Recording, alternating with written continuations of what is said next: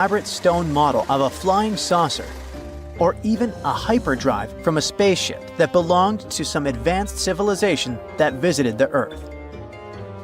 Emery spent years excavating sites along the Nile River Valley, especially in the huge ancient necropolis of Saqqara.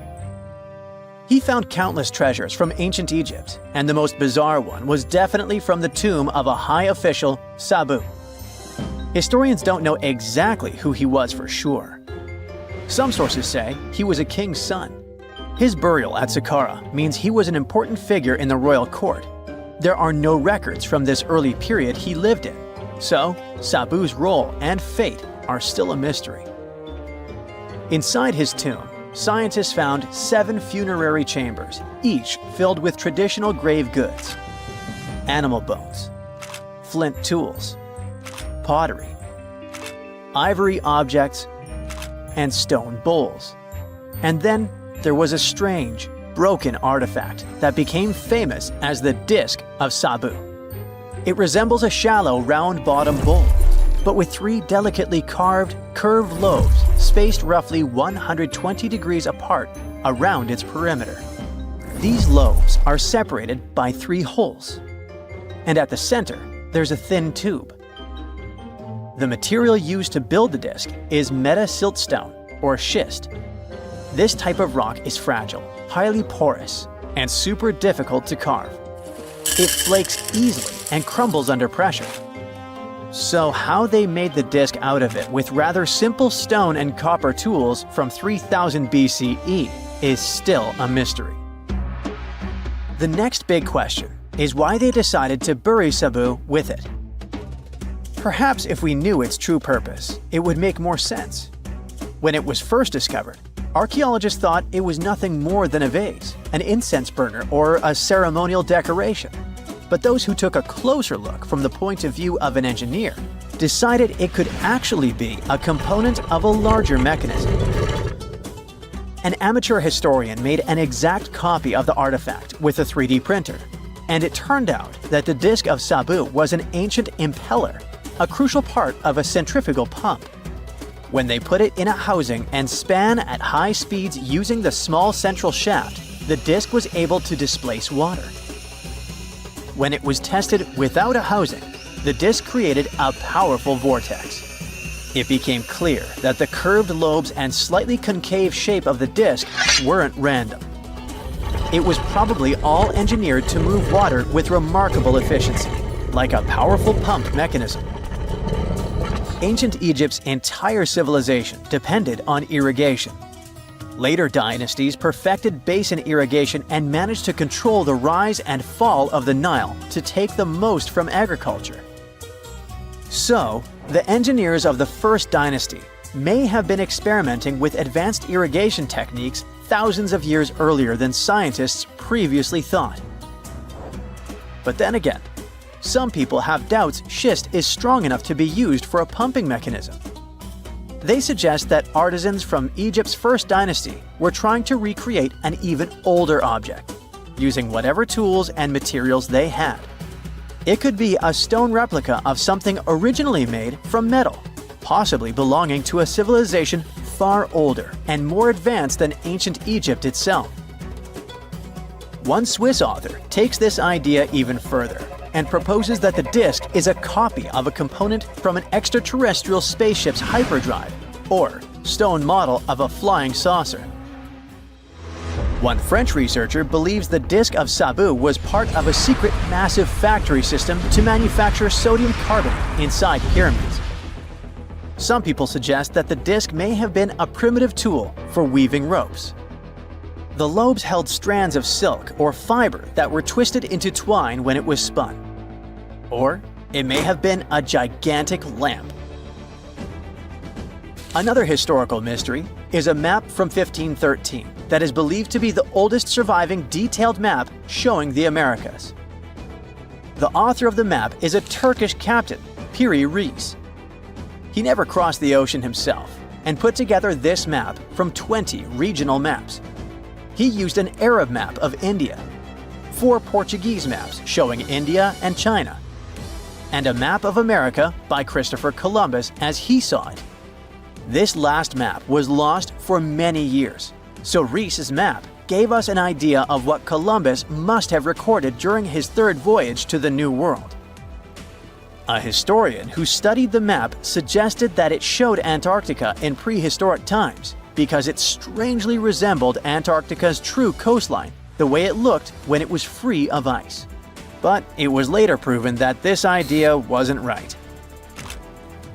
Another idea that rocked the science world was Klerksdorp spheres. They were found in deposits of mineral pyrophyllite in South Africa and looked like tiny ancient cricket balls with lines around the middle. Back in the 1980s, there was a theory that some super advanced pre-flood civilization we know nothing about had made these spheres. One journalist shared stories about how they rotated on their own in a display case. There was also a TV show that invited a psychic who was telling everyone the spheres were pieces of an ancient spaceship. But according to geologists, these spheres are pretty regular spherical objects formed from different minerals than the surrounding rock. The seam-like lines on them are just imprints from the host rock's layers building up over time. The Klerksdorp spheres come in different shapes, from flattened spheres to distinct discs. As for that episode when one of these spheres spun on its own, the curator of the Klerksdorp Museum cleared that up too. He said that when he put one sphere on its glass shelf when the journalist came to visit, the sphere rotated a bit because it's round. There are some gold mining activities going on nearby, so the land where the museum stands often experiences earth tremors. In a remote part of China, there are some bizarre pipe-like formations known as the Baigong Pipes. A local explorer found them back in 1996 protruding from Mount Baigong and along the shores of Tosan Lake nearby. Some people thought they were the work of ancient guests from other planets. When scientists tested samples of the pipe material, they found out that they contained mostly common minerals, but there was a mysterious 8% of unknown stuff. Some extra tests showed that these pipes had been there before humans. Chinese geologists later visited the site and suggested that these pipes were formed naturally over time. It was probably fossilized tree roots from the area's super green past.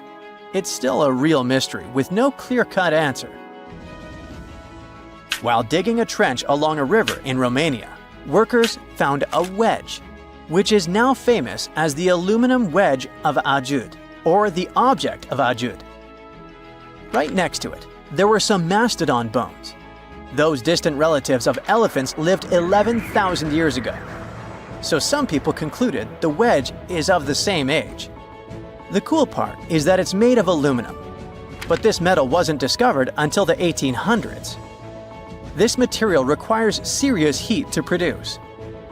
The wedge is said to be covered in a thick layer of oxide that's been sitting there for hundreds of years. Some folks believe this wedge must have crash-landed here on a spacecraft from some other planet. Some scientists think it's all a hoax, and others suppose it might be a human-made object with an unknown purpose. If you walk through this small stone doorway in Hierapolis, Turkey, you might never come back alive. Back in ancient times, people thought it was some sort of portal to the underworld. Romans would go in carrying perfectly healthy bulls, but after a few minutes, they would watch these animals collapse as if hit by some mysterious force. But what's even weirder is that nothing happened to people. They could walk in and out just fine. Now, recent studies might have an answer for these eerie happenings, and it all has to do with people's heights. The gate, known as Plutonium, named after Pluto, the deity of the underworld, is a stone doorway leading to a small 32-square-foot cave. But the real danger is what is going on beneath it. Hierapolis is a super active geological area, and there's a big crack under the city that constantly emits volcanic carbon dioxide, which comes up as a visible mist. During the day, the sun dissipates the gas. At night, the gas forms some kind of a carbon dioxide lake on the sheltered arena floor. At dawn, you need to get out of there before it's too late. This whole place can turn particularly life-threatening right before the sun rises, when the carbon dioxide concentration, about 15 inches above the arena floor, reaches 35%. That means birds, bulls, and even humans can suffocate and pass away in just a couple of minutes. But there is a scientific reason that explains how Romans could get out of there unharmed. The carbon dioxide concentration drops quickly with height, so animals perished while their handlers, being taller and standing up, could walk out and breathe safely. Most people can't stay inside the Begarn fort after sunset. This 16th century fort, located about 146 miles from Delhi, is known as one of the most haunted places in India. During the day, the area is bustling with visitors who can walk through the main gate of this once grand fort city and check out the ruins of temples and palaces. But they will also see this big sign at the gate that dramatically warns everybody that all access is strictly forbidden after dark. That's probably because at night, according to locals, women can be heard screaming and crying in that place, along with the sounds of bangles breaking and strange music. Others have reported seeing shadowy figures and flashing lights among the ruins, or even smelling a strange perfume floating around. Yawata no Yabushirasu is one of Japan's most restricted forests, located in Ichikawa. The forest itself is a small area, covering just a little more than 40 square yards, and it is mostly a thick patch of mosu bamboo. Its location next to a parking lot and modern buildings makes it seem less intimidating, but don't be mistaken by its appearance. Since at least the 19th century, people have said that anyone who enters this forest is bound to disappear and never be seen again. So, as soon as you arrive, a sign near the forest tells you about its history and the curse believed to be linked to it. Some rumors suggest the creepy presence of an ancient samurai lord walking around. Other legends say that the forest hides a bottomless pit filled with poisonous gas. Whether these stories are true or not, today, the area is enclosed by stone walls, and entry is still strictly prohibited. In a valley called the Dark Entry Forest in Connecticut, you will find Dudleytown, but you definitely shouldn't go inside. Not only has the land been private property since the 1920s, but it is also known as one of the spookiest places on Earth. This place was first settled in the early 1740s, and many of the original settlers were from the Dudley family. That's why it's called Dudleytown. There's a local rumor that the town's founders were descended from Edmund Dudley, an English nobleman who lost his life for treason. The legend says this curse followed the Dudley family all the way across the Atlantic to America, and their misfortune is said to be responsible for crop failures, mental problems, and several tragic incidents in the village. Again, it is all just rumors, since historians haven't found any real evidence to support these claims. Still, the pitch-black surroundings and the eerie Blair Witch Project vibe going on in that place fueled ghost stories in the 1980s. This led to many cases of vandalism in the following decade, and because of that, the landowners closed the area to the public.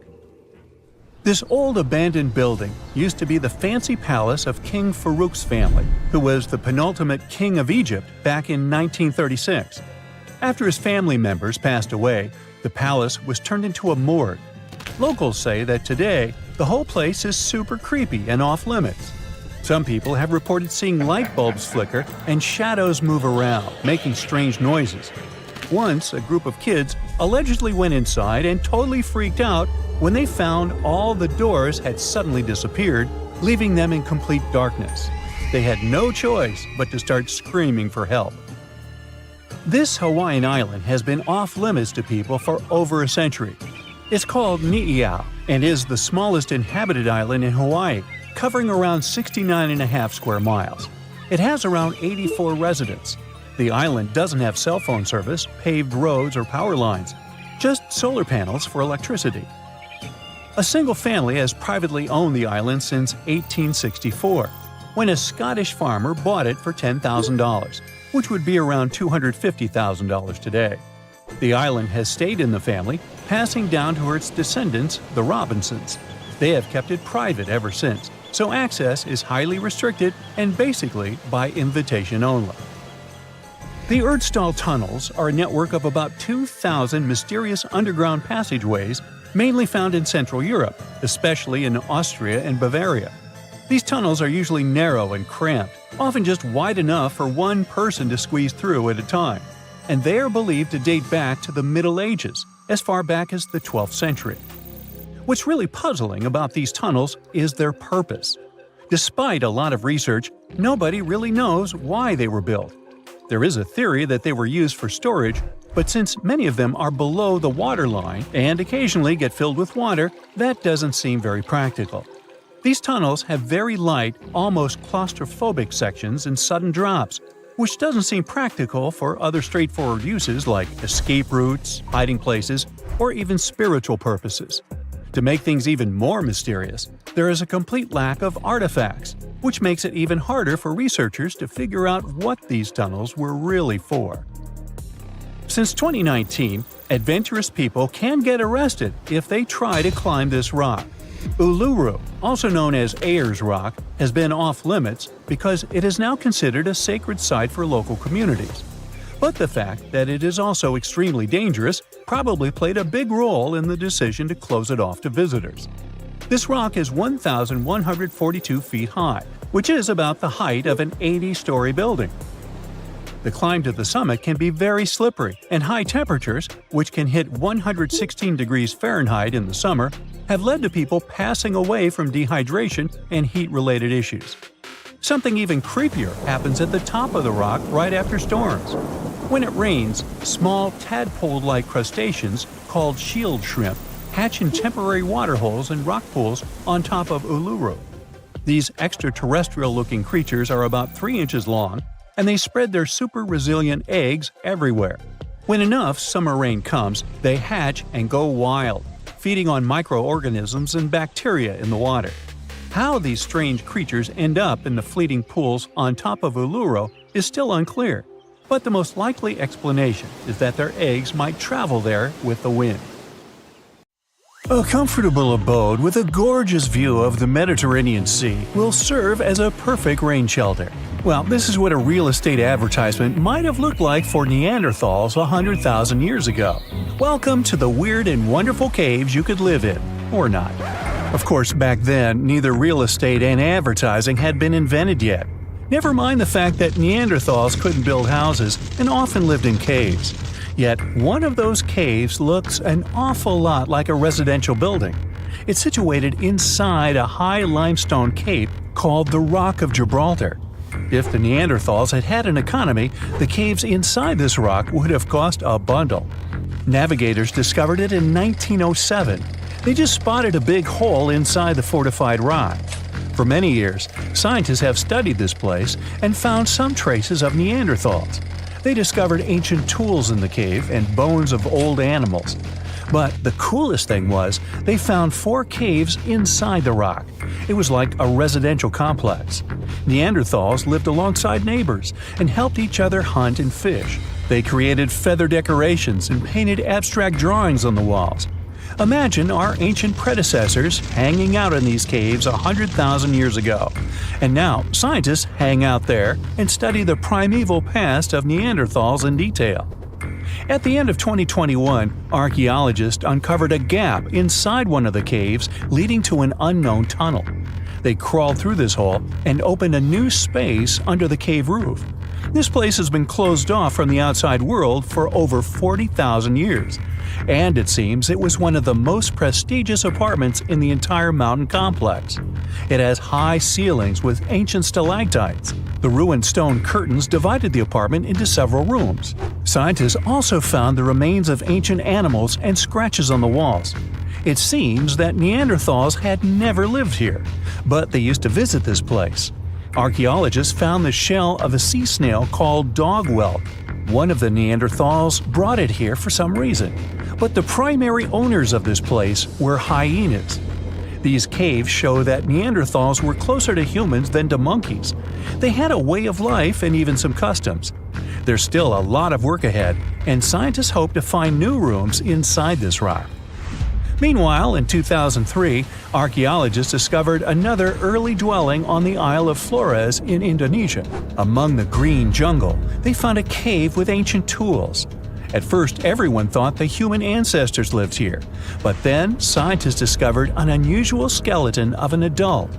A thorough analysis showed the skeleton belonged to a 30-year-old woman, 3.5 feet tall, just above the waist of an average adult. The woman's weight was equal to the weight of an adult shepherd. The skeleton didn't belong to Neanderthals or Australopithecines. It was a new unknown species, which scientists called Homo floresiensis, or simply the Hobbit. Also, there were remains of unusual ancient animals in the cave. It was an elephant the size of a cow, some large storks, and giant rats. Archaeologists have found out that hobbits were not the owners of this place. The main inhabitants were the rats the size of a cat. Maybe they were fighting the hobbits. Some analysis shows that Homo floresiensis wasn't our direct ancestor. They were in a separate branch of evolution. The hobbit skeleton looks more like that of a monkey than of modern humans. In 2009, in the dense jungle of Vietnam, archaeologists discovered Son Don, the largest cave in the world. If you go inside the cave and shout, you'll hear your echo a long time. In some places, the height of this cave reaches half the height of the Empire State Building, and the total area is larger than one central block of New York. Son Don is one of the 3 caves in the Vietnamese jungle. Many intricate mazes connect these caves. Inside, you can find unique plants and trees that live separately from the outside world. It's a real underground jungle. In some places, you can find collapsed ceilings that let the sunlight in. Besides unusual trees and plants, ancient stalactites hang there. Some limestone deposits are more than 450 million years old. They were here even before dinosaurs appeared. There are also many rivers in the cave. Rainwater coming down from holes in the ceiling has formed them. Fast streams resemble slides in a water park. They lead to unknown underground labyrinths. Scientists have studied only a small part of all these caves. The next unusual cave is in New Zealand. Hundreds of thousands of fireflies live inside. Each of them glows with a blue light. Together, they light up the cave. It may seem to you that you're on another planet, but you can't stay there for a long time. Special air measuring devices are everywhere. Scientists monitor the level of carbon dioxide necessary for the normal existence of fireflies. These insects are sensitive to the environment. If there are many people in the cave, or they stay there too long, the park staff will ask them to leave the place. It's like you're literally stealing oxygen from the fireflies.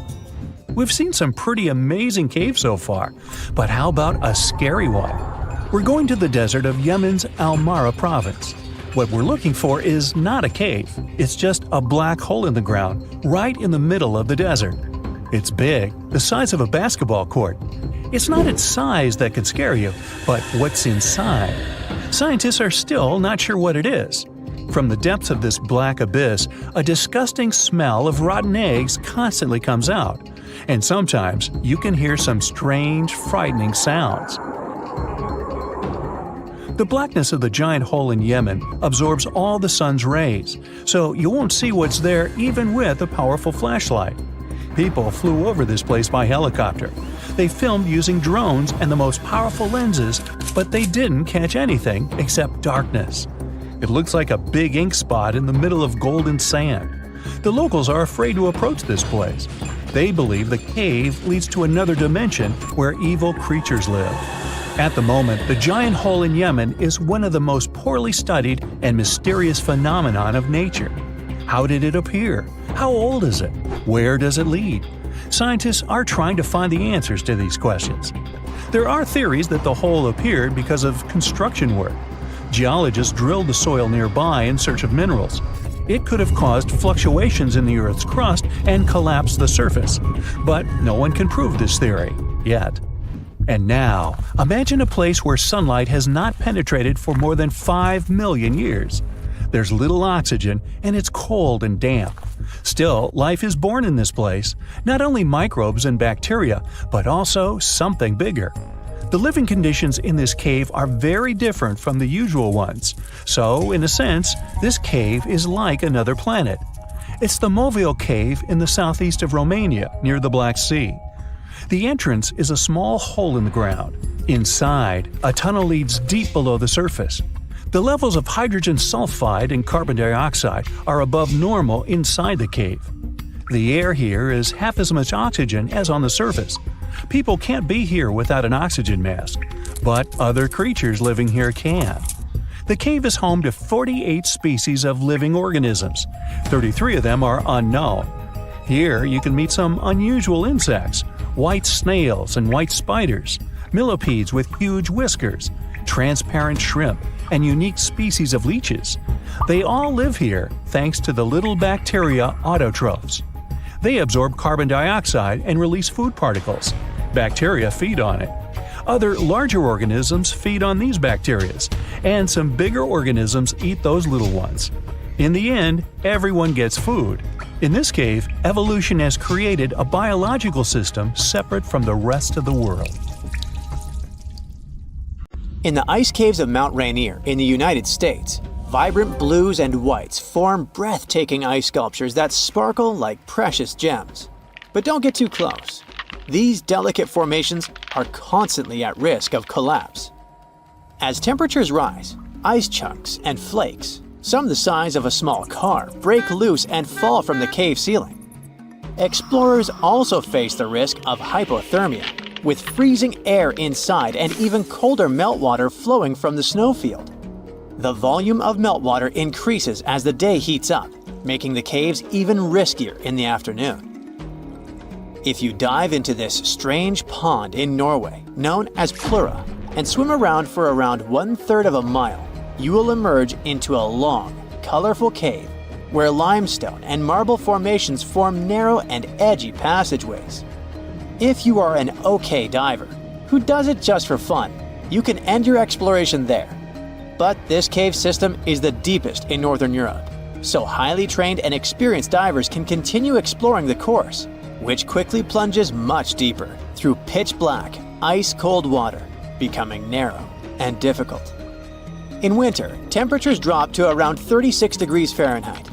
Sadly, tragic incidents have marked this cave's history, as lost divers have faced perilous retrieval efforts. Jacob's Well in Texas looks like a calm 12-foot swimming hole, inviting and refreshing. Yet, what lies beneath is a treacherous sinkhole leading to a hidden underwater cave system. The dark, secretive depths beneath the placid water descend vertically for about 30 feet, then continue downward at an angle through a series of silted chambers separated by narrow restrictions, finally reaching an average depth of 120 feet, which is about the height of a Ferris wheel. Despite its pretty appearance, the well claimed 9 lives between the 1960s and the 1980s, but some people speculate that the actual number could be higher. This is why these dark, secretive depths are still known as some of the most dangerous diving locations in the United States. As we dive deeper into the Earth, we find ourselves in Verkhovnica Cave in Georgia, known for being the deepest cave in the world. It is over 7,000 feet deep, plunging into the unknown, where there is a real risk of deadly floods from underground sources. At the deepest level you can reach, there's a stunning turquoise lake surrounded by jet-black limestone. It is described as a beautiful yet eerie spot that can quickly turn into a scenario where you need to fight for survival. When storms and thunder hit, the roar inside the cave is almost deafening, and the water floods rise really fast. When this happens, explorers cannot afford to wait. They must find a way out immediately.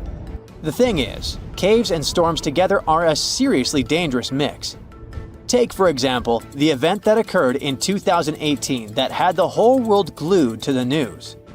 12 boys from a junior soccer team went exploring in Thailand's Chiang Rai province with their coach. They raced their bicycles up into the forested hills to reach the Tam Long Cave. In high spirits, they clambered into the cave with just their torches, planning to stay for only about an hour. But they didn't emerge until 2 weeks later.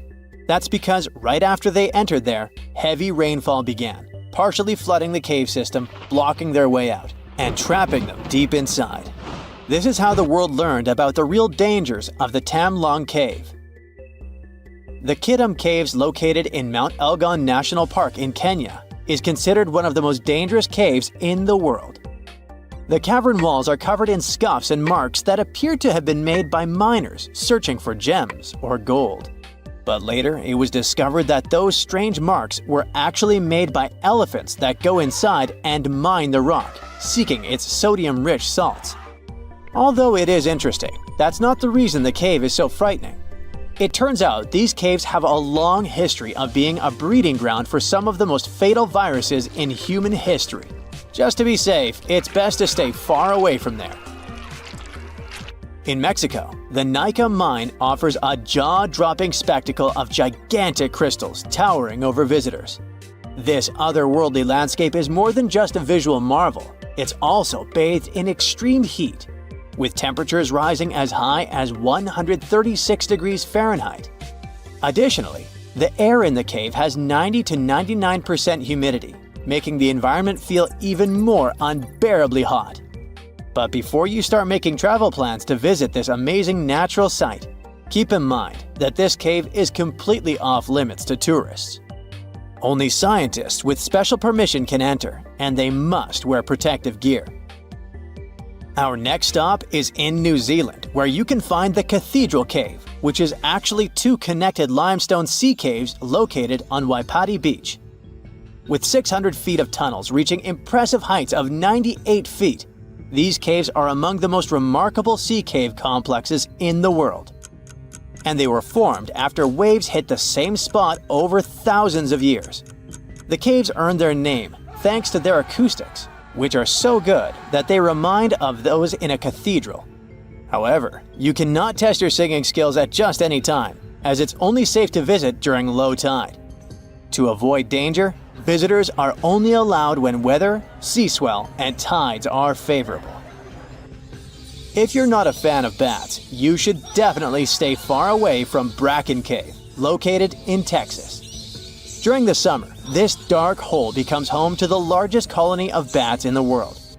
I'm talking about around 20 million Mexican free-tailed bats roosting there from March to October. Those people who are brave enough to approach say it's like watching a ballet as millions of bats emerge from the cave in synchronized waves, never once bumping into one another. If you listen closely, you can hear their wings flapping, which people describe as sounding like steady, gently falling rain.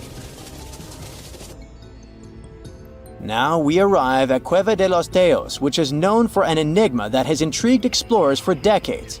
Located in the Andean jungle of southeastern Ecuador, this cave can only be accessed through a narrow 230-foot vertical drop known as the chimney. Inside, explorers find a labyrinth world of chambers the size of large buildings, connected by narrow galleries and impressive halls, some of which are pierced by jagged stalactites and stalagmites. If that isn't enough to make your heart race, wait. Cueva de los Teos is rumored to contain ancient artifacts and secrets from civilizations long past. Some say it holds a metal library with golden plates engraved with a previously unknown history of humankind. Others believe that the tunnels are too perfect to be natural, suggesting they must have been created by ancient people, possibly with the help of extraterrestrial technology. These rumors have spurred many expeditions to the cave, including one led by Neil Armstrong. Yes, that Neil Armstrong, who sought to uncover its mysteries. To this day, however, the cave has kept its secrets well hidden. Just like Cueva de los Teos, the final cave on our list isn't particularly dangerous, but it'll certainly send chills down your spine. I mean, look at this stone wall, completely covered by hand shapes. What seems like something out of a horror movie is actually the Cueva de los Manos in Argentina. The name means Cave of the Hands in English. And getting to these prehistoric hand paintings, made about 13,000 years ago, is no small feat. The most adventurous travelers take a 1.5-hour hike through rugged terrain to reach it. But the moment explorers step inside, they are greeted by this incredible artwork from ancient times. It is believed that there are around 800 hands inside this cave, with palms of various sizes, some small, others long and thin, indicating that in addition to men, The prints belonged to women and children. Their authenticity is unquestionable, which makes it all much more interesting. In 1991, somewhere in the lush jungles of central Vietnam, a local logger found a mysterious hole among the foliage and bushes.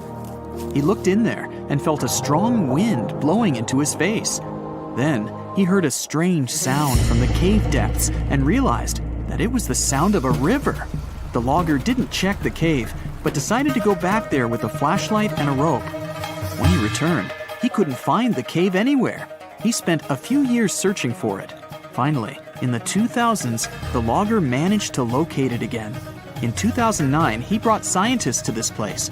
They found out the cave, called Sundong, is the largest in the world. There's so much space here that you'll hear a long echo if you shout. Sundong's main passage reaches 660 feet in height in some places, which is more than half as tall as the Empire State Building. The area of the cave is so huge that an entire New York City block with 40-story skyscrapers would fit in there. There's a deep underground labyrinth under the jungles of Vietnam, hiding 3 of the largest caves in the world, and Sundong is number 1 on this list. The vast space inside is filled with various plants, unique microclimates, and different landscapes. There's a real jungle growing underground.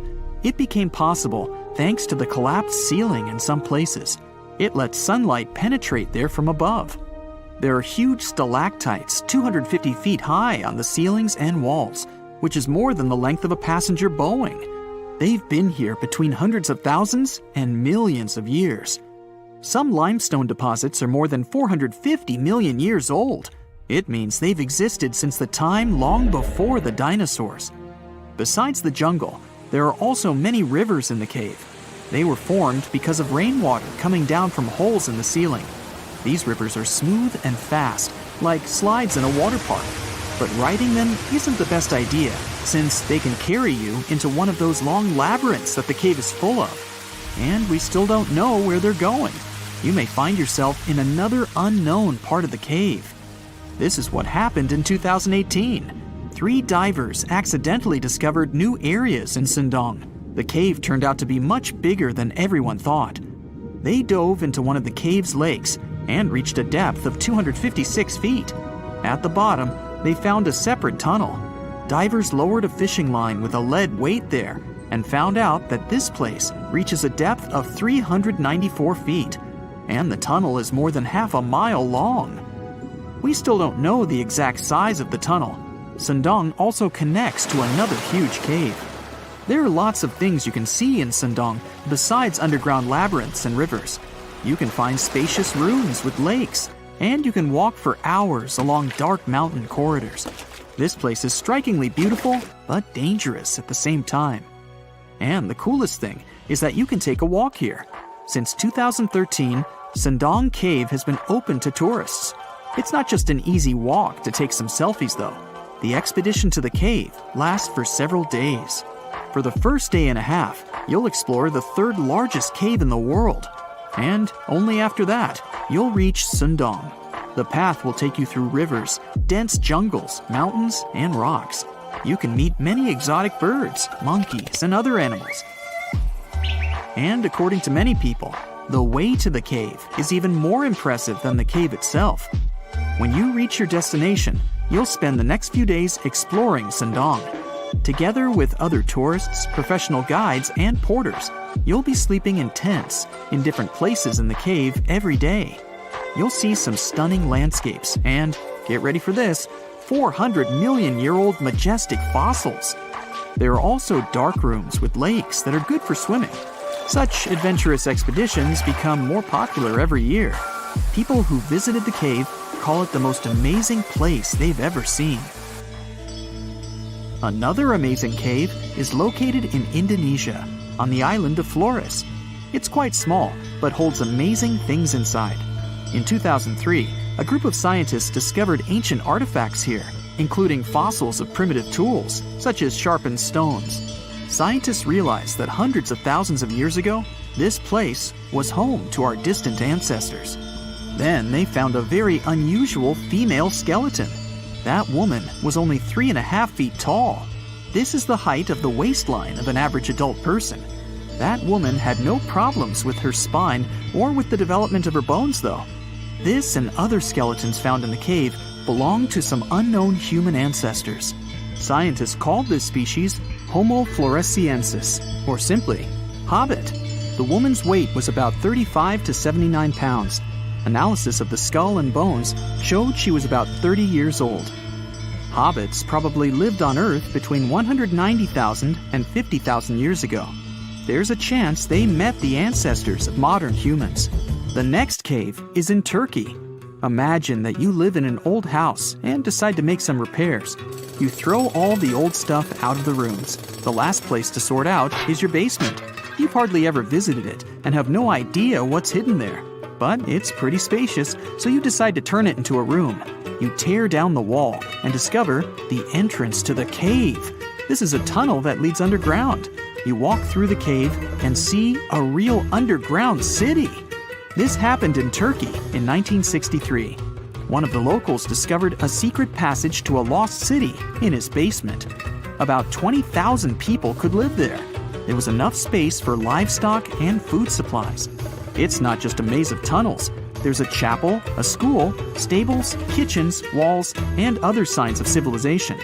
The city was built in the Byzantine era, in the years 780 through 1180.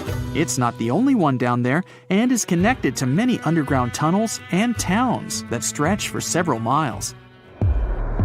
Let's finish our journey in the strangest and most frightening cave. We're going to the southeast of Romania, near the Black Sea. Here, on a desolate wide plain, you can find a hole. This is a tunnel leading deep underground.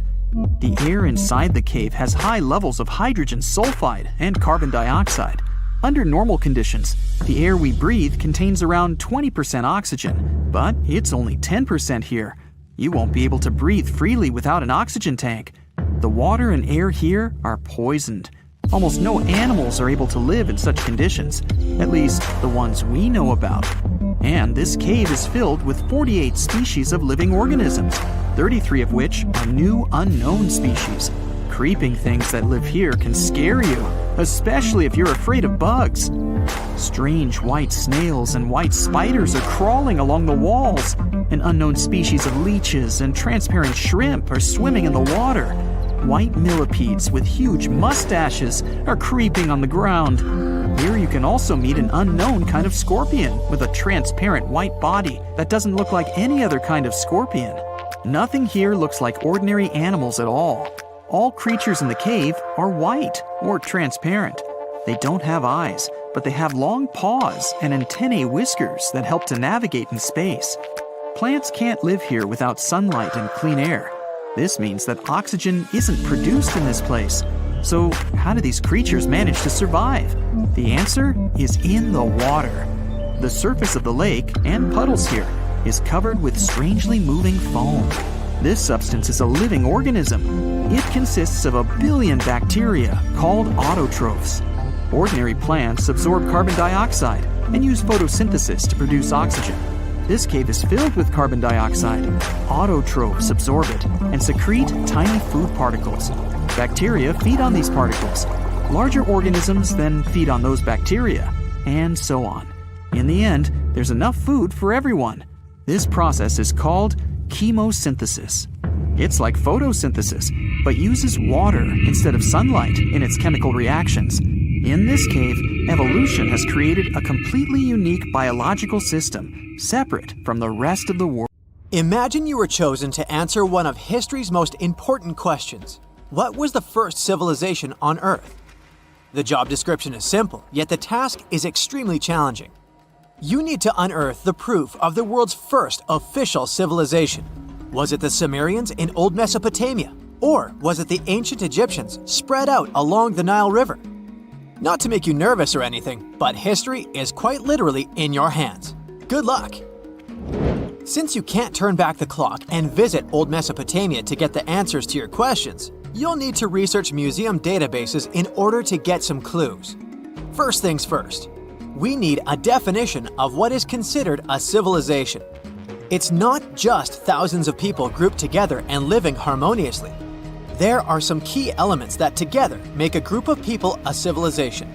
Like, for example, the domain of urbanism, aka city building, irrigation systems, and writing. You decide to begin your search by diving deep into the history of the Sumerians, which today hold the position of the world's first civilization. Now, imagine being the first of your kind. This means having no external examples. Rather, it means starting from scratch. First thing you'll need? A piece of land. And since there were no active water companies in the world at that time, you'll need a piece of land with easy access to water. So, the Sumerians settled between two major rivers, known as the Euphrates and the Tigris in southern Mesopotamia around 5000 BCE. Fun fact, Mesopotamia translates to the land between two rivers. On a modern-day map, it's more or less where Iraq is situated today. Together with land, a civilization needs ways to get food. The Sumer civilization had to face a dry and hot climate, but they managed to make agriculture thrive in the region. By diverting river waters and creating reservoirs and dams, the Sumerians allowed for a series of settlements to emerge across Mesopotamian plains. The famous city of Babylon was one of them. You know, the city that supposedly had those hanging gardens? I say supposedly because no definitive proof of the real existence of this monument has ever been found. However, it was considered one of the 7 wonders of the ancient world, and cited as a remarkable feat of engineering in an ancient book published around 290 BCE. Although no record was found of the Gardens of Babylon, the Sumerians were recognized as extremely skilled builders. Their cities were filled with mud brick constructions, and the most impressive ones were known as ziggurats, stepped pyramids that were built for spiritual purposes. The Sumerians built a trade network to supplement scarce resources and started to exchange goods with civilizations rising nearby, like Anatolia and Egypt. The beginning of trade was what drove the Sumerians to develop what is believed to be the world's first writing system. It began as a simple system, likely dating back to 3400 BCE. In this system, each syllable was represented with a drawing. Later, it gradually evolved into a fully formed cursive writing system. Don't believe me? Take a look at this piece from the Babylonian times. This huge basalt plaque is called the Hammurabi Code. It's known to be humanity's first collection of written laws. As far as the story goes, it was carved in volcanic stone around year 1760 BCE. Look at the precision of these carvings. It's quite astonishing. But the content is also surprising, since these 282 rules vary from commercial regulations to strict laws of justice. The thing is, historians don't have a consensus on whether the Sumerians were really the first ones to invent writing. Some think it might have been old Egyptians. Let's pause here. Ancient Egyptian settlements are believed to have started around the year 5500 BCE, which is earlier than the Sumer civilization. But remember I said a civilization needed a few things before it was considered as such. Ancient Egypt consisted of several smaller city-states, such as Memphis, Abydos, and Thebes, spreading out along the Nile River. It wasn't until 3000 BCE that Egypt was unified under one kingdom and lasted as an empire until nearly 1000 BCE. Although there is no consensus on this, some Egypt experts believed that it could have been Sumerian immigrants that founded early Egyptian settlements. The proof could be the presence of cylinder seals made of hard stone, something that was widely used in Sumer. These seals were used to guarantee authenticity in legal transactions, but it's hard to say whether this method was introduced by Sumerian immigrants or simply by trade. Since the time period is not one of the criteria we can use to determine who came first, we'll have to turn to something else. But what? Like the Sumerians, the Egyptians were also highly skilled builders. Duh, they built the famous Giza pyramids and many others all over their territory. In order to enhance their building techniques, they delved into developing a more profound understanding of mathematics. They developed a new form of measurement called the cubit, which was the equivalent of an arm's length. The Great Pyramid, for instance, is 440 cubits per 440 cubits. They were also innovative astronomers, combining their mathematical skills with attentive astronomical observation. They were the first civilization to use a 24-hour division of the day. And they even created a solar calendar, which was the first dating system in history to feature 365 days in 1 year. Okay, it's undeniable how impressive they were. But some experts say that the dispute has to be settled through the comparison of their writing systems. Hieroglyphic writing, the first Egyptian style of writing, is said to date back to 3000 BCE. It was a composition of over 700 symbols, which were carved in stone. For a long time, researchers believed that the Sumerian writing had come before Egyptian, but in a recent discovery made by Yale researchers claims otherwise. Archaeologists have discovered a panel of 4 signs that are believed to have been written around 3250 BCE. Oh, and they've also found another rock drawing depicting a pregnant elephant that can date back to 4000 BCE. Now, there's also a third possibility that fewer people seem to mention: the Indus Valley Civilization, also known as Ancient India, located around the area of modern-day Pakistan and India. The Indus Valley Civilization is also a contender for the oldest civilization due to the uncertain historical origins of the Hindu collection of texts known as the Upanishads.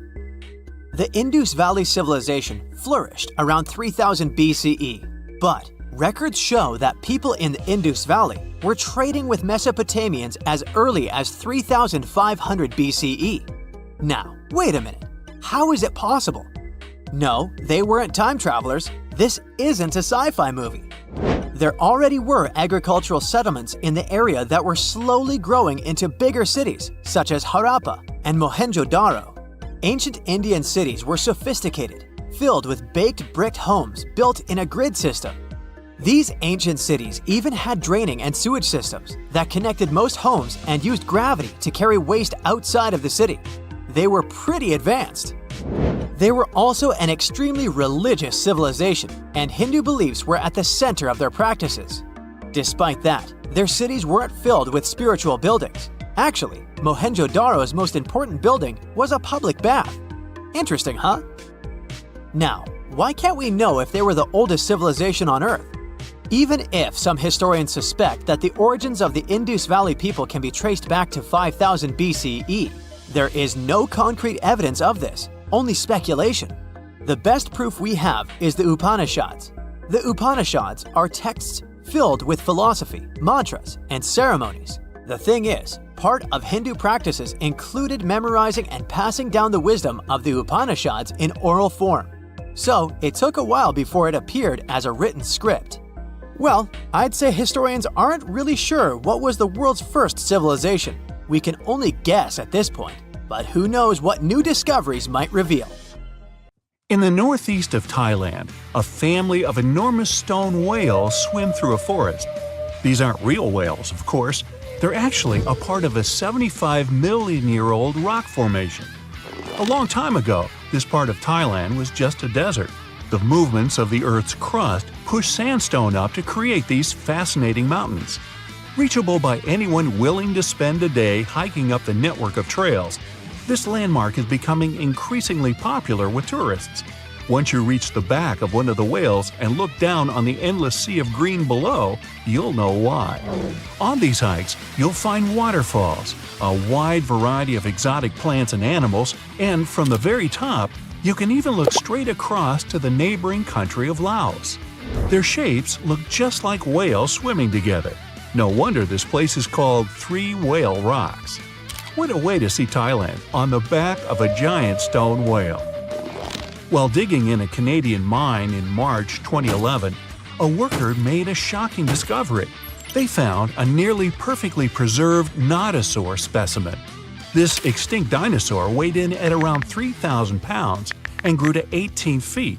Despite being over 110 million years old, the nodosaur was so well preserved that you can clearly see the heavy body armor and scaly skin that covered it. It took almost an entire year of painstaking work to uncover the incredible find.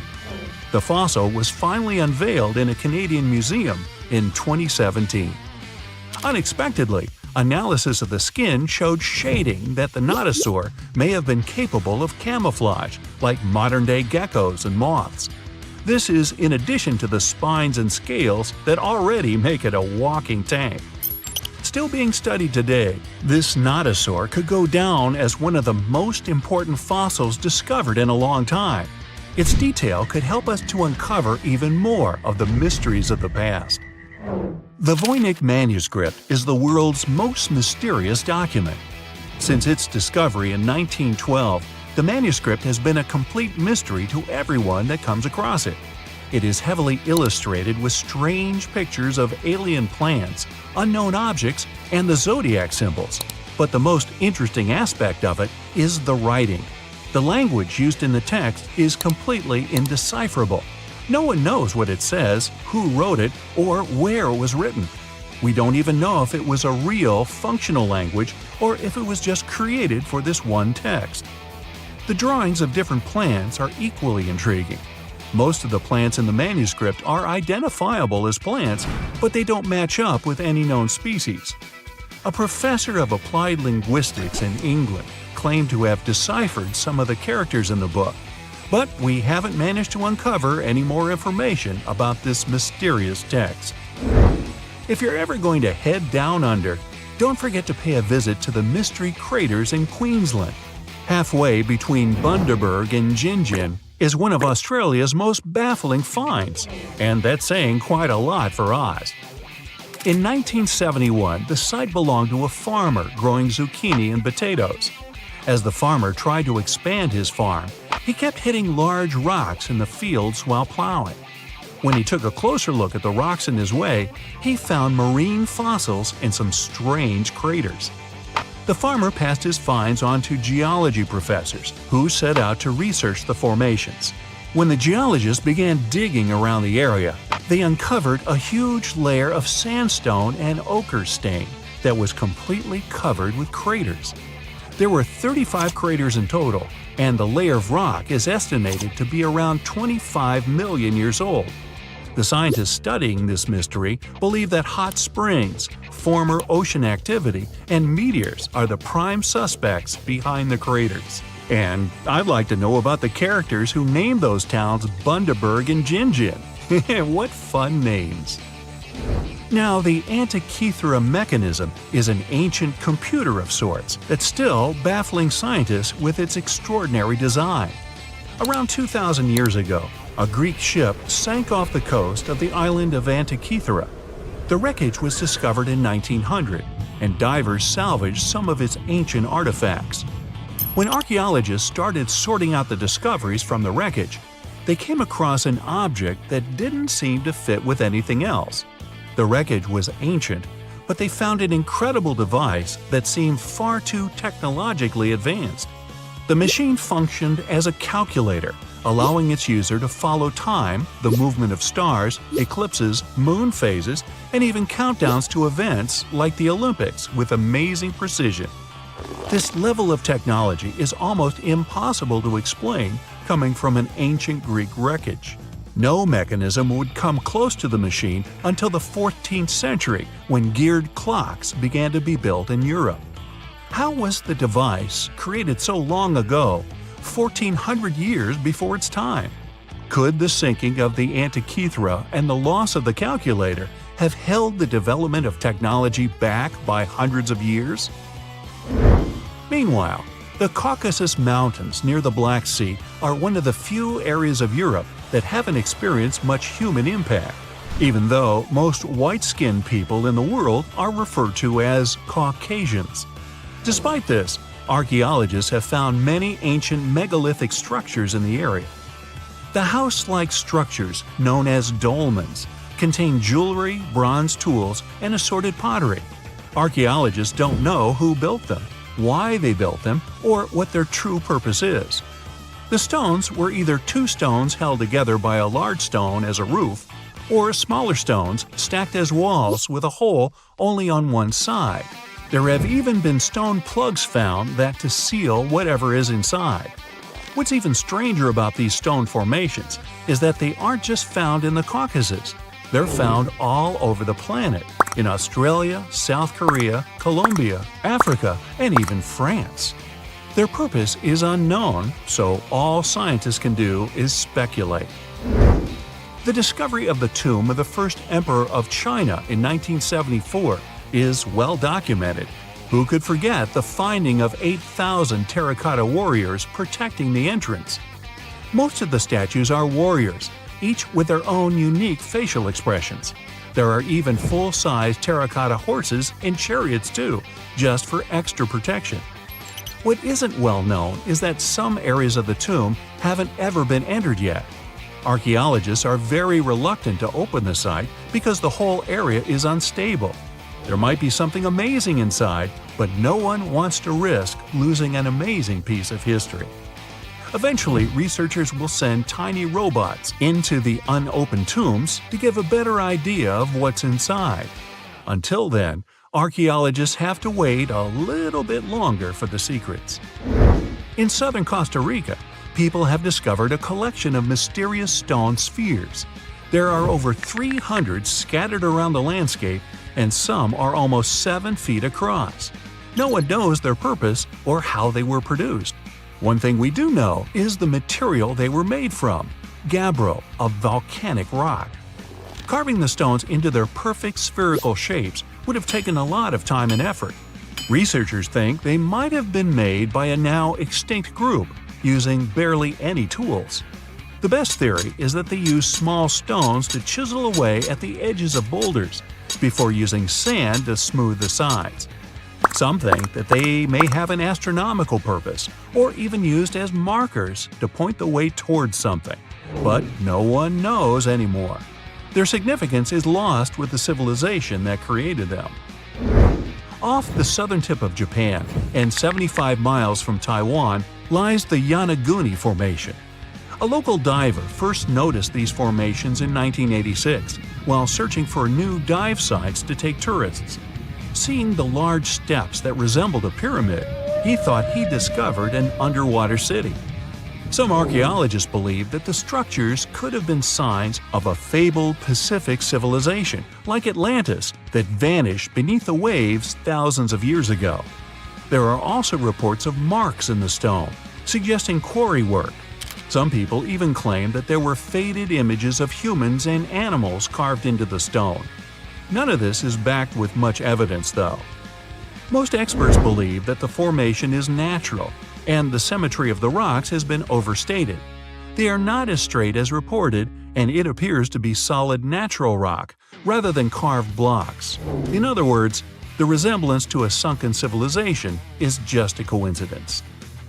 In Turkey, archaeologists believe they might have found the oldest known architecture in the world, over 10,000 years old, according to experts.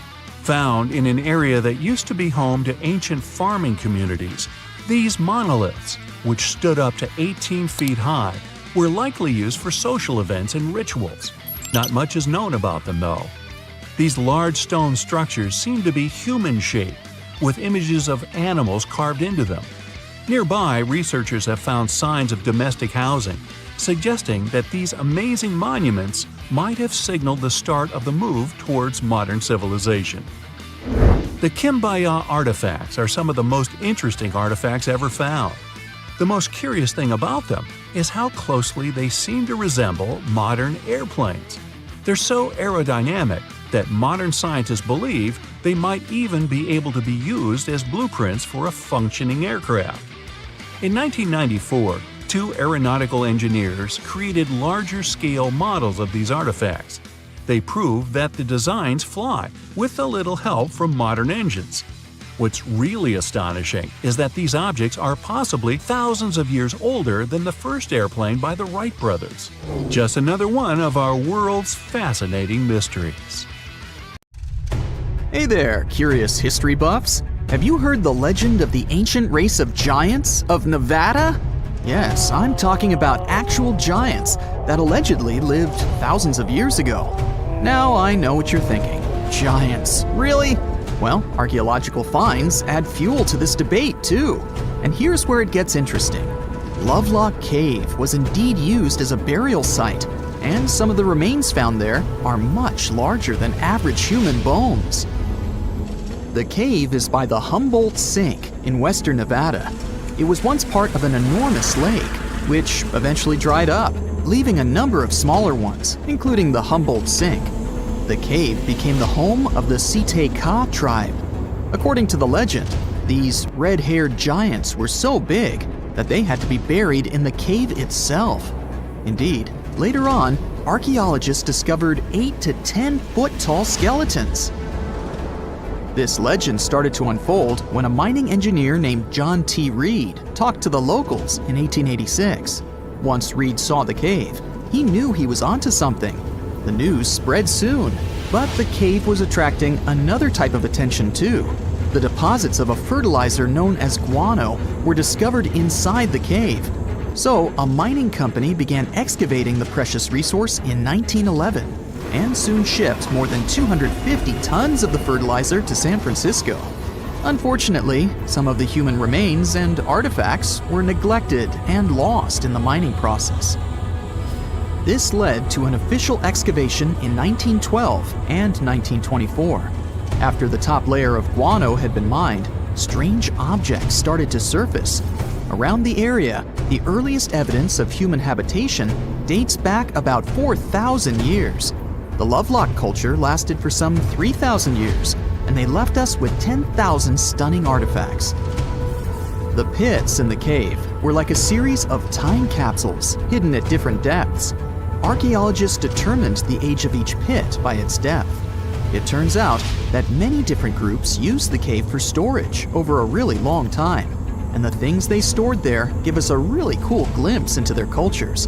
It's like a giant ancient storage unit full of hidden treasures. What have the researchers found besides the giant bones, you might ask? Some other bodies were mummified using a method similar to the one applied by ancient Egyptians. These remains also had something in common with the bodies discovered as far south as Lake Titicaca. Both mummies had some red hair. Yet, there are scientists who believe this reddish hue is the result of the interaction with the environment in which the bodies stayed. So, while the story of the red-haired giants may be a wild and intriguing tale, not everyone is convinced. Some experts believe that the bones found in Lovelock Cave are simply the remains of prehistoric animals, like mammoths or sloths. But others insist that there's something more to the story. Other relics, such as finely crafted baskets and exquisite duck decoys made from tule fibers, were also found there. In any case, this cave is worth the attention it gets. By the way, you can still visit this cave today and see the pits of different depths with your own eyes. But let me tell you one thing. It's in a hot, dry, and isolated place. Archaeologists have made another discovery that seems to be straight out of a legend. They think they found the palace of the one and only Odysseus, who was the legendary Greek king of Ithaca and the hero of Homer's epic poem. Move over, Indiana Jones. We've got some real-life adventure happening here from around 1300 BCE. Apparently, this is the only palace mentioned in Homer's epic poems that hasn't been found. The excavations have been made on the Ionian Islands, and the view from the ruins found on the island of Ithaca are exactly as described in the Odyssey, says the professor who led the excavation team. Known to the ancient Romans as Ulysses, the Greek hero took 10 years to return home to Ithaca after the fall of Troy. For many years, Homer's other epic, called the Iliad, which tells the story of the protracted siege of Troy by the Greeks, was regarded as a myth too.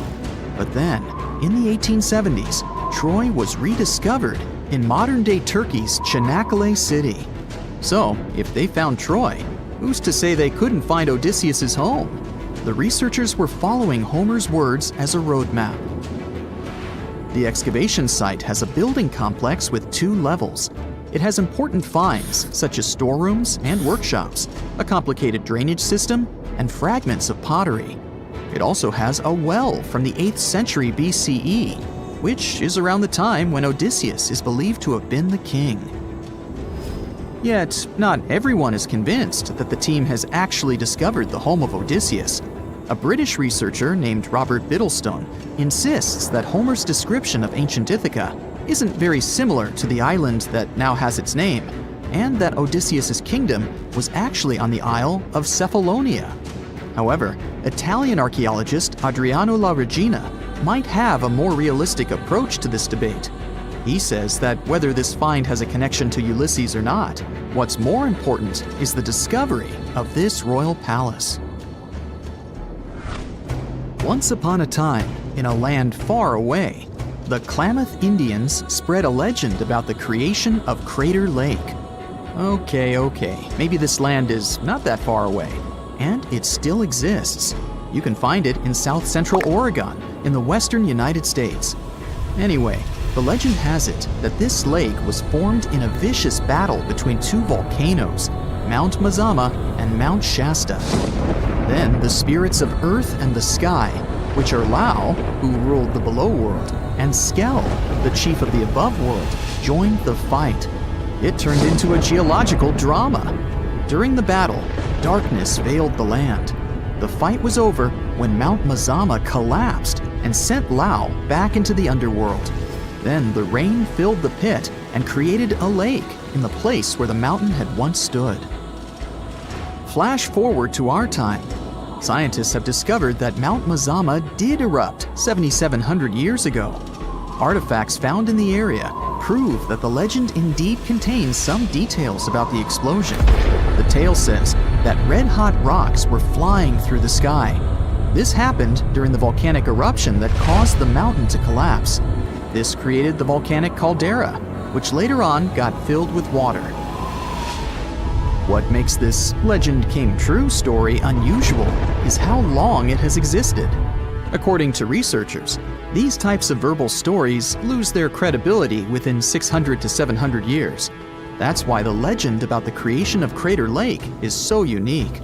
So many generations, for hundreds of years, have been accurately passing down the information. This volcanic crater lake is now in a national park. It's famous for its deep blue color. The water in it is extremely clear. If you visit it today, the water you'll see won't be the same as for someone who will visit the place 250 years later. Because there are no rivers flowing into or out of the lake, the existing water evaporates and the lake gets filled again by rain and snowfall. Basically, every 250 years, the water is replaced. Plus, this lake is almost 2,000 feet deep, which makes it the deepest lake in the United States. Swimming is okay in the lake, but there's only one legal and safe trail to get to the shore. There are other activities, such as fishing and boat tours. Shared human experiences, such as birth, marriage, and aging, may explain why certain tales are shared globally. Similar struggles and obstacles faced by humans around the world generate similar themes in traditional stories about love, parenting, and mortality. So, do you have legends or tales you've heard of from your grandparents? Who knows? Maybe your ancestors too witnessed a cool historical event. If someone finally invents time travel and you hop on a trip to the past, you won't recognize many of the things you know and love today. The Statue of Liberty and the Egyptian pyramids, some basic gadgets like the remote control and your laptop, and even the corn you have for lunch have all changed beyond recognition. When the pyramids were originally built in ancient Egypt and Giza and other places, they didn't look sandy brown at all. All of them were covered with white limestone. If you had seen them under the hot African sun, you'd have to look away. That's how smooth and shiny they were. Builders used around 6 million tons of this material for the Great Pyramid of Giza alone. It's the largest one you can still see on your trip to Egypt. The local rules were quite a thrifty crowd, and they reused some of the casing stones for other construction projects. A massive earthquake in the 14th century has also loosened some of the stones, so you won't see a lot of limestone, but some of it is still there, on top of the Pyramid of Khafre in Giza. It looks like it has a second peak on top of the first. In ancient times, all pyramids used to have capstones called pyramidions, covered in a mix of gold and silver. Most of them have been lost over the centuries, but you can still see a few of them at museums. They show images of Egyptian deities. The pyramids were probably modeled after a sacred pointed stone, the benben. It represented the rays of the sun. Now, lifting heavy rocks wasn't so simple without the tech we have today. I guess you'll agree with me if you helped your friends move at least once, and they made you carry the couch. But those smart Egyptians of the past thought of that and chose the pyramid shape. It lets the weight distribute evenly throughout the whole thing. The Statue of Liberty has also had a major makeover since it was first unveiled in 1886. Believe it or not, it used to be a shiny brown color, just like a penny. 20 years later, it changed its color to green. It wasn't a fashion statement, but a chemical reaction. The statue is covered with hundreds of thin copper sheets. When copper reacts with air, it naturally forms a protective layer called verdigris. This layer protects what's under it from corrosion, and that's why statues and other things made of copper, brass, and bronze can last so long. When Lady Liberty first turned green, people in authority decided it would be a good idea to paint it all over. It was way before social media, so you couldn't just drop an angry comment under the post describing the idea. But they wrote about it in the local newspapers, and the public didn't love the idea. Then the Times interviewed a copper and bronze manufacturer, and he confirmed they shouldn't repaint it, because removing the protective layer would mean destroying the statue. Over the years, people have suggested painting Lady Liberty several times, but no one has ever done it. I don't know about you, but I can't imagine that lady in any other color, so I guess it's for the better. You love bananas as much as I do? Next time you enjoy a juicy soft one, remember you gotta thank selective breeding for that texture.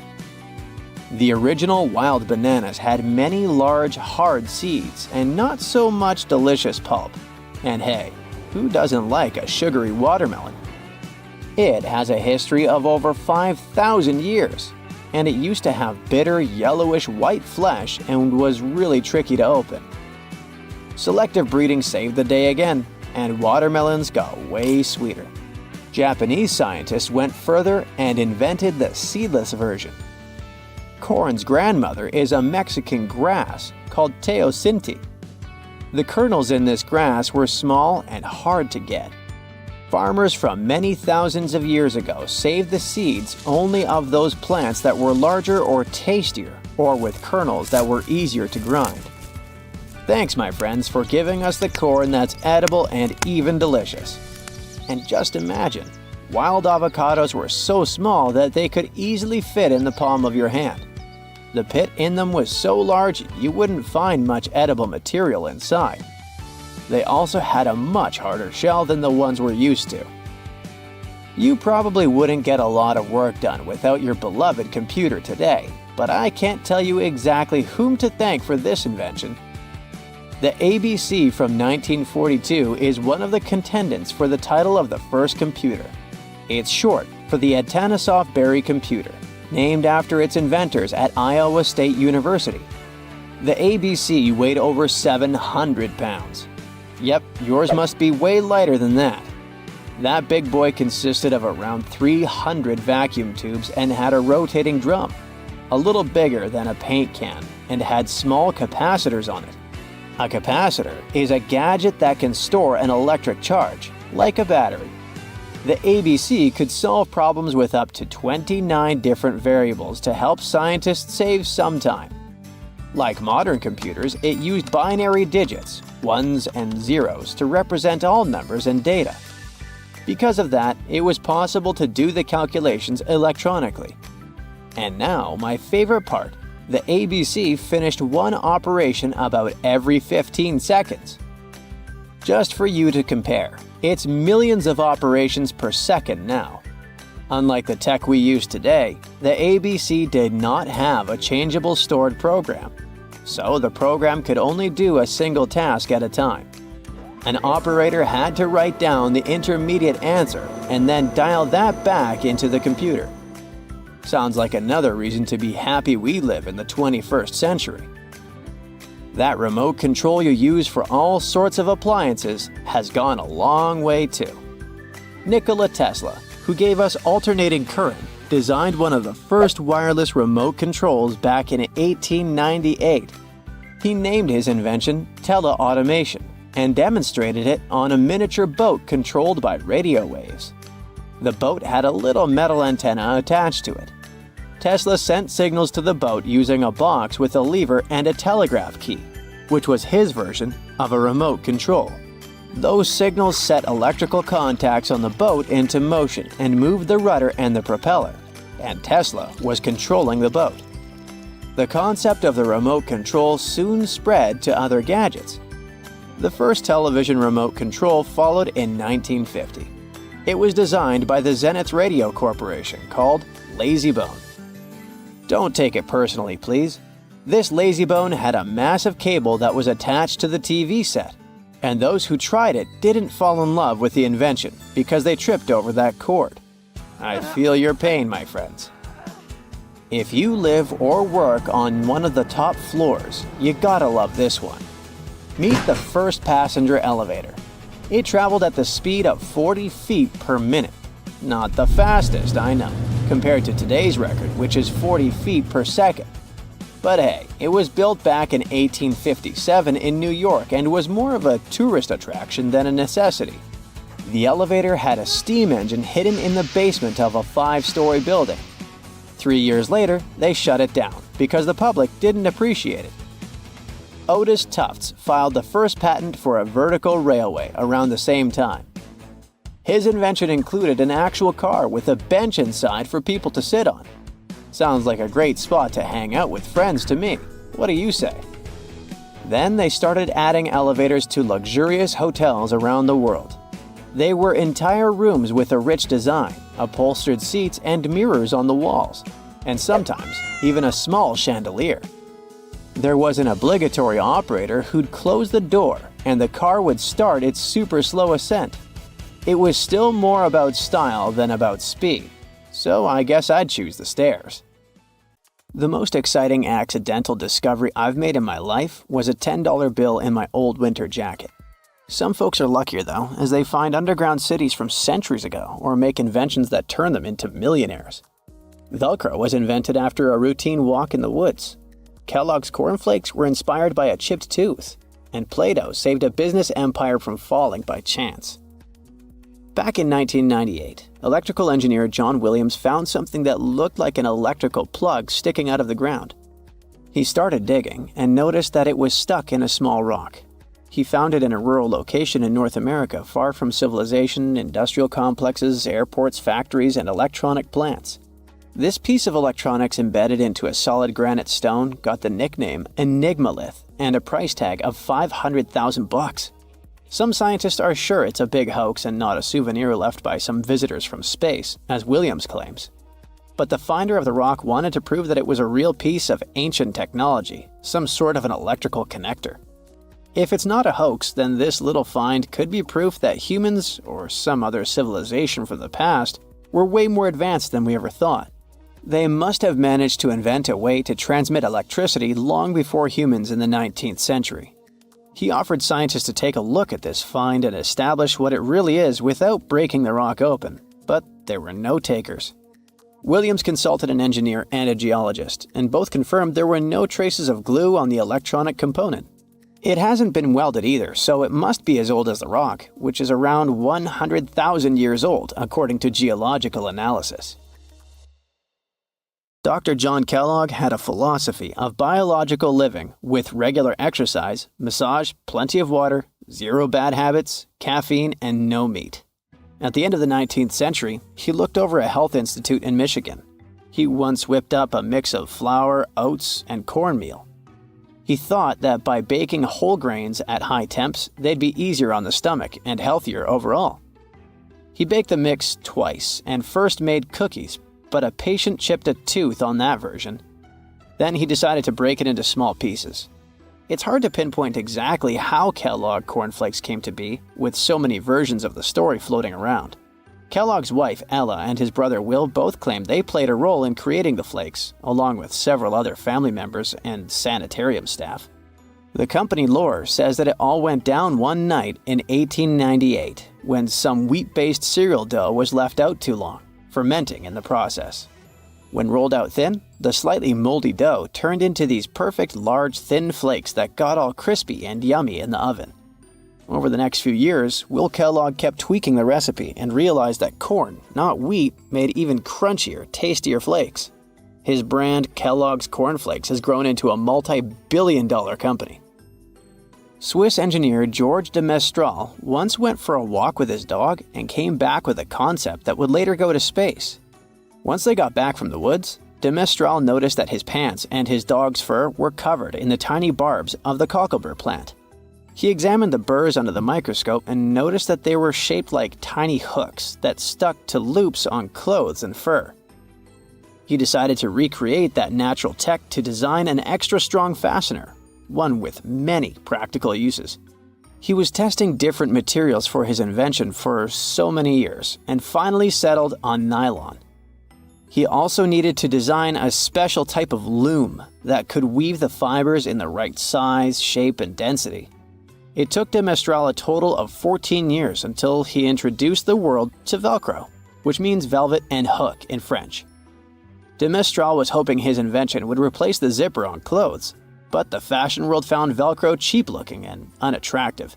But NASA didn't think so, and used Velcro for astronaut spacesuits and helmets in the 1960s. Now, Velcro is used everywhere, from footwear to toys to airline seat cushions. Before the middle of the 20th century, most homes were heated with coal. It left soot throughout the house, which was especially visible on wallpapers. Coutal Products was the largest company that sold wallpaper cleaner, but in the 50s, more and more people switched to gas, oil, and electricity, and the sooty buildup problem was mostly solved. The owner of Coutal Products was trying to save his business.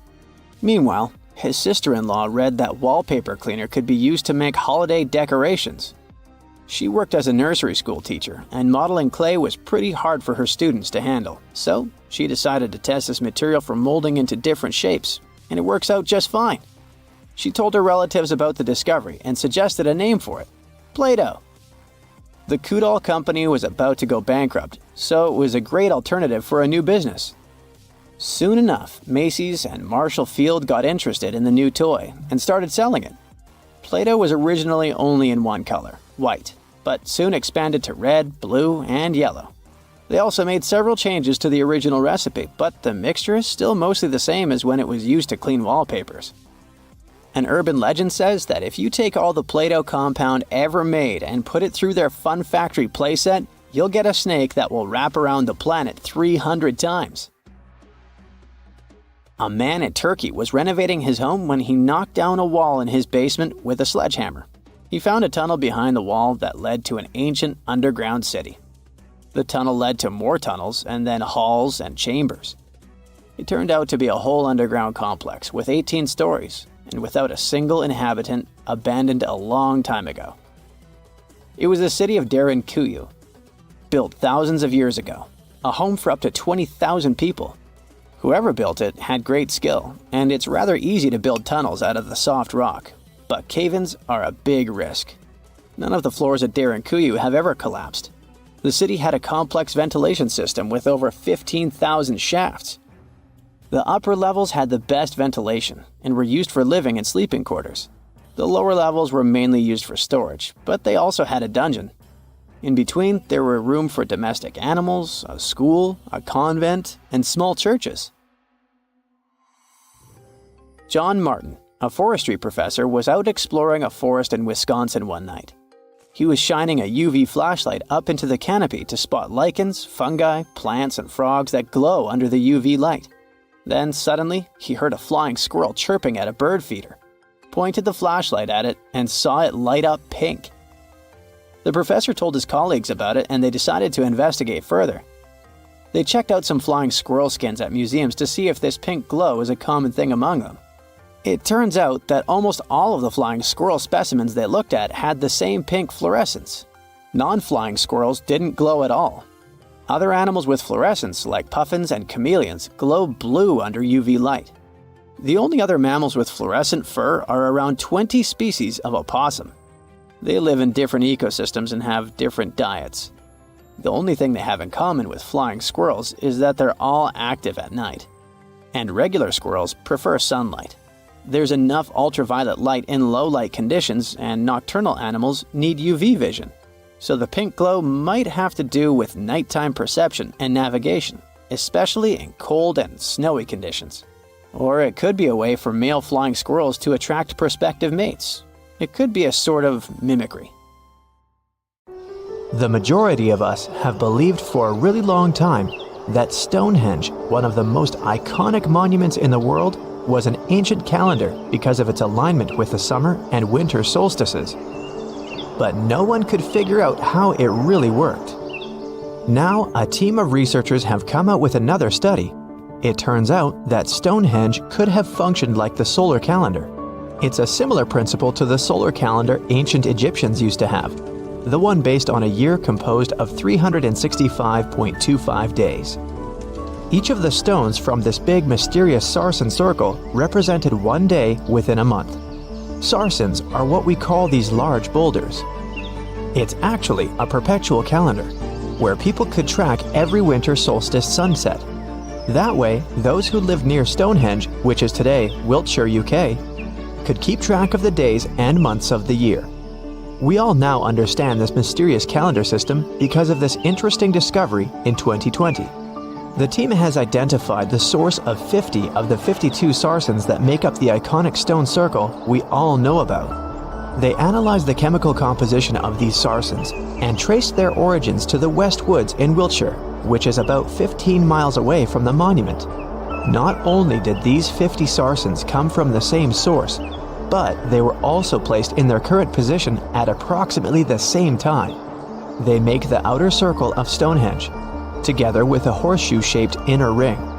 Near the center of the monument, there are smaller rocks, known as bluestones. The team traced the origins of the bluestones all the way to Wales.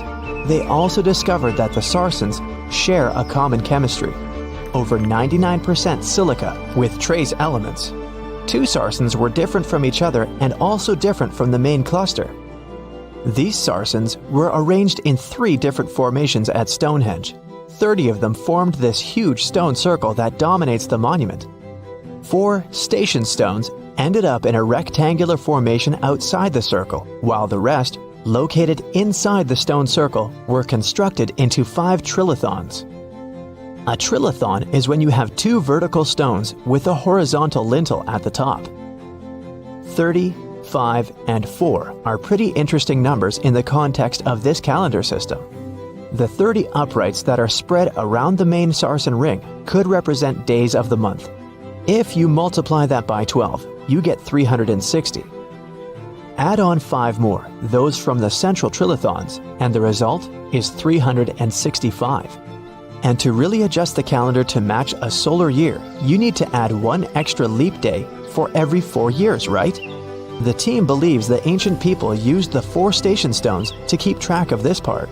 So, in this system, they paired the summer and winter solstice every year with the same pair of stones.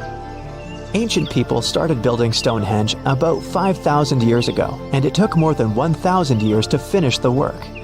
But the Stonehenge you see today is not the complete, original version from the beginning. People have broken and taken away many of its old bluestones and sarsens. The entire structure also changed over time since there were generations and generations, 180 of them to be precise, that passed since the beginning of Stonehenge, who would participate in the building and rebuilding of it. People created Stonehenge in 4 stages. They first built a circular enclosure that stretched over 330 feet, 100 meters, in diameter and went around 56 pits. A high bank flanks the ditch of the enclosure, while there's a low bank on the outside. Some theories even say that this part was some form of a communal cemetery. Later, in the second stage, builders added a horseshoe of sarsen trilithons. In the third stage, they constructed a ceremonial avenue that was nearly 2 miles long. It possibly traced the path of the bluestones. People moved from the Aubrey holes to the Q&R holes, a double arc that these bluestones have been arranged into. At this stage, builders also reorganized the entrance stones and recut the main enclosure ditch. During the fourth stage, the stones were broken and builders etched carvings into the sarsens. Later, the blue stones ended up being modified again. Builders didn't leave any written records about how they managed to drag these heavy stones to the site and get them to stand so perfectly upright. But there are theories that say their techniques were more closely associated with woodwork than masonry.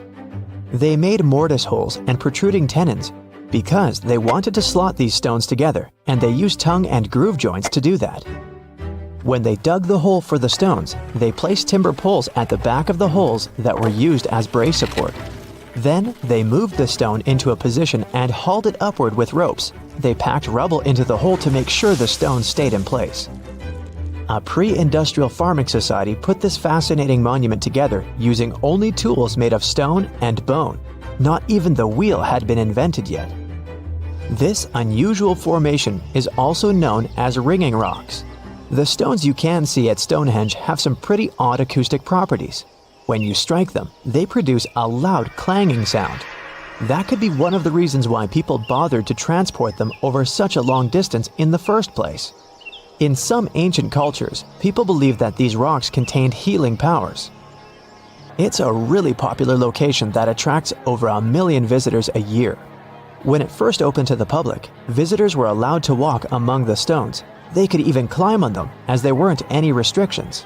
Until the 19th century, visitors would regularly chip off pieces of the rock to take them home as souvenirs. They would also engrave their initials into the stones. They camped within the circle and dug fire pits, not realizing that the digging pits could seriously undermine the stability of the entire monument. Over time, visitors have encountered more and more restrictions until the monument was finally roped off in 1997 because of the serious erosion of the stones. That means if you want to visit, you can only view it from a distance unless you want to pay extra for the stone circle experience, which can be arranged outside of normal visiting hours. Stonehenge originally had 2 entrances that led into the enclosure. There was a wide one to the northeast and one that was a bit smaller and located on the southern side. If you look at it today, you can see there are many more gaps. This is mostly because of tracks made later that once crossed the monument. The ground within Stonehenge has been severely disturbed, and it wasn't just about random visitors digging fire pits. There was a group of people who dug a large deep hole within the stone circle in the 17th century because they were looking for treasure. Then there was Charles Darwin, who also did some digging because he was studying earthworms in the area. He wanted to know how these worms could impact objects in the soil over time. He observed how a fallen stone there had sunk deeper into the ground and realized it was happening because of the activities of these tiny creatures who churned through the soil all the time. In 1963, there was a theory that Stonehenge had been built as some sort of computer that predicts solar and lunar eclipses. Later, some proposed it was actually constructed as a monument to ancestors that had passed away. This theory says the permanence of its stones represented the eternal afterlife. The average sarsen you can find there weighs 25 tons, while the biggest one weighs around 30 tons. If you want to get an idea of how massive these stones really are, you can go behind the visitor center in the outdoor gallery to check out a replica sarsen stone. It's a true copy of a freestanding upright from one of the trilithons that are located in the inner horseshoe of the monument. There are 5 Neolithic houses at Stonehenge based on real archaeological evidence of houses found in that area. Each of them had stake-built walls and a chalk floor. Some even had furniture. There was also a lot of trash discovered, which means people in this area used to like celebrations and feasting. Research has shown that people lived in these houses for 50 to 100 years, around 4,500 years BCE, which was the time when the builders brought the sarsen stones to Stonehenge.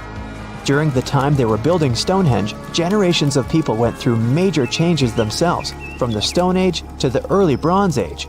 They were no longer as static and isolated. They started to travel and trade more, which means they communicated way more than their ancestors, even internationally. This is how they could have spread the word about Stonehenge, and it's also when the whole mystery and fascination with the monument began. Now, have you ever seen cricket balls that are 3 billion years old? Klerksdorp spheres were found in deposits of the mineral pyrophyllite in South Africa and rock the science world. They do look like tiny ancient cricket balls with seams-like lines around the middle. Back in the 1980s, some folks claimed these spheres had been made by an advanced pre-flood civilization we know nothing about. One museum curator shared stories about how they rotated on their own in a display case. There was also a TV show that invited a psychic who declared the spheres were pieces of an ancient spaceship. But according to geologists, these spheres are actually pretty common concretions or spherical objects formed by different minerals than the surrounding rock. The seam-like lines are just imprints from the host rock's layers building up over time. The Klerksdorp spheres come in different shapes, from noticeably flattened spheres to distinct disks. As for that episode when one of these spheres spun on its own, the curator of the Klerksdorp Museum cleared that up too. He said that when he put one sphere on its glass shelf when a journalist came to visit, the sphere naturally rotated a bit because it's round. The area where the museum is located often experiences earth tremors from gold mining activities nearby. The oldest known human-like footprints could be 6 million years old. They were found on the Greek island of Crete in 2002. If the number is correct, it would mean that early human ancestors may have migrated between Europe and Africa much earlier than we previously thought. This doesn't mean Africa is not the cradle of humankind, though. It could just prove that early human ancestors moved back and forth between continents. Some researchers believe the footprints were left by a bipedal creature possibly related to an early human ancestor nicknamed El Greco. According to scientists who studied them, the footprints have a very human-like shape, with 5 toes and a parallel big toe. Some scientists are skeptical about it and suggest the prints might be from a late European ape. The new study analyzed fossilized marine microorganisms found in the sedimentary rocks to determine the footprint's age and prove it's actually 6 million years. The next amazing find that keeps scientists entertained is the Dorchester plot. It's a beautifully crafted metal vessel with some fancy geometric designs embossed in shiny silver. The pot was discovered in, who could have thought, Dorchester in 1852 under quite unusual circumstances. During a powerful blast, the pot broke into 2 pieces. Scientists believe it was originally embedded within a rock or boulder known as pudding stone. The rock from which the Dorchester pot emerged is dated to be around 500 million years old. So it could mean the pot itself is also that old. The current and less exciting theory suggests that the Dorchester pot is a Victorian-era candlestick holder. Such things were really trending back then, so it's not a surprise to find such fancy household item from that time. The Dorchester pot falls into the category of ooparts, or out-of-place artifacts. Those are objects that seem too advanced for the time period they're supposedly from. If we accept that the pot is 500 million years old, then whoever made it was way ahead of their times in terms of crafts and tech. One extra mystery is that the pot has an engraving of a plant that most likely disappeared from Earth over 100,000 years ago. Sounds like good proof the pot is really extra old. Now, it looks like the oldest map in Europe is a stone from 4,000 years ago. This Bronze Age slab was found in France in the year 1900 at an ancient burial ground. The carvings on the slab show in 3 dimensions the River Odie network with a fantastic accuracy of around 80% over an 18-mile stretch. There are other stone-carved maps around the world, but this one is unique because it shows a specific area to scale. Looks like the slab's carvings don't just map rivers and hills, but also settlements, barrow sites, and field systems. Archaeologists say the slab wasn't used for navigation, but rather to symbolize power. The detailed markings on the slab might have served to illustrate the domain of a local ruler, possibly a prince or king, to show their control over the territory. When the ruler lost power, the slab was likely repurposed as part of a burial vault. The unique artifact was stored in the cellar of a museum. For decades, no one even noticed until several scholars read older reports about the slab and decided to check it out. They conducted a detailed analysis using 3D techniques. Their research proved that the creators of the slab had not only etched lines into the rock, but also modified its surface to reflect the topography of the landscape with high accuracy. The Salzburg Cube, also known as the Wolf's Egg Iron, was discovered in the late 19th century in Austria. Now, don't let the name mislead you. It doesn't look like a cube at all. It's more like a rounded object with two flat sides. Down the middle, there's a groove, and the surface is covered with pits and craters. This unique appearance is the reason why many people think it might be something out of this world. Workers accidentally found this artifact when they blew apart a piece of coal. The coal seam it came from is thought to be over 60 million years old. The Salzburg Cube moved between museums, mysteriously vanished in the early 20th century, and then showed up again. A professor from Bonn University suggested it might be from a meteor, but they found no evidence of elements that you'd normally see in meteorites, like cobalt or nickel. Then researchers thought it must be a human-made object, possibly a Victorian-era candlestick holder. No one knows the true story of the cube or its current location. Yep, it disappeared again. Have you heard about the Meister print? It's a fossilized sandal print discovered in 1968, and it has sparked a lot of intrigue. There's a trilobite inside the print, which supposedly went extinct around 500 million years before humans even existed. But many historians think this age is an exaggeration. When Meister found the fossil, it was authenticated. But the scientist who did it didn't confirm it was a human sandal print. He only agreed there was a trilobite there. When another scientist visited the site, he found a 6-inch impression he believed was from a child's moccasin. But the footwear seemed to be new. So, could it be evidence of time travel? Proof that humans existed millions of years earlier than we thought? Or a sign that someone else visited early Earth? Or is it just a rock formation that looks like a sandal print? We still don't have the answers. Back in June 1936, a couple was walking along Red Creek in London, Texas. London, Texas? Yeah, when they stumbled upon something unusual. It was a piece of wood sticking out of what seemed to be an ancient rock formation. About 10 years later, their curious son decided to crack open the rock to see what was inside. And he saw a hammer, which looked surprisingly modern. Then, one unique finds enthusiast decided that the rock encasing the hammer was from the Cretaceous period. This would mean that someone dropped a 19th century hammer while dinosaurs like Triceratops were still roaming the earth. So, if this hammer was truly from the Cretaceous period, then the whole evolutionary theory would be wrong. And if the hammer was modern, it would mean the Cretaceous rock formation it came from was much younger than we thought. But the real answer was much simpler.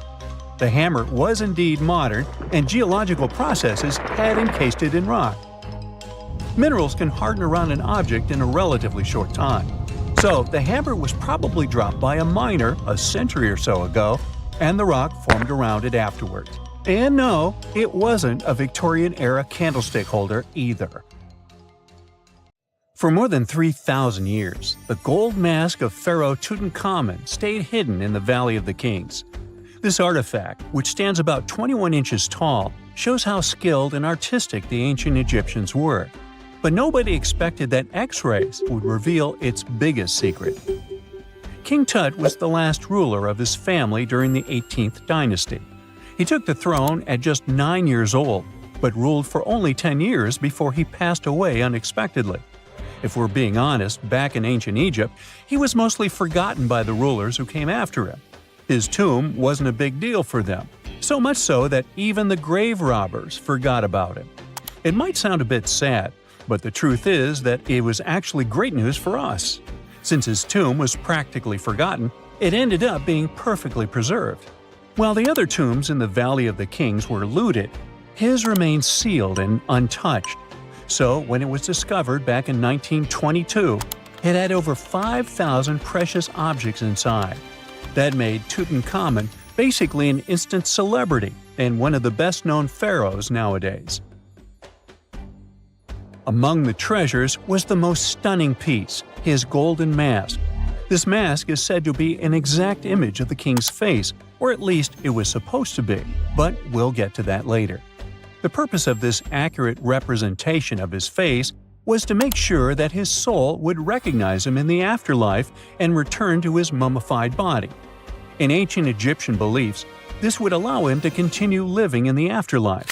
The details of the mask clearly looked incredibly difficult to create, but people didn't realize how complex it truly was until many years later. The first X-rays of the mask were taken in 1967. Back then, the main reason for these scans was practical – conservation. The mask was heading to Paris for an exhibition, and it was the first time it had ever left Paris. This would help them keep track of any changes during the exhibit. Plus, the images could give clues about how the mask was made, but back then, they probably didn't fully realize just how complex its construction was. I mean, Egyptian goldsmiths didn't use modern soldering techniques. So, how did they make this mask? New X-rays taken in 2007 gave us some answers. It turned out the Egyptians didn't use pure gold, which is 24 carats. The mask was actually made of 23-karat gold, meaning it was mixed with another material. So specialists discovered that the gold sheets contained a small amount of copper, a reddish-brown metal. This was likely done to make the material more flexible and easier to shape. They would then shape the gold sheets by heating and hammering them over and over again. But there was one more secret inside the mask that wasn't discovered until 2015. The year before, the staff at Cairo's Egyptian Museum were working on the mask display when the long beard of the mask accidentally got knocked off. Another theory is that the beard had become loose over time and just fell off. Either way, the fact that King Tut's beard came off caused a lot of stress. After all, we're talking about one of Cairo's biggest tourist attractions, so the experts had to fix the problem quickly. The restoration process started with a detailed recording of the mask's condition. To do this, they had to take a full three-dimensional scan of the artifact, and, by accident, they found something very interesting in the mask. Inside the royal beard, there is a gold tube, an intriguing structure that the Egyptians likely used to attach the beard to the rest of the mask. And that proved, once again, that the process of making this mask was even more complex than experts thought. But the mysteries don't stop there. Remember how we mentioned that the mask was thought to perfectly represent King Tutankhamun's face? Well, that might not be entirely true. Some popular theories suggest the mask was never meant for him and was actually made for someone else. A study published in 2015 suggested the mask was originally made for a female pharaoh, his supposed stepmother, the famous and beautiful Egyptian queen Nefertiti. The biggest clue comes from an inscription on the mask. At first glance, it seemed to belong to Tutankhamun, but after a close examination, researchers noted that something else was actually written underneath King Tut's name. The royal name stamp seems to have been altered, and originally it had something written on it that translates to Queen Nefertiti. There is another feature of King Tut's golden mask that was overlooked for years, which adds even more mystery. As we mentioned earlier, experts believe he wasn't respected much by the pharaohs who came after him. And one of the clues that made archaeologists think this is the pierced ears on the mask. Some researchers believe that King Tutankhamun wouldn't have worn earrings after he was a kid. So, according to their theory, by the time he passed away at 18, he shouldn't have been represented with pierced ears. This could also support the idea that the mask originally belonged to Nefertiti, or maybe to someone who wasn't even connected to King Tut. But the mask isn't the only source of mystery. In fact, his whole tomb is full of puzzles. Recently, historians found a sign that the place where King Tut was supposed to be buried was changed at the last minute. For years, experts wonder why a pharaoh who ruled for 9 years ended up in such a simple tomb. When compared to the grandeur of other pharaohs' tombs, his tomb seemed, well, a bit plain. The idea that a king like Tutankhamun would have such an unremarkable resting place just doesn't match up with the power and importance he must have had in ancient Egypt. So, what happened? Well, apparently, this might have something to do with his successor, Pharaoh I. After King Tutankhamun passed away, researchers believe that I made sure to erase him from Egypt's history. So, one theory suggests that he was probably behind the quick decision to place King Tut's body in a smaller, less impressive tomb. When experts looked at I's own tomb, they found something interesting. There is a large wall covered in painted baboons. This is the same type of artwork found in Tutankhamun's tomb. It seems like the same person might have chosen the artwork for both tombs. Now, the design and decoration of the two tombs are almost identical, suggesting there was a shared hand behind both. But there is one key difference. I's tomb is fit for a king. It's much bigger and more impressive, even though the style and artwork are similar to what you see in Tutankhamun's tomb. So the theory suggests that I decided what went into both tombs. Since Tut passed away unexpectedly at a young age, his grand tomb wasn't finished in time. Normally, pharaohs start building their tombs while they're still alive to make sure everything is perfect. But Tut passed away when he was just 18, so there wasn't enough time. I may have taken advantage of the situation, ordering a smaller tomb for Tut and keeping a larger one for himself. Experts believe this theory explains why Tutankhamun's tomb is so simple and how I managed to wipe his memory from history so easily. But in the end, the story of King Tut's mask and tomb is full of mystery and intrigue. Each new discovery sheds more light on what really happened all those years ago. But one thing is for sure, the secrets of ancient Egypt still have much to reveal, and King Tutankhamun will continue to fascinate people for years to come. Archaeologists have been studying Petra in Jordan for 200 years, and in 2024, they found something they had never seen before. It's a tomb with at least 12 complete human skeletons and artifacts that are over 2,000 years old right in front of the treasury. Bronze, iron, and ceramic items were placed with the deceased, which shows how people honored their loved ones when they passed away. It's a rare chance for scientists to learn more about the Nabateans, an ancient group of Arabian nomads who built Petra. The objects found in the tomb under Petra's treasury are in amazing condition, but the skeletons became fragile because it's damp inside the tomb. They plan to study the remains and extract DNA to see if the people in the tomb were related. While some scientists are solving tomb mysteries, others have trained AI to find new ancient sites for them. They've created an algorithm that works with a special type of satellite imagery. This technique uses radio waves that can peek under things like sand, soil, and even ice to find hidden objects. AI will help search a huge desert on the Arabian Peninsula called the Empty Quarter for archaeological treasures. The lead scientists of the experiment trained the algorithm to recognize hidden locations using data from a site they had found before. The new tech can discover buried structures within 20 inches, which is very precise. Another groundbreaking tech, LiDAR, which means light detection and ranging, helped archaeologists reveal new hidden cities all around the world. LiDAR can see big structures beneath layers of vegetation and map even subtle changes in ancient landscapes. They use it to scan large areas from a small plane flying over places that aren't so easy to study from the ground, like dense jungle. In 2024 alone, they found new Maya settlements in southern Mexico, gardens, roads, and rivers in Ecuador's Amazon rainforest, ancient ruins on the Pacific island of Tonga, and the remains of 2 medieval cities along the Silk Road route in Uzbekistan. Maybe some smart technology can also explain what Marge Simpson is doing on Earth in an ancient Egyptian tomb from 3,000 years ago. The drawing, featuring a woman with yellow-colored skin, a blue crown, and a green outfit, is alarmingly like the famous cartoon character. If you don't see a resemblance here, I hope you'll at least enjoy an amazingly well-preserved necklace with amethyst and agate beads. It's from another recent find from Egypt, an ancient tomb with 11 sealed burials near Luxor. Archaeologists also found 2 copper mirrors, one with a lotus-shaped handle and the second with a unique design of the deity of the sky, women, fertility, and love in ancient Egypt. The hair of the figurine was originally made from almost 4,000 mud beads.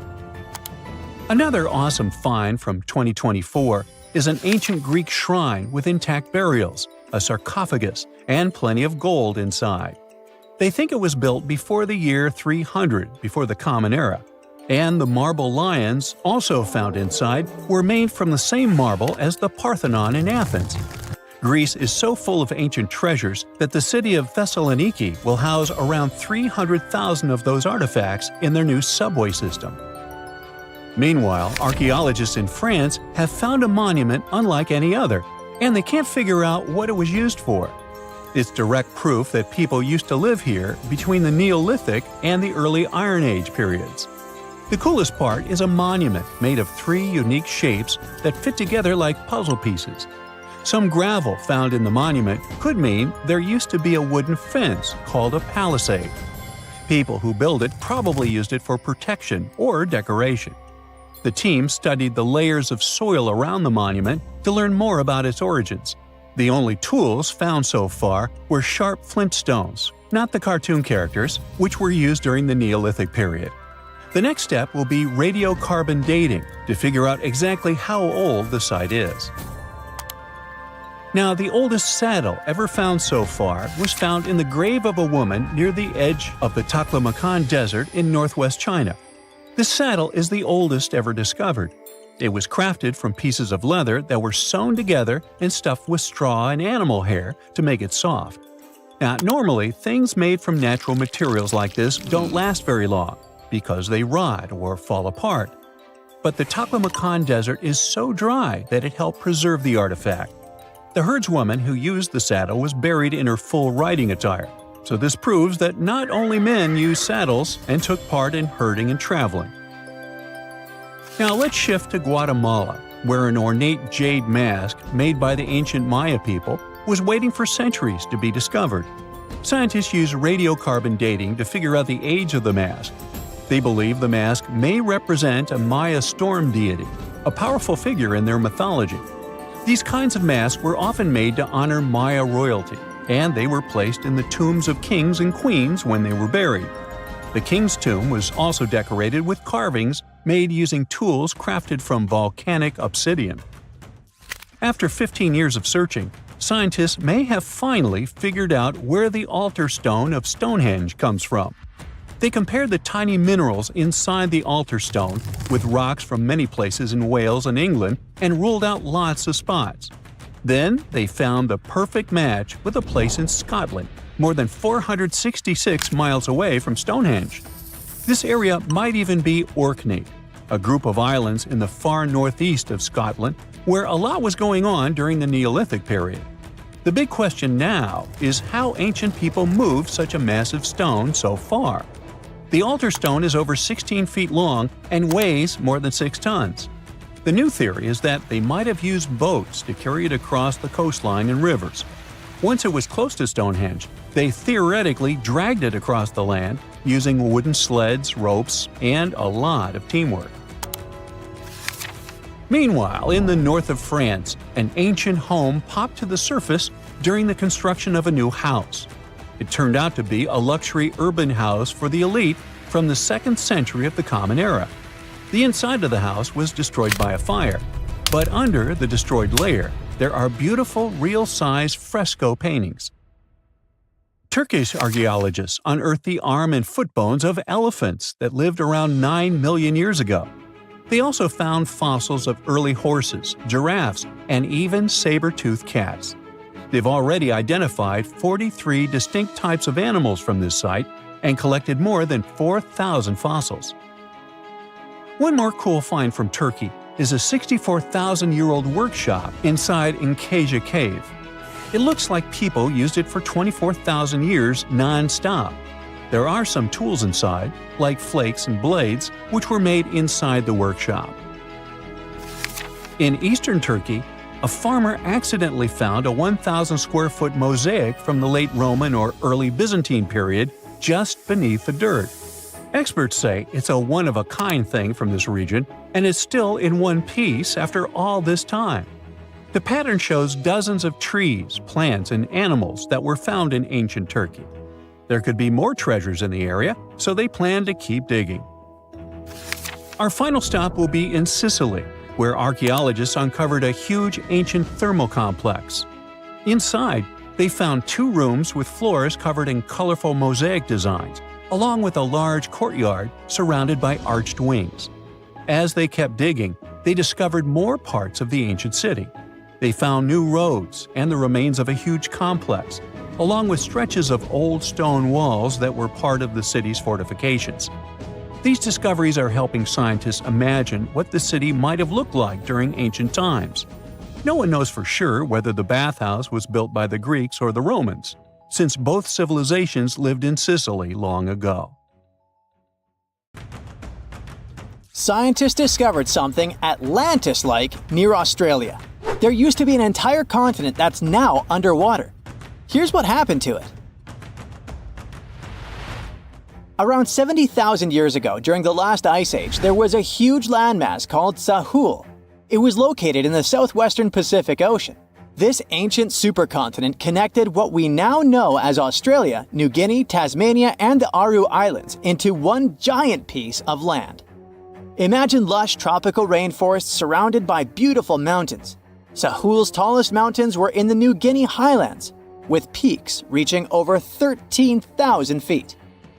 This beautiful place was home to a variety of unique animals, most of which were pouched creatures. But back then, they weren't just koalas and kangaroos. Sahul was filled with different types of grazers, burrowers, scavengers, and predators.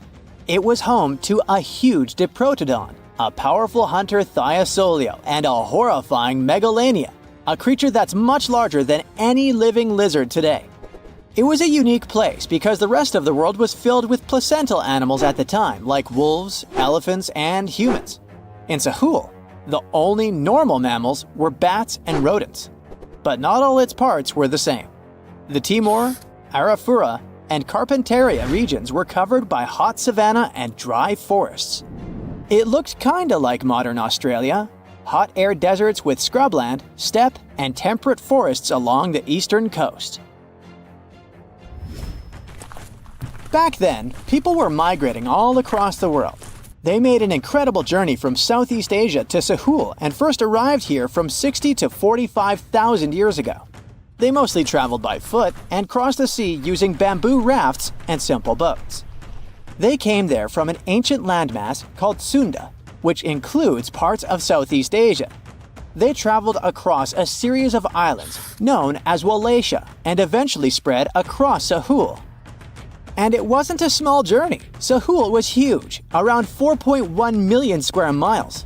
That's bigger than the USA or Canada. It stretched from the equator to around the southern part of New Zealand. So they arrived in what is now Australia and became Australia's first people. Scientists think that Sahul had a population of 500,000. We've discovered cave paintings that date back around 40,000 years. It's a hunting scene depicting an anoa, or miniature buffalo, facing figures of humans and animals. Researchers are trying to figure out how these early settlers moved across Sahul and where we might find archaeological evidence of their journey. To do this, they created a landscape evolution model. The simulation showed how Sahul changed between 75,000 and 35,000 years ago. It showed potential migration routes and archaeological sites. Humans likely traveled along coastlines and rivers. But how did Sahul get submerged off the coast of Australia, similar to the mythical Atlantis? During the last ice age, much of the Earth's water was locked up in large ice sheets and glaciers. The sea levels were much lower than they are today. After that, the global temperatures increased. The ice sheets melted and the sea levels rose, flooding the land bridges that once connected different parts of Sahul together. About 8,000 years ago, New Guinea separated from mainland Australia, and then, about 6,000 years ago, Tasmania did the same. We still can explore the underwater parts of Sahul thanks to new technology. Divers explore and collect samples directly from the ocean floor. Underwater drones can go to places that are too deep or dangerous for humans to explore. And with sonar mapping, scientists use sound waves to create maps of the ocean floor. It's like using an echo to see what's underwater. The sound waves bounce off the seabed and come back, helping us create a picture of what it looks like. Deep underwater, archaeologists have found stone tools and other artifacts. They also discovered fossils of animals like Diprotodon and Thylacoleo. By studying the underwater terrain of Sahul, they learned about the ancient rivers, lakes, and coastlines that existed during the Ice Age. But Sahul isn't the only underwater continent. Sahul isn't the only hidden gem of Southeast Asia. Take Sundaland, a place made up of Sumatra, Java, Borneo, and some other islands. This place was crazy huge during the Ice Age, but now almost fully underwater. Almost, but not entirely. The parts above the ocean are teeming with life.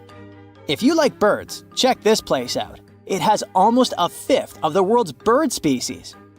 You can spot colorful birds like the Java hawk eagle and the Bali starling among the lush forests. It's also a home to a fourth of Earth's fish species. Sundaland's waters are a haven for marine life, even the most exotic animals like the Asian arowanas. It's also a treasure trove of flowers. That's where you can find Rafflesia and Titan arum, the world's largest flowers. This makes it very similar to Zealandia. Zealandia is a long, narrow piece of land about half the size of Australia. It broke from Antarctica about 100 million years ago. Just like Sundaland, it isn't fully underwater. 7% of it stayed above sea level. This sticking out little piece is what we now call New Zealand, along with Stewart Island and some smaller islands. These pieces of Zealandia are lush and warm. They're packed with volcanoes, mountain ranges, beautiful natural geysers, and hot springs. Local people, Maori, use these hot springs for cooking. People place corn, eggs, and vegetables in baskets and lower them directly in the hot springs. Sometimes they cook food in a pit oven using heated rocks. Another hidden world is known as Argoland. This mysterious landmass was once part of Australia, back when dinosaurs chilled around. It drove scientists crazy for decades. They knew it existed because it left a huge stretch on the ancient seafloor, the Argo Abyssal Plain. About 155 million years ago, it broke off from Australia, saying bye-bye. The continent drifted somewhere north, and when it reached Southeast Asia, it just vanished. Scientists had no idea where it went, but recently they finally found its remains. Turns out, poor Argoland's lower parts started drowning into the Sunda Trench, a horrifyingly deep oceanic pit. The Earth's crust sunk into the mantle. Meanwhile, the upper parts of Argoland were pushed upward, grabbing the younger rocks on land. Because of this, Argoland broke apart into a bunch of smaller pieces. These pieces formed parts of Borneo, Java, Sulawesi, and other regions. The remains are buried under Indonesia and Myanmar. Imagine a colossal landmass the size of Greenland, Greater Adria. Its journey began about 240 million years ago when it broke away from the supercontinent Gondwana. It started moving north, and after 100 million years of enjoying the warm seas, it suddenly crashed into Europe and shattered into pieces. Most of these pieces went deep into the Earth's mantle, but some were scraped off and became part of mountain ranges like the Alps. Today, the remnants of Greater Adria are scattered across more than 30 countries, from Spain to Iran. That's why they're hard to look for. Seychelles was also once part of Gondwana. Yep, these idyllic islands are sitting atop of the ancient continent. We know a lot about it because of its fascinating granite outcrops. 100 years ago, Alfred Wegener discovered continental drift, but no one believed him. These granite outcrops helped him prove that he's not crazy and that tectonic plates really are moving. The Seychelles broke off from India and Madagascar and eventually became a sad loner in the Indian Ocean. This probably happened because of some insanely active volcanoes in the Deccan Traps. But now, the islands are home to unique species both on land and in the coral reefs nearby. Mauritia broke off from India after the dinosaur wiping. Along its journey, it stretched into a long ribbon-like shape and also broke into pieces. Now it's all scattered beneath the Indian Ocean. Scientists stumbled upon this lost land by studying tiny ancient crystals called zircons. These zircons are like time capsules. They date back an astonishing 660 million to 2 billion years. That's even older than Mauritius itself. These ancient crystals hinted that there's another Atlantis somewhere nearby. Turns out there are hidden continents all around the world, and maybe we'll discover more of them in the future. A gruesome discovery took place in Egypt some years ago. You want to hear about it? 16 human hands, carefully buried in 4 eerie pits. They didn't look too much like human hands at first, since they were abnormally large, but they were. Weirdly, there were only right hands. No left hands were in sight. It turned out that it points to the practice of an ancient dark ritual. Old Egyptian art and tales talked of a ceremony where warriors would present the right hand of their adversaries as proof of victory and ask for gold in return. Egyptians believed in the afterlife, so cutting off someone's hand meant you cut off their power eternally. Guaranteeing this type of defeat was interesting to the winning party. Here, the fight was between Egyptians versus Hyksos, who lived in what was once known as Canaan. Egypt has always been the center of some history-changing findings, and some time ago, this papyrus was found. If we stretched it open, it would be just a tad bigger than the height of a skyscraper. The world's tiniest skyscraper, which is located in Wichita Falls, Texas. When humans didn't write on their notes app, they wrote on this thing, made from the medulla of a papyrus plant. Around 2,000 years ago, ancient Egyptians wrote something reminiscent of a book where they describe most of their funerary traditions and their visions of the afterlife. It's considered one of the most important texts from ancient Egypt and is still sold in bookstores to this day.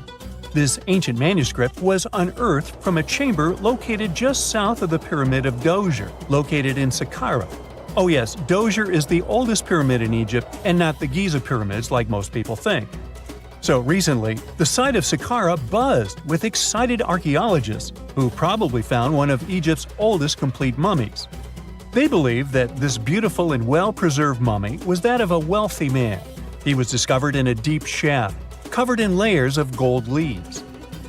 There are many symbols that show he was an important and wealthy man, like the band he wore on his head, the bracelet on his chest, and the fact that he was embalmed with a tunic, which was reserved for Egypt's finest.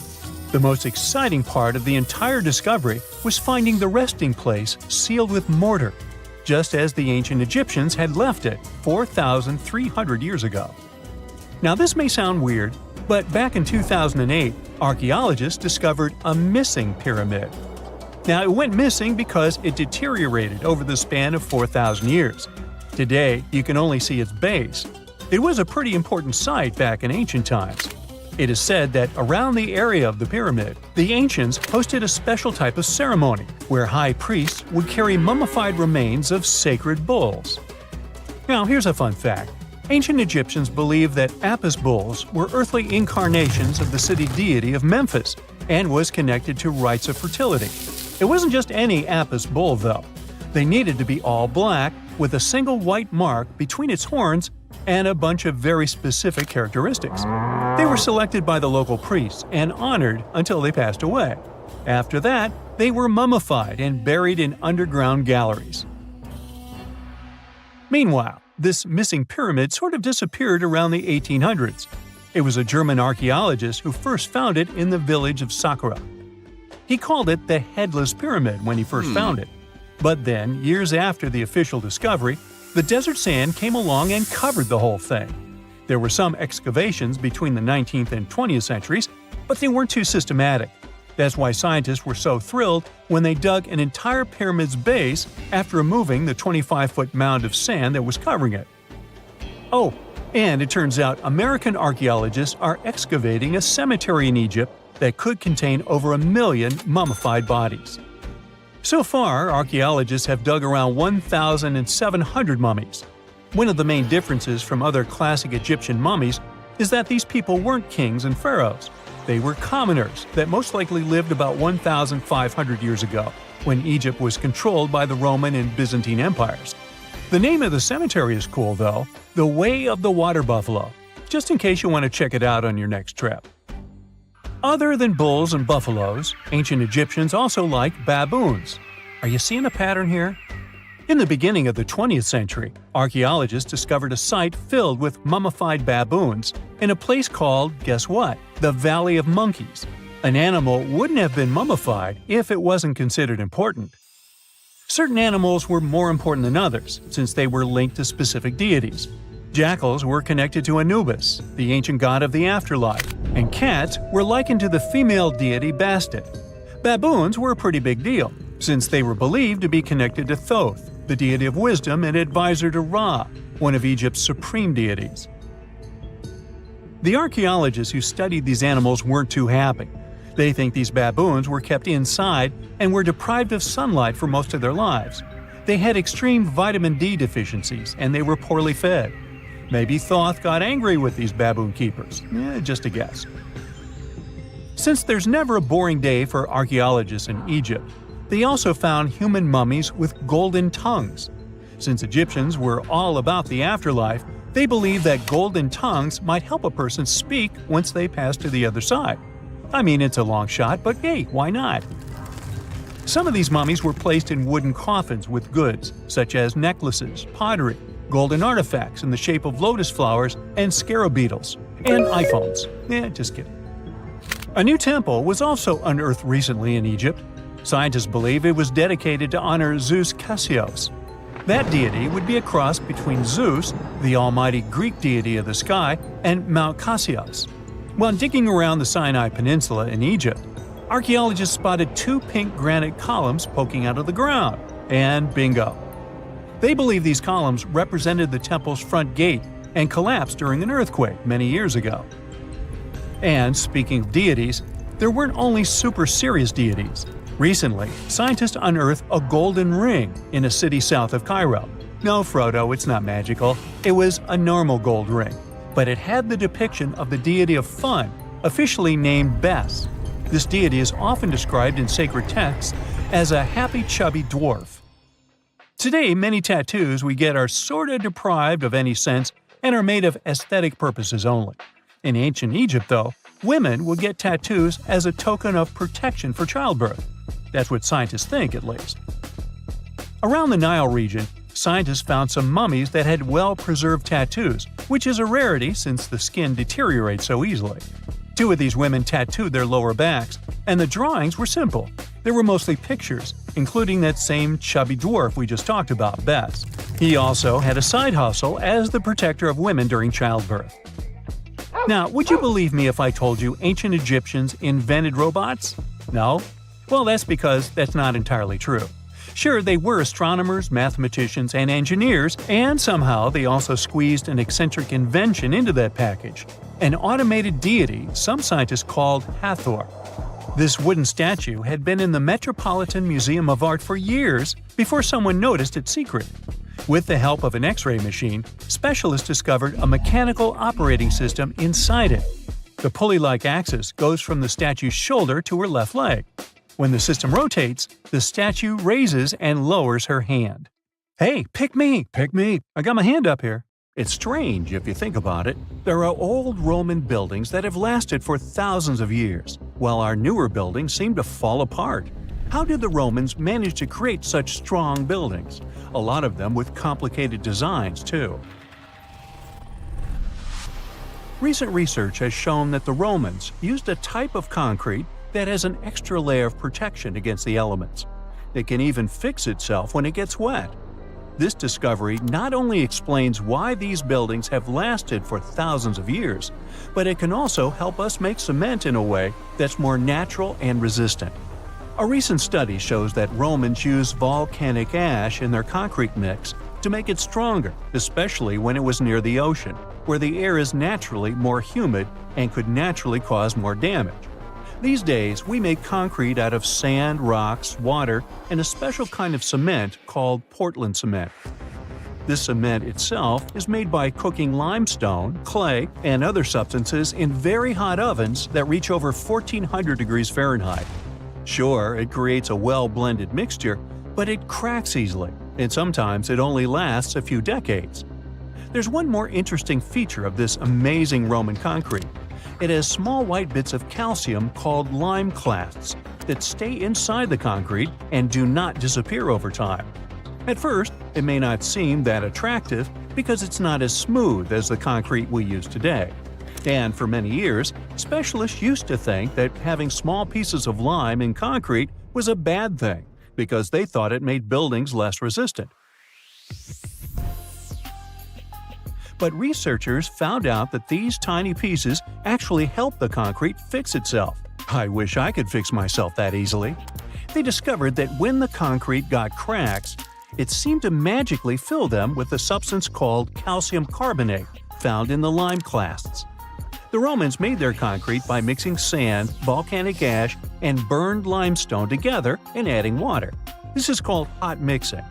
When the water and lime mix together, they have a chemical reaction that makes the mixture get very hot, up to 200 degrees Fahrenheit. This also causes those tiny pieces of lime to form. Now, this concrete can get cracks, and when water, rain, or seawater gets in, it makes the calcium in the concrete dissolve. The calcium then sticks to the cracks and makes them close up, kind of like a scab. Of course, researchers had to test this method, and they made concrete as the Romans did. Shortly after, they cracked it here and there. They placed the cracked concrete under water, and after 1 to 3 weeks, the cracks were gone. Safe to say, this didn't happen with concrete made using modern methods. Now, the Romans didn't know the science behind making their concrete strong, but they found a good recipe by trying different things over a long time period. Ancient records show that they used this recipe to build strong structures, especially for ships, and continued to use it once they found it was successful. Now, not all Roman buildings made it to the 21st century in perfect condition. The Colosseum, for instance, one of the most famous Roman constructions in the world, used to be nearly twice as large as it is today. It sustained a lot of damage throughout the ages, reaching the form we've come to know today. Let's not forget, it's a pretty old building to begin with. Its construction started in the year 70 under Roman ruler Vespasian, who later started making motor scooters named after him. You know, Vespa? Nah, I made that up.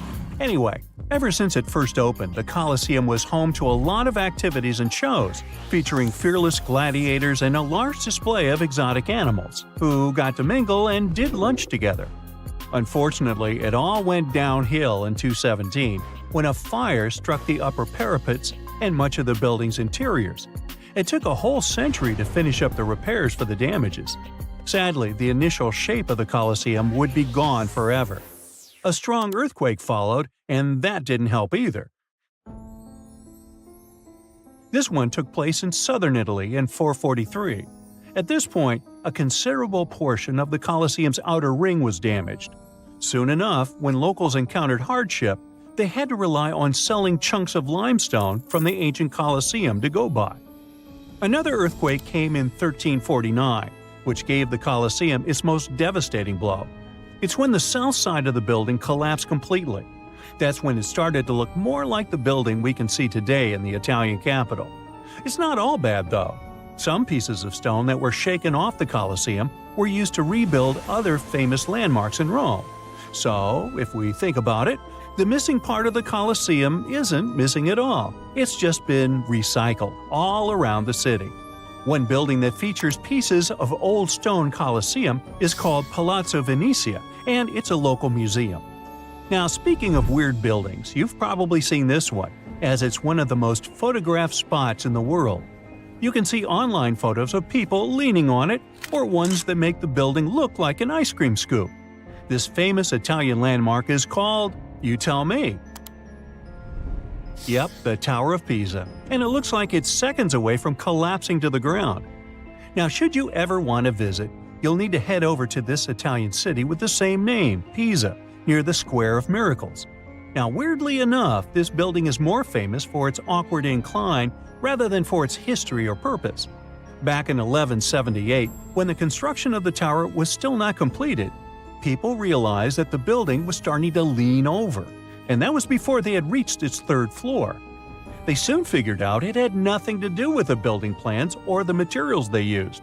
It was all happening because of the mushy and shifting soil which was beneath the construction. These days, we know that placing a building on top of soil made of clay, fine sand, and shells isn't the best idea.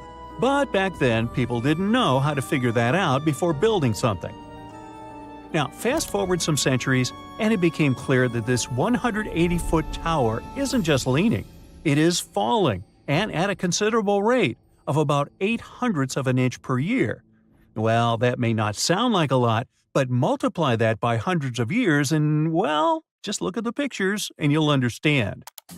This leaning tower is more than 16 feet off its axis in the present day. So how come it hasn't fallen over altogether? Well, because of physics mostly. Its center of gravity continues to be located within the base of the structure, so it's pretty grounded. It's also been continuously watched over by local authorities to make sure they protect this unique building for as long as possible. The Pantheon is another great example of the way Romans understood architecture. It's also located in Rome and was initially built as a temple. The construction itself was made from concrete with different thicknesses and has an interesting shape too. Back in the day, Romans believed the Earth was like a disc, which was covered by a dome-shaped sky. So they modeled the Pantheon sticking to this idea. Light comes into the temple through a hole in the dome, shining down on the floors and walls, showing the movement of the sun. It's also one of the best preserved ancient Roman buildings. It's no wonder many other buildings have been made to look like it.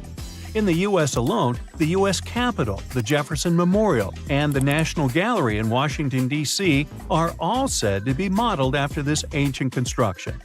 The famous painter Michelangelo was so impressed by this building that he believed some unnatural force must have helped in its construction. The place where it stands is also very special because of the story behind it. Legend has it that the founder of Rome, Romulus, was lifted to the ancient Roman higher spirits on the wings of an eagle from this exact location. Apparently, it was a talon show. Get it? Talons, eagles? Okay, gotta go.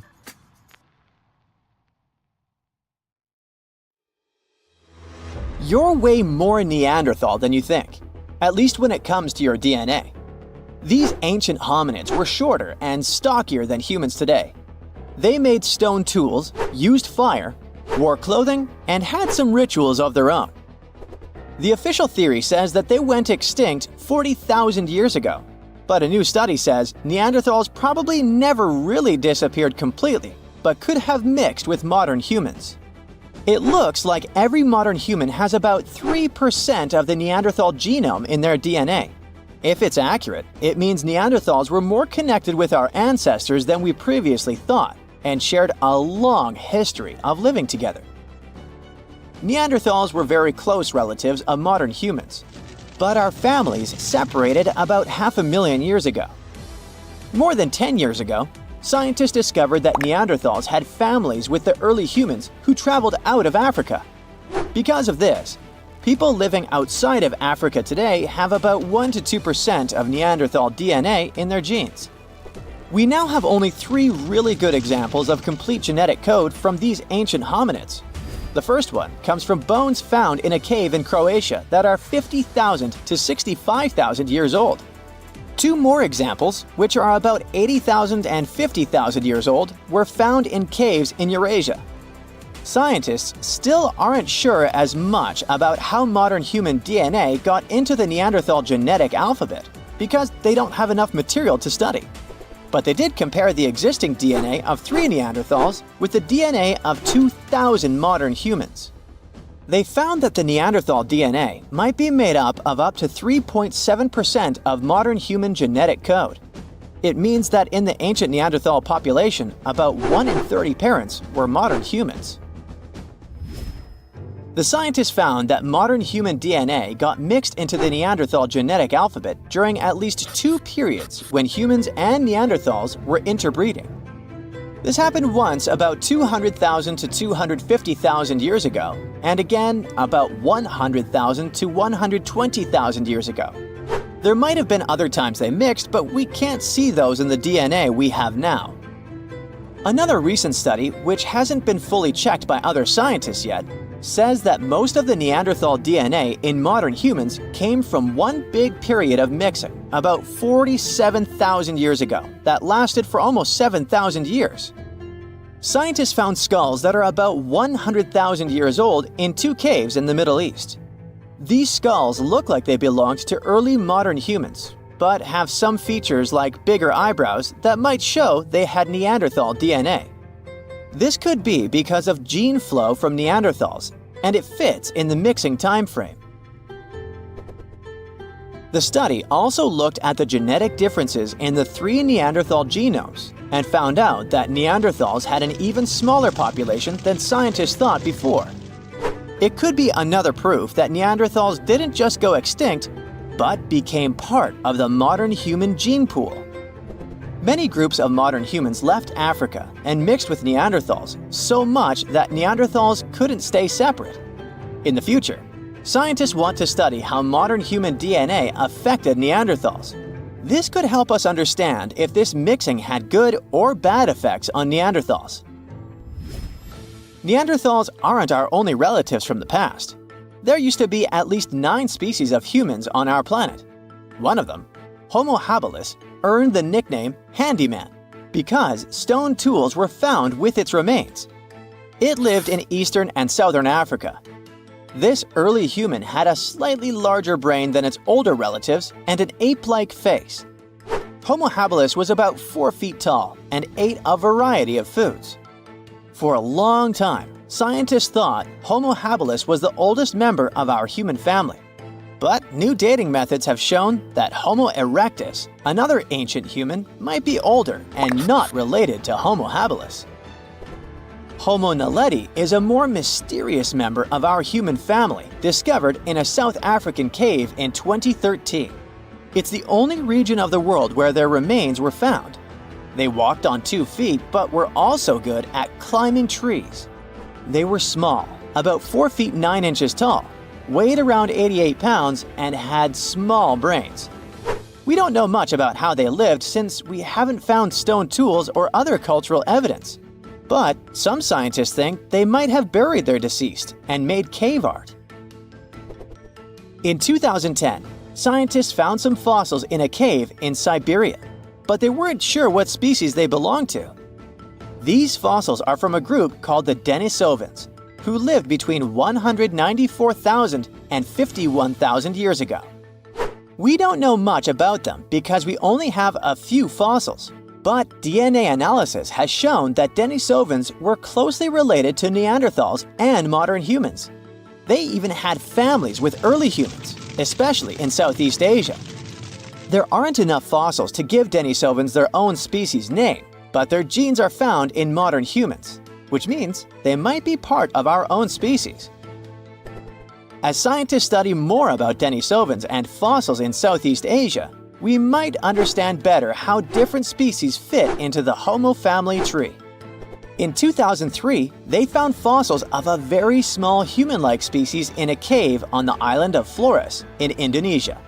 These tiny people lived between 100,000 and 50,000 years ago. They were only about 3 feet 6 inches tall. Scientists think they might have come from another species, Homo erectus, and became smaller over time because they lived on an island with limited food. Because of their small size, they're often nicknamed hobbits.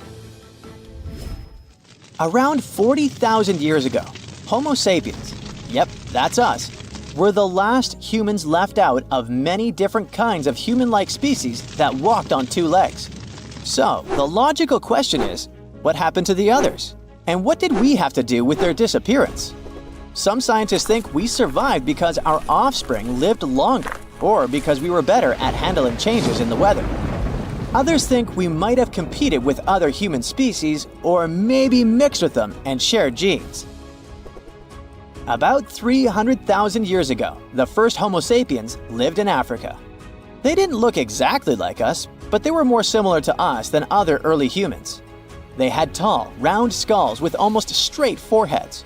Unlike Neanderthals, they didn't have thick brows or jutting jaws like Homo naledi.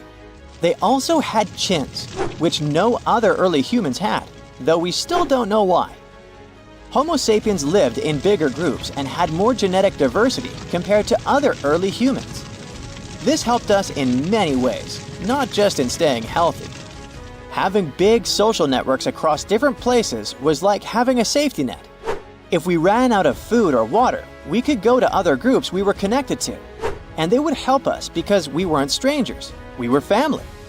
These big networks also helped these early humans share new ideas and inventions. A big simulation showed that later species of humans could live in many different environments because of these wide networks and the ability to adapt. We know that Neanderthals were really smart, but Homo sapiens might have been just a little bit smarter. Small inventions like weaving and sewing needles could have given Homo sapiens an edge. Scientists have found evidence of weaving from 35,000 years ago and sewing needles from 30,000 years ago. Weaving lets you make things like baskets and nets to catch food. Sewing needles help you make better clothes and tents, which keep you and your youngsters warm and safe, which is very important for survival. In February 1961, 3 adventurous rock lovers were searching for geodes near Olancha, California. They took one of their findings home and studied it because it looked pretty unusual. They managed to cut through the matrix and discovered something unexpected inside. Instead of the usual mineral formations, it had a cylindrical object resembling porcelain inside. There was a metal shaft at its center, and around it, a hexagonal sheath made of copper and some unidentified substance. Its discoverers were hoping they had found an example of some unknown technology from 500,000 years ago. It could be proof that there was a hyper-advanced ancient civilization like Atlantis, or that time travel was real. Maybe someone came all the way from the future and accidentally dropped the item. Or maybe some intelligent extraterrestrial beings brought it when visiting Earth. If any of these theories were true, it would mean that scientists have to completely rewrite all human history as we know it.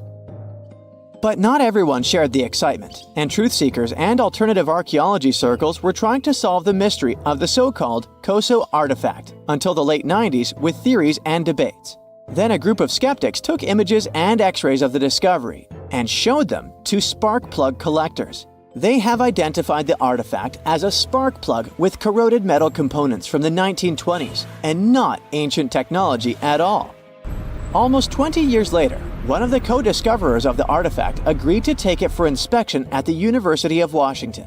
They officially confirmed it was a 1920s-era champion spark plug. And the stone matrix containing the artifact wasn't a geode, but a concretion. Those can form because of natural processes over decades or years, but not millennia. The Koso artifact is a good example of an out-of-place artifact, which is a thing in pseudo-archaeology. It's something found in a place or time where it shouldn't logically be. These artifacts seem too advanced for the time period they're found in. They could also mean human activity existed when humans weren't supposed to be around. The Baghdad Battery is another example of such an artifact. It was found in the 1930s by a German archaeologist and consists of a clay jar, a copper cylinder, and an iron rod going through the jar's stopper. Its top, which was broken off, probably had been sealed with asphalt. Its discoverer noticed that it had 2 different metals and possibly an electrolyte, which are key components of a battery. There are no ancient writings to support this theory, but when scientists ran tests and filled it with an ionic solution like vinegar or wine, it showed that it could conduct electricity. If it really was a battery from 2,000 years ago, it might have been used in ancient medical practices, or even embedded in statues to make it look like they were buzzing to impress people.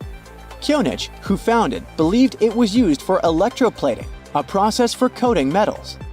Even if it was used as a battery, the Baghdad artifact could only produce a small amount of energy, around 1 volt of electricity. So, some people believe it was used as a storage container for sacred scrolls. Back in the 1930s, a couple stumbled upon something strange while walking along Red Creek in London, Texas. It was a piece of wood sticking out of what looked like an ancient rock formation. Around a decade later, their son, who was really curious to find out its secret, decided to crack open the rock and found a surprisingly modern hammer inside. This discovery caught the attention of Carl Baugh, a young Earth creationist who claimed the rock surrounding the hammer dated back to the Cretaceous period. He saw it as evidence against evolutionary theory.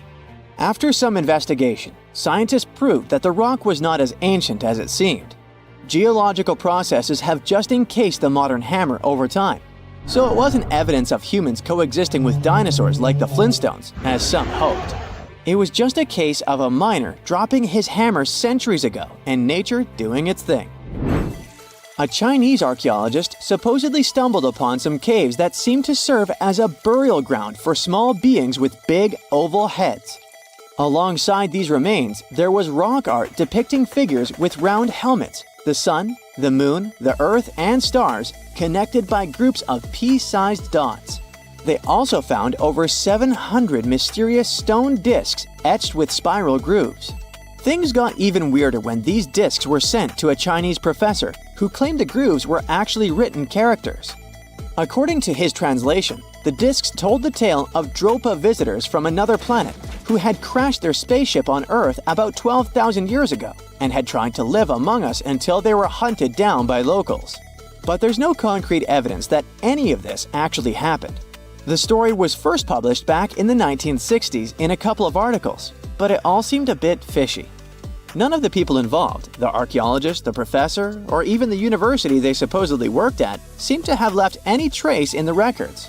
And while there is a group in Tibet called the Dropka, they're fully human, not extraterrestrial visitors, and there's no solid proof that the Dropa stones exist at all. In a remote part of China, there are some bizarre pipe-like formations known as the Beigan pipes. A local explorer found them back in 1996, protruding from Mount Beigan and along the shores of Tosan Lake nearby. Some people thought they were the work of ancient guests from other planets. When samples of the pipe material were tested, they contained mostly common minerals, but there was a mysterious 8% of unknown stuff. Special testing revealed that these pipes had been there before humans. Chinese geologists later visited the site and suggested that these pipes were formed naturally over time. It could be sediment piling up in the fissures in the earth, or even fossilized tree roots from the area's lush past, but it's not certain. There's a mysterious terracotta head in Mexico with a hard-to-pronounce name, discovered back in the 1930s during a burial excavation. This head looked a lot like fancy Roman statues, so it wasn't clear what it was doing in Mexico. For some reason, the discoverer kept it secret for several decades. The head was found in a pyramid with 3 floors about 40 miles from Mexico City, alongside gold, copper, and pottery. Some argue that if this head really is many centuries old, it could mean the Romans or some other civilization had made it to Mesoamerica before Columbus did. There are also drift voyage theories mentioning a shipwreck after which some artifacts and survivors made it ashore. Some suggest that this figurine head was a little souvenir brought over by the Vikings. But there's no solid archaeological proof of the Vikings meeting the folks in Mesoamerica. There are some artifacts floating around, but none of them have been stamped as undeniable evidence of pre-Columbian contact, so the mystery of how this head ended up where it did remains unsolved. While digging a trench along a river in Romania, workers found a wedge, which is now famous as the aluminum wedge of Ajud, or the object of Ajud. Right next to it, there were some mastodon bones. Those distant relatives of elephants lived 11,000 years ago, so the wedge is probably of the same age. The cool part is that it's made of aluminum, a metal not even discovered until the 1800s. This material requires serious heat to produce.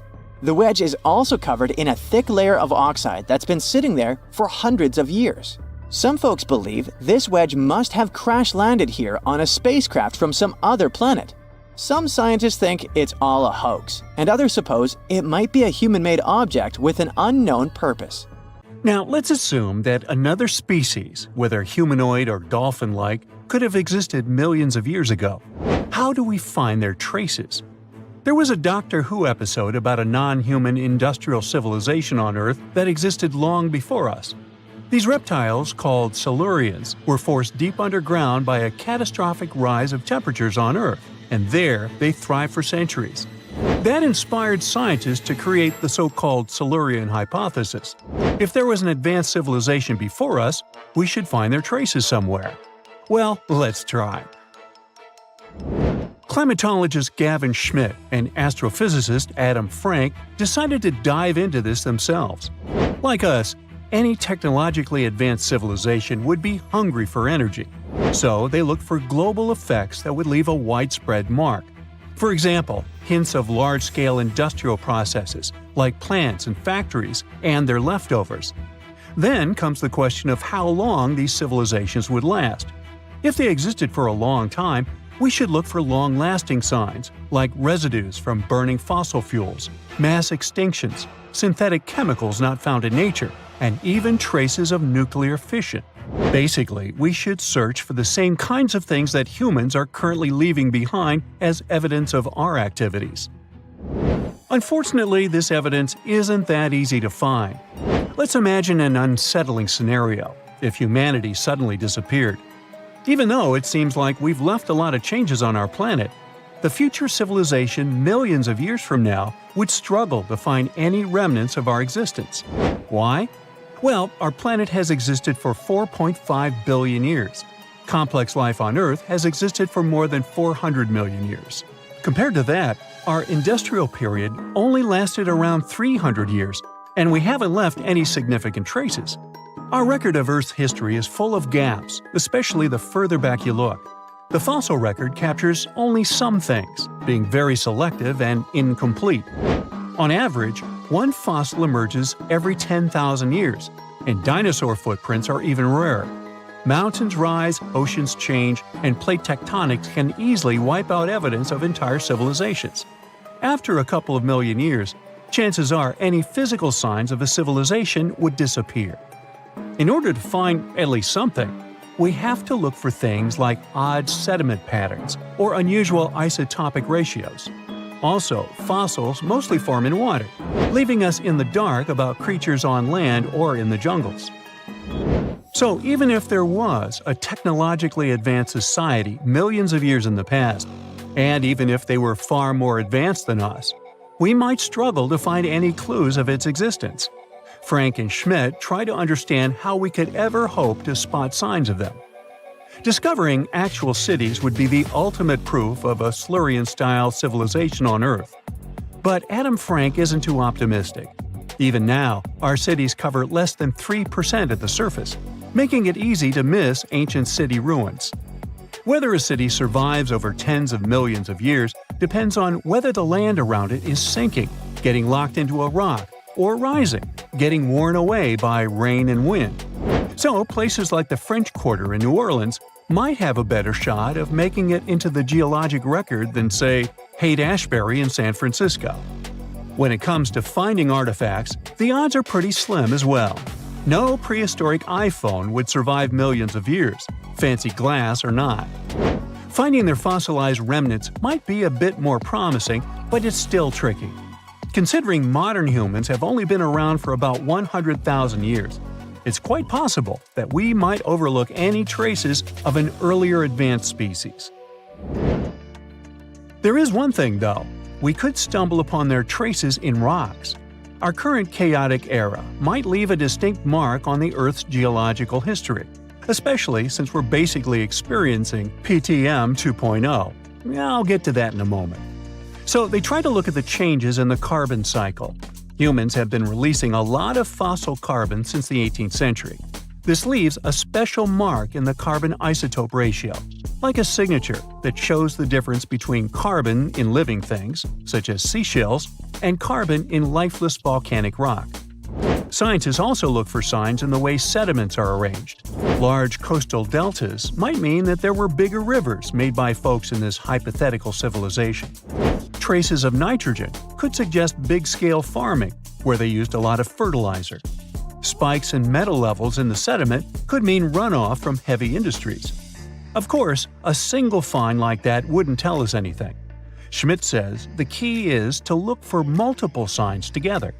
Without clear artifacts, The uniqueness of an event might show in various clues rather than a set of changes linked to a single cause.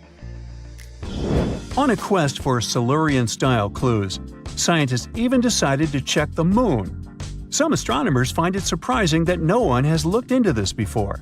They even joked about the possibility of dinosaurs building rockets and leaving traces on the moon or other celestial bodies. These astronomers think that Earth-like planets tend to erase signs of civilizations on their surfaces. So they're exploring the wild notion that these beings might have been space travelers. In that case, remnants of their technology, known as technosignatures, could be lurking not only on our moon but also on asteroids, or even buried on Mars. There they might endure for millions or even billions of years. Unfortunately, so far, despite digging into the past 380 million years and examining all suspicious events, the researchers haven't found a clear match for a technological civilization. They don't give up, though. Frank calls for more investigation. For example, we could study how modern industrial chemicals stick around in ocean sediments. This, he believes, could help us identify similar chemical traces in the Earth's history. If there are no traces, why do we even bother to find something like that? This research is based on Schmidt and Frank's recent papers. They were delving into the Anthropocene. It's the proposed epoch dominated by human activities on Earth. It's full of these things called hyperthermals. They're prehistoric events when temperatures on Earth sharply increased over a relatively short time. They're like extreme heat waves from the past. A great example of this is the Paleocene-Eocene thermal maximum, or PETM for short. It happened around 55.5 million years ago and saw a rapid rise in global temperatures. Over 200,000 years, the average temperature on Earth jumped from about 9 to 14 degrees Fahrenheit. We study these hyperthermals to understand how they occurred, from natural causes or human activities. So, these hyperthermals sparked the genesis of Frank and Schmidt's research. To study them, scientists started examining chemical signals and tracers left in rocks. When doing that, Schmidt and Frank uncovered some eerie parallels between all the climate issues we have today and past periods of rapid temperature shifts. There's a close similarity between the PETM and other hyperthermal events. So all this work isn't just about solving a historical mystery. Understanding our impact on the environment can guide us to finding better ways to live in harmony with the planet and avoid becoming a forgotten species in the future. Our Milky Way is filled with lots of planets that could be just right for life, but we don't know if there are other civilizations out there. Earth is the only place we know of with living beings. About 200 years ago, people wondered if there might be civilizations on Mars. Back then, it was a real question. But once we got pictures from space probes, we decided there wasn't any evidence for it, and that idea got stuck in our minds. Now, it's not even considered a valid topic for serious science. It's seen as kind of silly. But no one has set clear limits on what could have happened on our own planet a really long time ago. So, even if there is no proof, we shouldn't throw away the possibility. Don't forget, it took humanity a while to recognize dinosaurs. Maybe Silurians are just patiently waiting for their time. Let's dive into the fascinating world of Tamil, a language that's truly one of a kind. From its vibrant history to its user-friendly nature and its wide coverage, Tamil is a linguistic gem that'll leave you in awe. For starters, Tamil holds the title of being the oldest living language on the planet. I mean, it's been around for more than 5,000 years. It's hard to know if it's truly the oldest language ever, but it sure takes the cake for being the oldest living language still in use today. The word Tamil itself isn't just a one-trick pony. It has multiple meanings up its sleeve. Of course, it refers to the language itself, but it also signifies beauty, sweetness, and even the concept of being natural. Talk about a versatile word. How many people still speak this language today, you might wonder?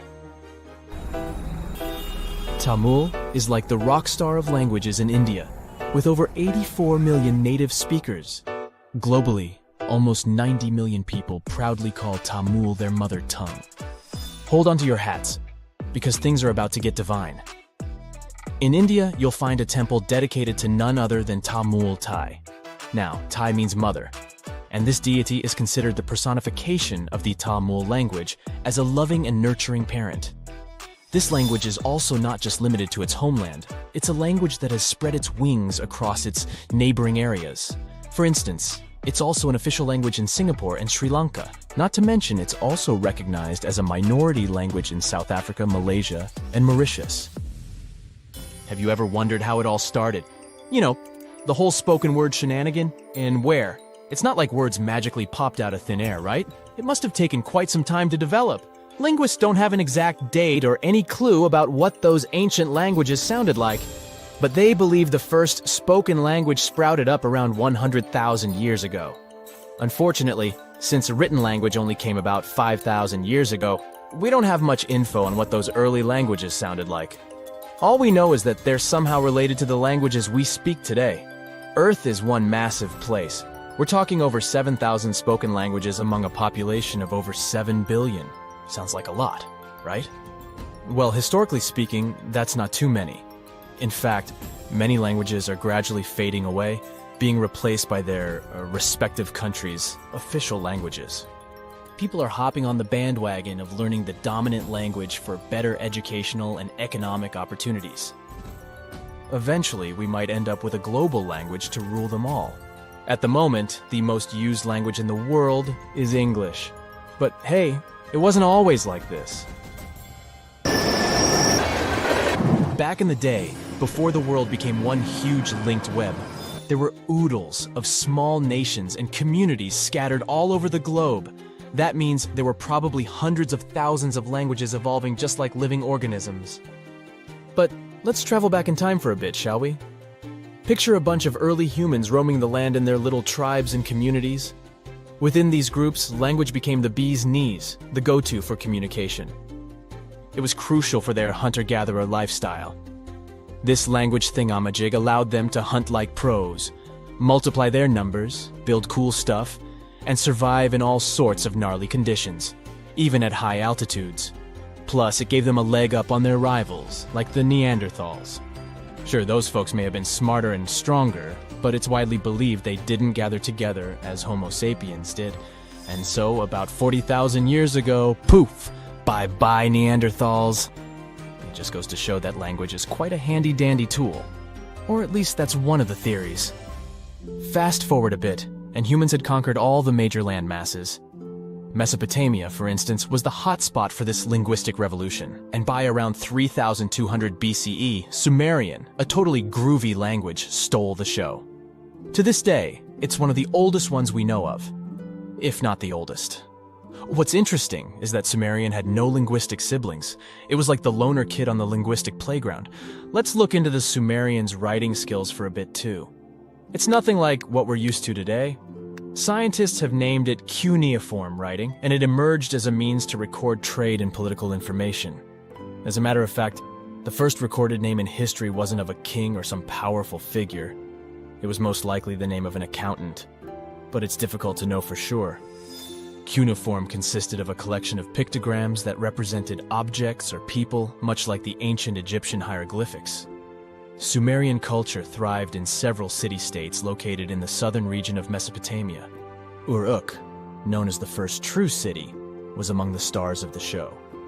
However, these cities eventually faced some unwelcome visitors. As a result, by 2000 BCE, Sumerian had taken a back seat, becoming a classical language just like Latin. Now here's a little twist in the tale. Sumerian might not actually hold the title of the oldest known language. Egyptian, for instance, emerged around the same time as the Sumerian civilization, but along the banks of the Nile. This ancient language also made use of pictograms in its writing system, but it did undergo some serious transformations due to its interactions with neighboring languages like ancient Greek, Persian, and Latin. By the time of Roman occupation, Egyptian had become a dead language, gradually replaced by Greek. Now let's give a special shout out to another one of those old languages that are still spoken today, Hebrew. This remarkable language has been around for over 3,000 years and has managed to remain relatively unchanged throughout its long history. Hebrew is one of the official languages in Israel. and around 63% of the population in this country speaks it. Also, there are approximately 6.1 million people all over the world who can proudly say that Hebrew is their first language.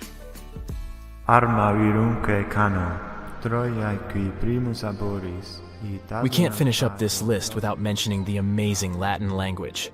It all started in this place called Latium in the old Roman Empire, and that's how it got its name. Back in the day, Latin was the fancy language for all well-educated folks. But here's a fun twist. The Latin of yesteryear was a bit different from what we can check out in ancient books today. The alphabet they used was a total rebel, and they even wrote from right to left. Talk about turning the writing world upside down. But over time, they realized it was more fun to go from left to right. Latin literature? Oh boy, it's considered the creme de la creme of ancient writing. You know, the kind that scholars and bookworms go crazy for. If there were an Oscar for ancient literature, Latin would be cleaning up all the awards. Latin was also like this ancient influencer. It's been around for so long that it has influenced a bunch of modern languages. Many English words are either straight up taken from Latin or have been heavily influenced by it. More so, Latin has even spawned a family of languages called Romance languages. No, not about love stories, chocolates, and flowers. Romance languages are the offspring of Latin, thanks to the not-so-gentle nudge of the Roman Empire. We're talking about languages like French, Spanish, Romanian, Portuguese, and Italian. But here's a bummer. Latin is considered a long-gone language. It's frozen in time, like a linguistic time capsule. While living languages like English keep changing and growing, Latin is stuck in the past. It had its transformation and alteration phase when it was still spoken, but now it's just enjoying retirement in the linguistic retirement home. Regardless, Latin still sneaks into our daily lives without us even realizing it. You know when someone asks you the time and you say it's 4 p.m., well, guess what? You're speaking Latin. PM stands for post-meridium, which basically means after midday. And AM? That's ante-meridium, meaning before midday. Remember the Neanderthals? Our superstar humanoid cousins of the Pleistocene era in all their wide-nosed and slope-foreheaded glory? They roamed through Europe and Asia for over 350,000 years before they vanished. This was around the same time our ancestors, the Homo sapiens, decided to take a vacation from Africa and explore the world. We may never know what truly happened to the Neanderthals and why they didn't make it to the present times, but thanks to some hefty archaeological digging and impressive fossil finds, we now know a bit more about them. One theory for their disappearance is that the climate wasn't suitable for them anymore. Supporters of this idea think Mother Nature turned on the Neanderthals and sent them packing. Unfortunately, if we look at Neanderthal archaeological sites in Italy, for example, there are no signs of weather catastrophes that could have wiped out this entire species. Others believe there was a bit of resource competition between Neanderthals and humans. That's why specialists also dug around several other archaeological sites where Neanderthals and sapiens might have rubbed elbows for about 3,000 years. In this case, it does seem that the Neanderthals were a bit behind with their tools. Their technology was like flip phones in the age of VR. But who knows if these two species ever crossed paths in that particular region? The evidence is still fuzzy.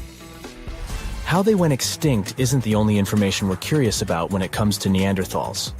Other scientists, for instance, are trying to decode some of the Neanderthal molecular barcodes to identify their specific traits, some of which you might share, believe it or not. Sure, Neanderthals as a whole species did, in fact, go extinct. But that's not to say remnants of their DNA can't be found in humans. Now, you know how things go when folks live near each other. Some genetic mixing was bound to happen. The evidence? A dash of Neanderthal DNA which was found in modern folks. Now, this is where the plot thickens. Scientists thought that since Neanderthals never lived in Africa, their DNA wouldn't be found in modern African populations. Well, it turns out that African people have about 0.5% Neanderthal DNA too. This doesn't mean our Neanderthal relatives simply teleported through African territories without leaving any trace behind. What this discovery actually implies is that early humans might have visited Europe, mixed their genetic material with that of Neanderthals, after which they returned to Africa. That's a lot of migration. How did we stumble upon that Neanderthal DNA these days, you might wonder? Well, scientists gathered thousands of people from all around the world. Participants came from places like East Asia, Europe, South Asia, America, and Africa. Percentages may vary, sure, but around 20% of the good old Neanderthal DNA is still found in US modern folks. Sure, the average Joe only carries about 2% of that caveman swagger. If you're from certain places or families that have a smidge more Neanderthal in their gene soup, you're looking at 3% tops. Is there anything in particular that we share with our long-gone humanoid cousins? As it turns out, our Neanderthal ancestors gifted us more than just their company for some thousands of years. They also passed down the incredible legacy of their noses. Well, you see, the Neanderthals were outfitted with some seriously high-rising sniffers. These weren't just cosmetic, they were also quite the asset in chilly climates. The icicle-dripping, teeth-chattering kind of cold where your breath could freeze before it leaves your lips. During those days, the Neanderthal noses worked as personal heaters, warming and humidifying the cold, dry air they inhaled. For that kind of extreme weather, these impressive nasal skyscrapers turned out to be quite handy. When our Homo sapiens ancestors decided to leave the sunny savannas of Africa for a spot of frostbite up in Eurasia, they bumped into the Neanderthals. This encounter resulted in not just an exchange of pleasantries, but also an exchange of genes that coded for larger noses. This newfound genetic nugget was discovered by scientists who dug deep into the DNA of over 6,000 volunteers. To complete the study, these scientists meticulously compared this genetic data to snapshots of the volunteers' faces. They measured the distances between various points on each face, such as the height of the volunteers' nose bridges. They then played a game of spot the genetic marker to identify if certain facial traits were linked with specific genes. By the end of this exciting chase, they hit the jackpot. 33 shiny new genome areas were linked to facial features. One standout gene, named ATF3, was traced back to our Neanderthal ancestors and seemed to be the maestro of controlling nose height. Participants with Native American ancestry had Neanderthal hand-me-downs in this gene, contributing to their taller noses. Think of the ATF3 gene as a Neanderthal housewarming gift to us humans, as we stepped into colder climates from Africa. Interestingly, this isn't the first time our ancestors have played pass the gene. Back in 2021, the same research team uncovered a gene influencing lip shape called TBX15. This gene was a little love note from the Denisovans, another set of our ancient relatives, who lived in Asia and went extinct around 30,000 years ago. Another part of the scientific community believes our Neanderthal buddies had this weird genetic feature when it came to their brains. Is that why they didn't make it? Through this theory, it was suggested that US humans might owe our brainy edge to a quirky gene mutation. This mutation gave our neocortex, that's the smarty pants part of the brain, a little population boom in the neuron department. This amazing gene of ours isn't all that different from the Neanderthal version. It's just one amino acid off, just like ordering a coffee with one sugar instead of none. This tiny tweak is found in virtually all modern humans. Meanwhile, our extinct relatives, the Neanderthals, Denisovans, and other primate pals, all missed the mutation memo, at least according to the study. Now, let's not get ahead of ourselves. Just because we have more neurons doesn't necessarily mean we're geniuses by comparison. But these results do suggest that we might have rewired the brain in a way that gave us a cognitive leg up. Also, it's not all about this lone amino acid difference. It's just a piece of the puzzle. Scientists have previously found a whopping 96 differences between our DNA and that of Neanderthals that could have potentially affected our different outcomes as species. Studying Neanderthal DNA also gave us some insight into their relationships. In fact, we now have some solid evidence of what a Neanderthal family looked like. And surprisingly, it's not really that different from ours. For this study, researchers gathered information from a Neanderthal archaeological site located in Asia. They discovered that one particular family included a doting Neanderthal dad, his teen daughter, and a sprightly young lad who was possibly their nephew or cousin. Part of the group was also an older female relative, maybe an aunt or granny. Now, our young damsel would eventually pack her bags, wave a teary goodbye, and leave her papa's home when she found Mr. Right. Had she been a boy like her young cousin, she would have been a happy homebody. But worry not, she wasn't stepping into a world of strangers. Her new community likely had some familiar, friendly faces. But how were scientists able to predict the ending of this story? By browsing through their gene pool, researchers were able to figure out that the Neanderthal social structure was patrilical. What this means is that most female Neanderthals left their homes when choosing a partner and started a new life with another family. The same research shows that our cave-dwelling clans likely weren't living in isolation either. Families living close by were probably visiting the same rock sampling areas to make their stone tools, the equivalent of a neighborhood hardware store. And when they weren't tooling around, they were busy hunting delicious meals like ibex, horses, bison, and other wandering critters. Scientists, however, were careful to add that this ancient family portrait might not represent the full spectrum of Neanderthal social life. They've kindly asked future archaeologists to get more Neanderthal DNAs on the Ancestry websites. Ever since Plato wrote about the allegory of Atlantis, humanity has been fascinated with the possibility of the discovery of a thriving underwater civilization. Fancy joining me on a trip to a few historic underwater sites? Let's see what we can find out about ancient civilizations. The first one on our list is what is being called the underwater Stonehenge. Scientists have recently discovered a mysterious pile of cairns that stretch for miles under the shimmering waters of Lake Constance at the borders of Switzerland, Germany, and Austria. Archaeologists began to explore the site back in 2015, and they haven't been able to understand yet what it was actually used for. What they do know is that there is a 12-mile line of 170 human-made stone cairns under Lake Constance. Scientists say this was most likely the result of a combined work of several villages. The cairn site was probably used for some collective purpose. The formations are huge. Some of them are several dozen feet wide. The most amazing discovery so far is that the site dates back to around 5,500 years ago. Now, what were we humans doing back then? We were living in the prime years of the so-called Stone Age. We were beginning to make artifacts from stone and use them to hunt and eat. Can you imagine what a knife and fork might have looked like back in those days? It's no coincidence that scientists call this site the underwater Stonehenge, though. Both sites are believed to have been built around the same period of time. You see, Stonehenge dates back to around 3,100 BCE. Both sites carry the distinct characteristic of stone monuments built in a circle.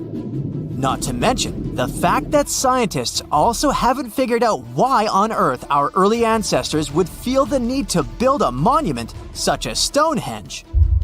Well, the mystery of Lake Constance hasn't been solved yet. Who were the Neolithic people from this area? And for what purpose did they go through such an amount of work and effort to build this huge stone site?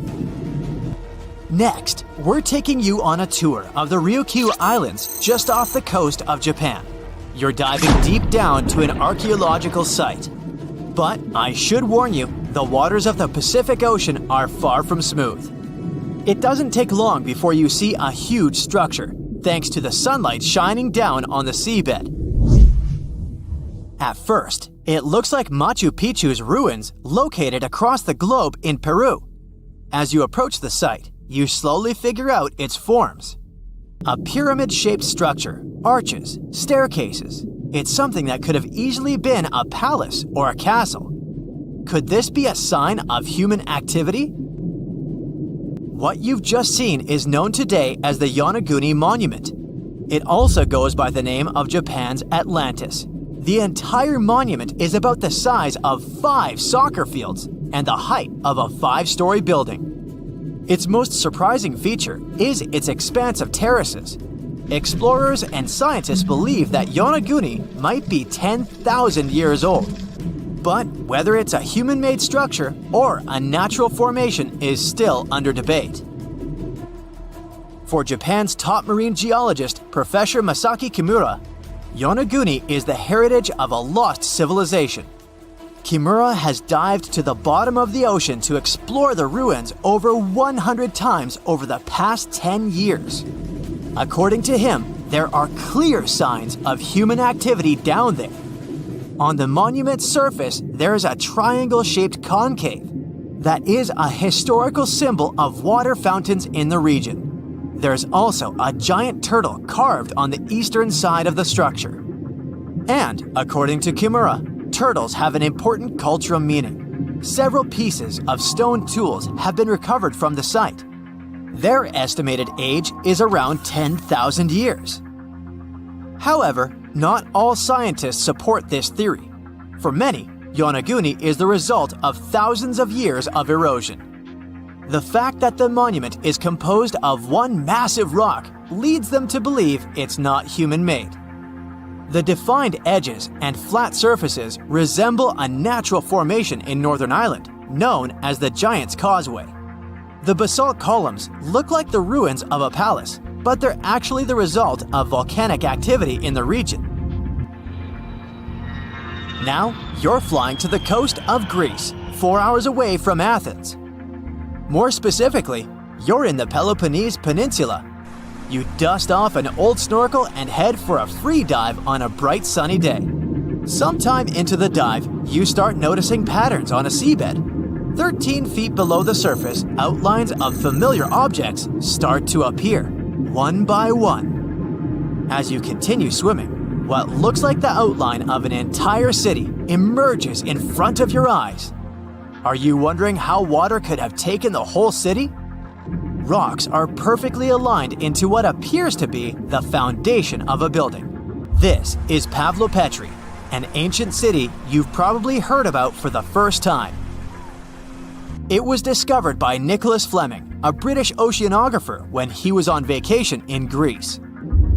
He had heard rumors about Pavlopetri's existence and indeed found several artifacts on the seafloor. He went back to the area a year later with the team. They found a site filled with pots, storage vessels, and tools. A kernstone, for instance, is a tool used for grinding grains and turning them into flour. Multiple amphoras indicate that this settlement dates back to the Bronze Age, 5,500 years ago, when people started living in towns. The settlement is believed to have existed for over 2,400 years. Today, Pavlopetri is considered the oldest submerged town ever discovered, and what's impressive is that it wasn't a simple village. It was a vibrant port city with stone buildings, a marketplace, streets, and even squares. The next stop on our voyage is one of today's most famous underwater cities that has been turned into an archaeological park.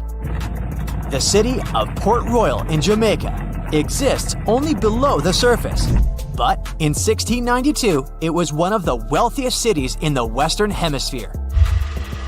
Port Royal was the center of the British Empire at the time and an important trade city that attracted people from all over the region. It was also home to real-life pirates of the Caribbean. On the morning of June 7, 1692, the people of Port Royal met a different fate than they had probably expected. The city woke up shaking. People were thrown out of their beds by the power of a massive earthquake, ranking 7.5 on a Richter scale. One survivor said he had seen Earth opening up and swallowing the whole town.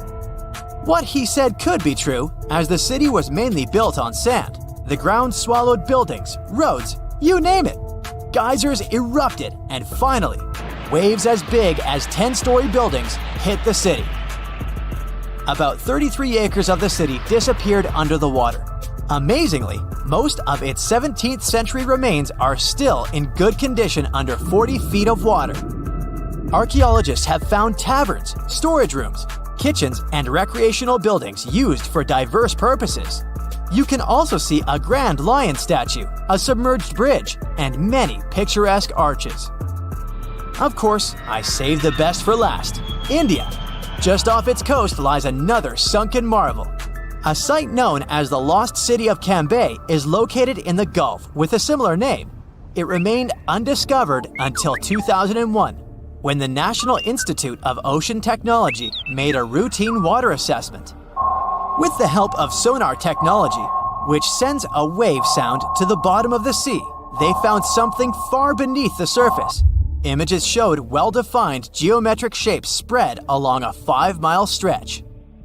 The remains date to more than 9,500 years ago, meaning this civilization was lost at around the end of the Ice Age. Debris recovered from the site included construction material, pottery, beads, sculptures, and even bones. Scientists argue whether these artifacts are indeed from the site, but if they truly are, then the lost city of Cambay might be the oldest civilization in the world. You're walking down the street. You see a strange-looking antique shop called Ageless Trinkets of Mr. Bright. You're curious, so you enter there. You take a look at all the weird stuff. Suddenly, an old folded parchment paper catches your attention. It's a world map, but something's off with it. Instead of showing the countries as you know them, it shows the locations of 4 mythical lost worlds and civilizations. Mr. Bright, the shop owner, comes next to you after realizing your shock. This map won't let you find these places or anything, but I can explain to you the legends behind them if you want, he says. Let me begin with Atlantis. You might know it as Aquaman's underwater kingdom, but Atlantis, the fictional island, was actually first introduced in 2 of Plato's works. According to him, Atlantis was a highly advanced civilization that existed about 9,000 years before his own time, and its story had been passed down by poets, authors, and others. He wrote about Atlantis and its citizens to give a moral lesson and to teach about the dangers of arrogance, as well as the eventual downfall of those who are after too much power. In his dialogues, Plato stated that Atlantis was a great and powerful empire that was respected in all parts of the world. It was founded by beings who were half deities and half human, and became a great naval power after a while.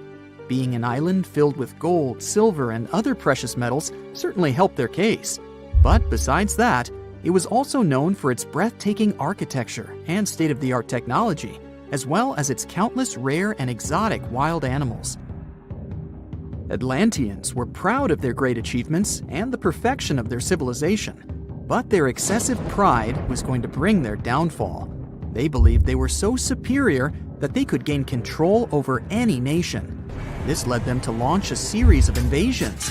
They conquered many of the Mediterranean lands, but when it was time to enter Athens, Athenians pushed back with an extraordinary force, so the Atlanteans were finally defeated. Plato stated that deities then got angry at Atlanteans because of how wicked, greedy, and immoral they became. So they punished them by sending earthquakes, which caused Atlantis to sink beneath the sea. Although the earliest written records of Atlantis were Plato's works, some people still believed his story to be based on truth and tried to identify the island of Atlantis with actual countries. Some people suggested it may have been located in the Mediterranean Sea, near the coast of Spain or Italy. Others thought it may have been located in the Caribbean, off the coast of Central or South America, but there was no solid evidence to support any of these claims. One theory, in particular, seemed more plausible than the others, though. Located in the Aegean Sea, the island of Santorini was the home of a highly advanced Minoan society.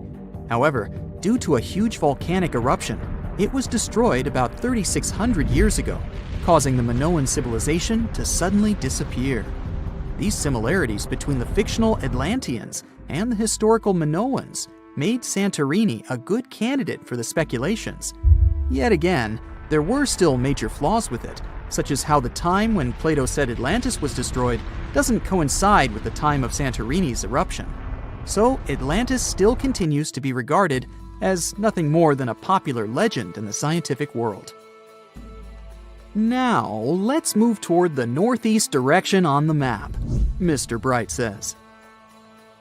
According to Celtic Breton mythology, there once was a magnificent city called Ys, also known as Caris, that towered over Douarnenez Bay in France's Brittany region.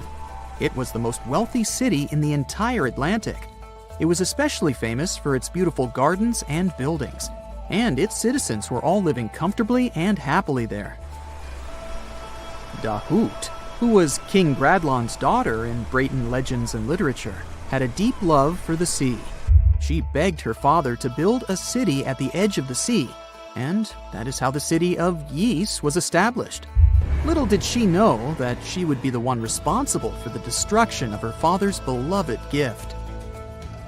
You see, since the city was surrounded by the sea, it needed to be protected by a dike equipped with floodgates, and these gates could only be opened at low tide. And the only one who had the keys to these gates was the king himself. One day, a handsome red knight arrived at the city, but couldn't pass the gates. Dahoud was so taken by him that she wanted to let him in. She knew that her father was the keeper of the only key to the city, so she sneaked into his room and stole it from him. Then she gave it to the Red Knight so that he could enter the city and they could be together. However, the Red Knight turned out to be the Prince of Darkness, and he intentionally left the gate open to the raging sea. The waves soon swallowed all of Ys. King Gradlon was able to escape on his magical horse, but Dahoud couldn't. She turned into an evil mermaid who lured sailors into the sea. Today, if you go to Quimper, a city in Brittany, northwest France, you can find the statue of King Gradlon riding on his horse. Although the city of Ys is a legend, Brittany coast locals believe that on the days when the waters are calm, you can still hear the tolls of the city bells deep under the sea, if you listen carefully. Mr. Bright then points at the Indian Ocean on the map and says, "Now, have you heard about Lemuria?" Back in the mid-1800s, a few scientists suggested that there was once a continent that existed in the Indian Ocean, somewhere close to the south of modern-day Sri Lanka. The first one to popularize this theory was the British lawyer and zoologist Philip Lutley Sclater. In his paper, The Mammals of Madagascar, he stated that he found lemur fossils in India, and not in Africa. However, this discovery was extremely shocking to him because of the fact that lemurs' original homeland, Madagascar, is much closer to Africa. He proposed that this was possible only if some larger continent connected the two once. He stated that this continent must have eventually sunk to the ocean floor. He then named it Lemuria, and hence the theory was born. People who came after Sclater took his theory a step further and thought that Lemuria was also the home of an extinct race of humans called Lemurians, who had 4 arms and enormous bodies, and were also the ancestors of modern-day humans, as well as lemurs. Of course, as new scientific discoveries were made on plate tectonics, evolution, and the study of DNA, the theories regarding the fictional continent called Lemuria were debunked. The last fictional land on the map is Agartha, Mr. Bright says. Taking its roots from Eastern mysticism, one legend says there's a kingdom called Agartha that is located deep beneath the surface of the earth. It's where all 4 corners of the world are connected by paths and tunnels. It is said that there's a secret entrance into Agartha hidden in the Gobi Desert, and it's built by Agarthans themselves using advanced technology that can't be detected by us, the surface folks. According to some beliefs, Agartha exists to counterbalance the energies of those who live above the surface. While we live in a state of rush and heightened emotions, this world beneath us is the total opposite. Some even say that those who escaped Atlantis fled here to continue their lives inside the Earth's core. And yet, others think it's actually a land that's crawling with all kinds of monsters. But there's no need to be scared, since modern science proved Earth's core is not actually hollow and is a solid hot iron ball. So you can cancel your journey plans to the center of the Earth if you've made any. Thanks, Mr. Bright. Canada is known for its snowy mountains, untouched forests, pristine lakes, friendly, helpful people, eh? And that delicious maple syrup. Now they get to add something else to the list: the world's oldest water. Back in 2016, researchers drilled down 1.9 miles and found an ancient pool of water at Kidmine, Ontario. The water was believed to be at least 2 billion years old, Not fresh water. The water was found bubbling up in caverns deep underground, inside the 3 million square miles of the Canadian Shield, one of the world's largest geological continental shields. The area endures very little plate tectonic activity, possibly explaining how the water remained untouched for so long. Scientists and researchers analyzed the water and found dissolved gases of helium, argon, xenon, and neon, untouched by any outside source. There were even traces of microbes dating back billions of years. This was a stunning find for science that allowed us to gaze back in time at a lost world. If life-supporting water can be found miles below the Earth, it could be possible to find the same thing on other planets like Mars, Saturn, and Jupiter's moons as well. Point Nemo is the furthest point from land on Earth, officially called the Oceanic Point of Inaccessibility, kind of like my parking space. It's so far from land that the closest humans to it are usually astronauts. The International Space Station orbits the Earth from around 250 miles away, while the closest populated spot to Point Nemo on Earth is more than 1,670 miles in all directions. Since its real title is a bit long, it was nicknamed Point Nemo after Captain Nemo from Jules Verne's 20,000 Leagues Under the Sea. Nemo means no one in Latin, which suits this area perfectly because there's no people around. The Crooked Forest is found in Gryfino, Poland. It's a grove of 400 unusually curved pine trees that were planted around the 1930s. They bend northwards at a sharp 90-degree angle from the tree's base, but then remarkably turn back to grow straight up into the sky. Some of the curves reach out 3 to 9 feet sideways, but the trees are healthy and many grow to nearly 50 feet tall. These crooked pines are surrounded by a larger forest of straight-growing pines. There's no explanation as to why they're bent the way they are. The theories for this strange development range from weather conditions to human intervention, but no one knows for sure. The Hamza River is one of the longest and widest rivers in the world, and it sits right underneath the Amazon River itself. At a depth of 2.5 miles, this river flows a little more than a trickle compared to the Great River above it. The push of the Amazon River's water into the Atlantic is around 35 million gallons per second, while the Hamza only manages 1 million gallons per second. Either way, there's no choice but to go with the flow. Around the same length as the Amazon itself, 3,700 miles, it's the width that stunned the science world. It's 125 to 250 miles wide, compared to the Amazon's width of about 1/2 mile to 60 miles wide. The Cave of Crystals was discovered in 2000 when miners drained water from a zinc mine in Chihuahua, Mexico. The state, not the dog. What scientists found was an enchanting cave filled with colossal gypsum crystals that were larger than 33 feet and over 3 feet wide. They were so pure that scientists were unable to work out how old they were, but researchers believe they discovered a 50,000-year-old sample of bacteria inside one of the crystals. Also known as the River of Five Colors, Caño Cristales is one of the most amazing natural wonders in all of Colombia. The area is filled with waterfalls, pools, and caverns, but the river itself is the true wonder. Every year, between June and November, the river hypnotizes spectators with amazing yellows, greens, blues, blacks, and red shades to create a liquid rainbow. A red plant that grows in the riverbed is the main cause of this unique phenomenon. Other colors come from the black rocks, green algae, clear water, and yellow sand, producing a pearly effect. The colors change every year because of the plant's growth from rainfall, temperature, and sunlight. During the rest of the year, the riverbed appears in a dull green hue. Scientists in Hawaii discovered that red algae were making sounds in the waters around coral reefs.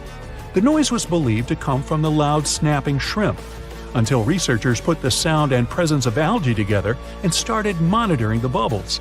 As the algae use photosynthesis for food, they produce tiny bubbles that collect on their surfaces. When the bubbles separate off the plant, they make a ping or popping sound. Reefs can be smothered and suffocate if they're covered by too many algae. Discovering that photosynthesis makes a sound could be useful for the reef's preservation. The algae could provide early warnings for scientists, so they can stop these vulnerable areas from being overrun. After heavy rains and seismic activity hit Kenya's Great Rift Valley in March 2018, a vast chasm expanded across the land. The rift measured quite a few miles long and was over 50 feet wide in some parts. Essentially, it was tearing Africa in two. Africa sits on two tectonic plates, the Nubian and the Somali plate. Deep below Earth's surface, driven by the active mantle, the plates are being pulled apart. This creates the huge, extraordinary rifts we see on the surface. It will take millions of years for the large continent to actually separate into two pieces. I won't be around then. But when it does, it'll also create a new ocean basin. The Eucalyptus deglupta thrive in the tropical forests of Indonesia, Papua New Guinea, and the Philippines, and they're like something straight out of a video game or fantasy movie.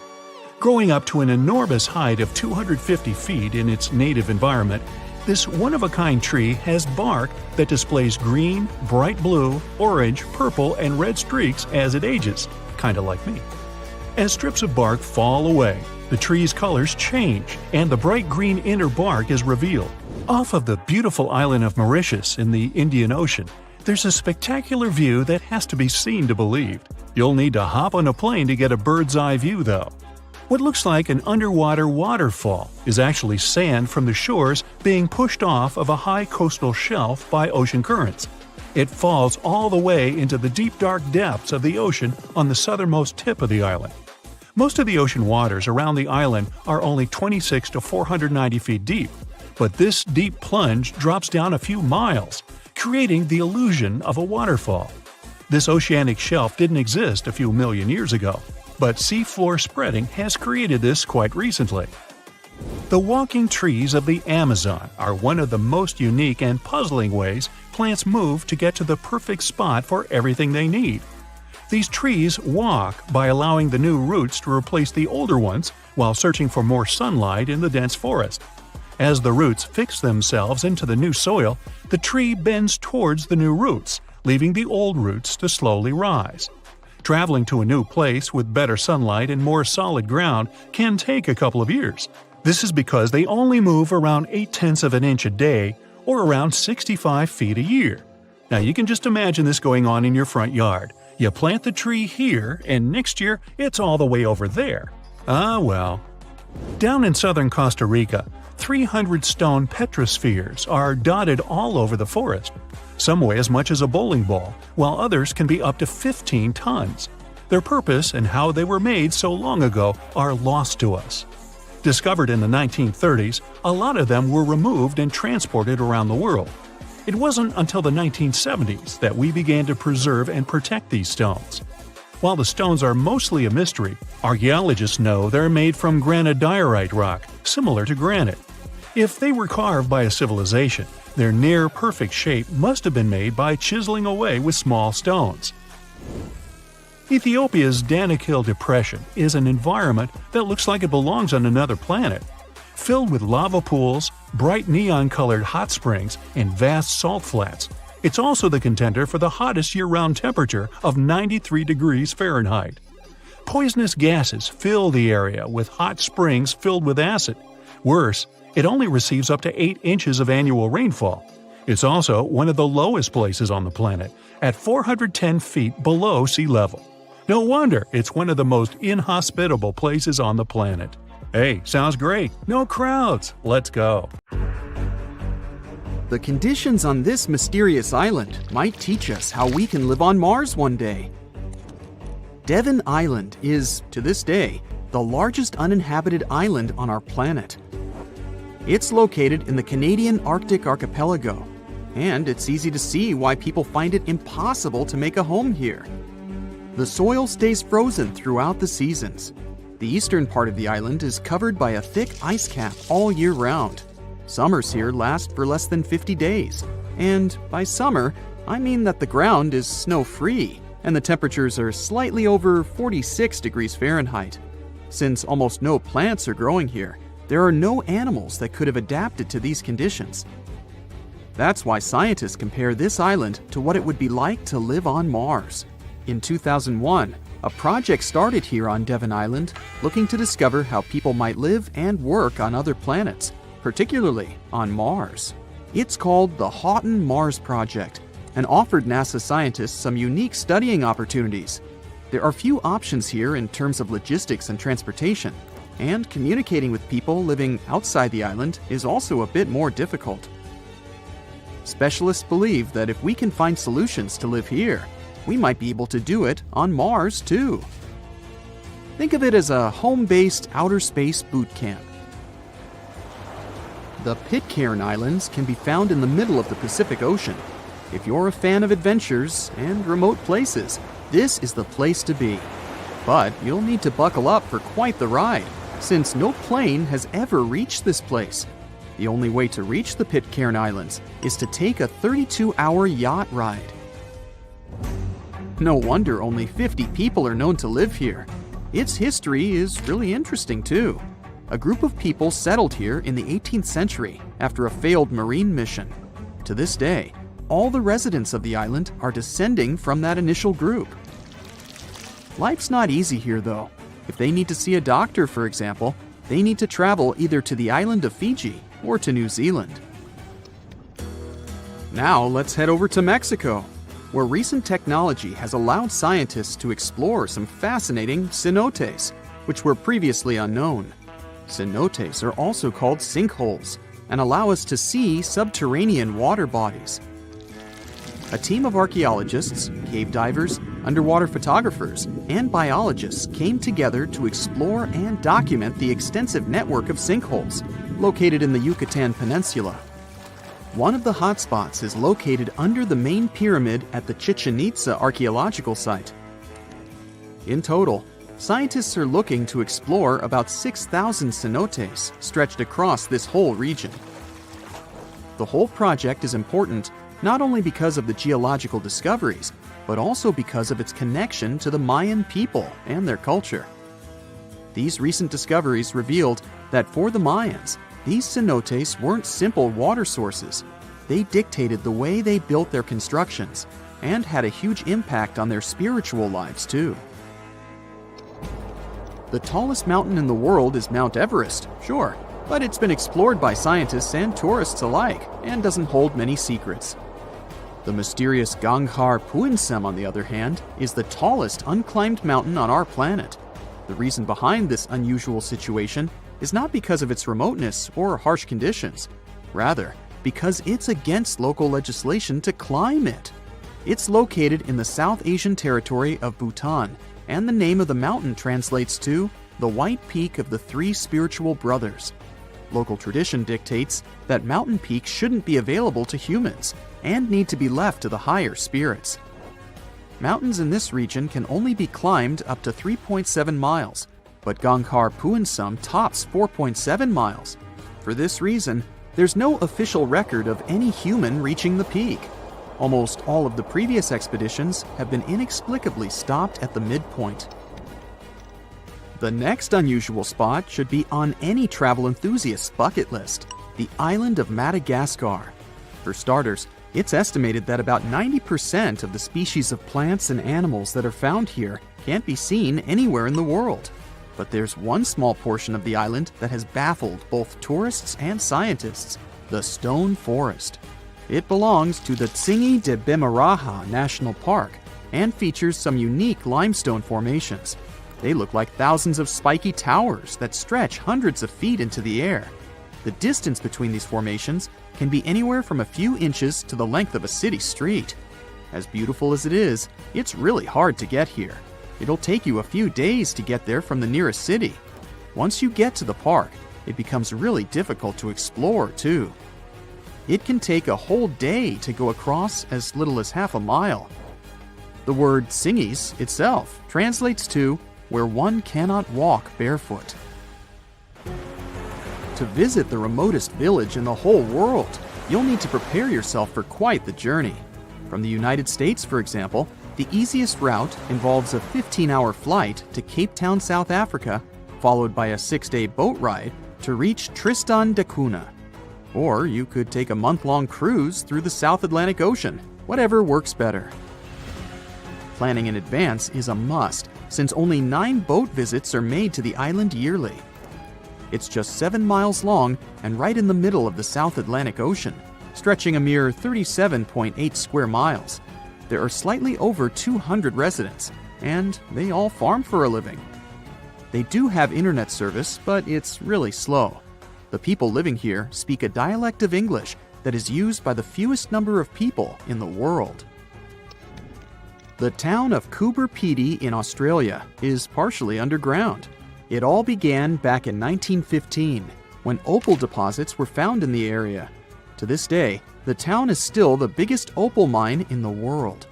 People living here figured out that it would be more comfortable for them to stick to the underground, as temperatures above ground can reach 125 degrees Fahrenheit. So, the establishment now has underground stores and galleries. Coober Pedy is also home to the world's first 4-star underground hotel. North Sentinel Island, located near India, is another pretty remote place. Not because of the time it takes to get there or the climate, but because it's home to the world's most mysterious tribe. The population living here is estimated to be between 50 to 400 people and isn't known to have any contact with the outer world. This is mostly because locals don't really enjoy visitors and tend to scare them away, even harming tourists. So, to protect them and their obvious wishes, the island is monitored by the local Indian authorities. It's believed the tribe's people don't have any immunity from modern diseases, so being in contact with foreign people might actually be fatal for the locals. On these French islands, there are no native inhabitants. The Kerguelen Islands are part of the Antarctic lands and are home to just scientists that visit on rotation. At any given time of the year, there are no more than 100 people here, and they're mostly engineers and researchers. There's no plane to get you to these islands, and few tourists are known to have visited them. The island is covered in glaciers, and the soil here isn't friendly to plants or animals. But if you're curious about what this place looks like, you'll need both the money and the time to complete the trip. You can only reach the island by ship, which reaches the shores of Kerguelen only 4 times a year. It isn't cheap to stay in these islands, and you definitely won't find 5-star hotels here. The trip departs from Réunion, and it takes about 28 days to reach the first island. Half of the time will be spent at sea, so be prepared to cover over 5,600 miles of the Indian Ocean. This just in, the world's oldest pyramid was built during the last ice age. And I'm not even talking about Egypt. I'm saying our ancestors might have spewed a 27,000-year-old pyramid in West Java. Gunung Padang is not exactly shouting pyramid.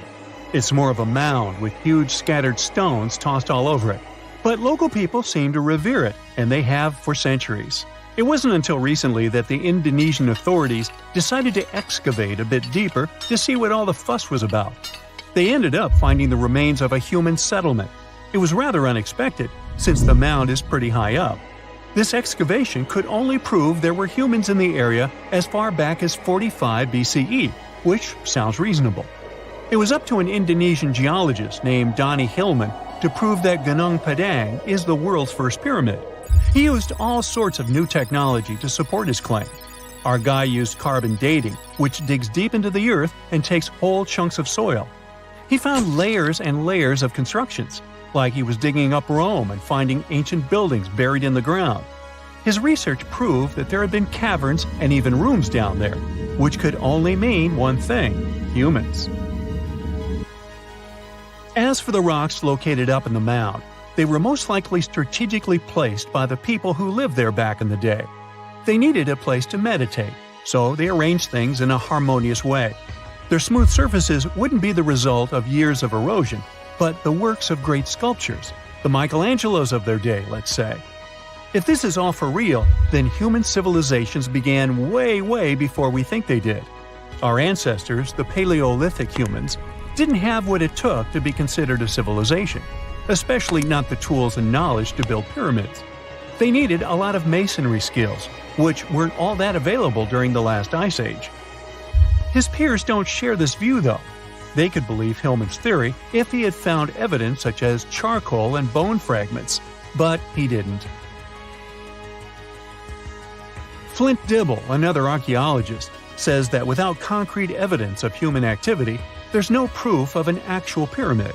In this case, all the data proves is that the soil in the mound dates back to 27,000 years ago. He thinks the rocks on top of the mound just slipped down the hill, like rocks normally do. Only a complex society would have managed to build a stepped pyramid like they claim it was. But according to Bill Farley, an American archaeologist, there's just no reason to believe there were any settlements in Indonesia during the last ice age. Now, just so you know, the oldest known ancient society with this kind of knowledge is probably 11,000 years old and used to occupy the region of modern-day Turkey. Take a look, Turkey's Göbekli Tepe. It's also not a pyramid, but it's the oldest monolithic construction made by humans. Back in the Neolithic period, a lot of people settled there, and there are proofs for it. For example, the walls there are covered in ancient drawings of clothing and wild animals.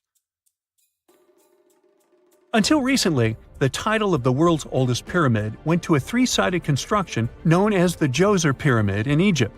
Djoser is located just a few miles south of the Giza complex in a town called Saqqara. It made its way to popular culture more than once. In the 18th century, it became a common feature in European paintings. Young men from the cultural elite did a grand tour around the world, and Saqqara was at the top of their list. It was also featured in the video game Assassin's Creed, with a digital representation way more accurate than many historical drawings of the thing. That was kind of a big deal in ancient Egypt, to build pyramids for kings to spend their afterlives. And if you thought the Khufu pyramid was the oldest one in the world, well, Djoser was built 70 years ahead of that time. The development of new technology has allowed archaeologists to make groundbreaking discoveries, and a new, or should I say ancient pyramid in South America might win the title in dispute. It turns out that pyramids were also pretty fashionable in the Americas in the old days. Among them are the iconic pyramids of Guatemala's Tikal Temple Complex, the same ones that appeared in Star Wars No. 4. But to find the oldest pyramid in the Americas, one would have to travel to Peru. Deep in the Peruvian desert, archaeologists stumbled upon a sprawling ancient metropolis known as Caral. At first, researchers believed that the settlement was pretty recent, since the site was way too complex for ancient technology to handle it. As we said, Caral is a desert town, like Las Vegas, but without all the hoopla. This means no easy access to water. And for cities like these to thrive, they need a considerable irrigation system, which leads us back to complex technologies. The Peruvians surprised us all with this new discovery. This site was huge, filled with an amphitheater, houses, and religious buildings. The whole thing probably sprawled through 370 acres.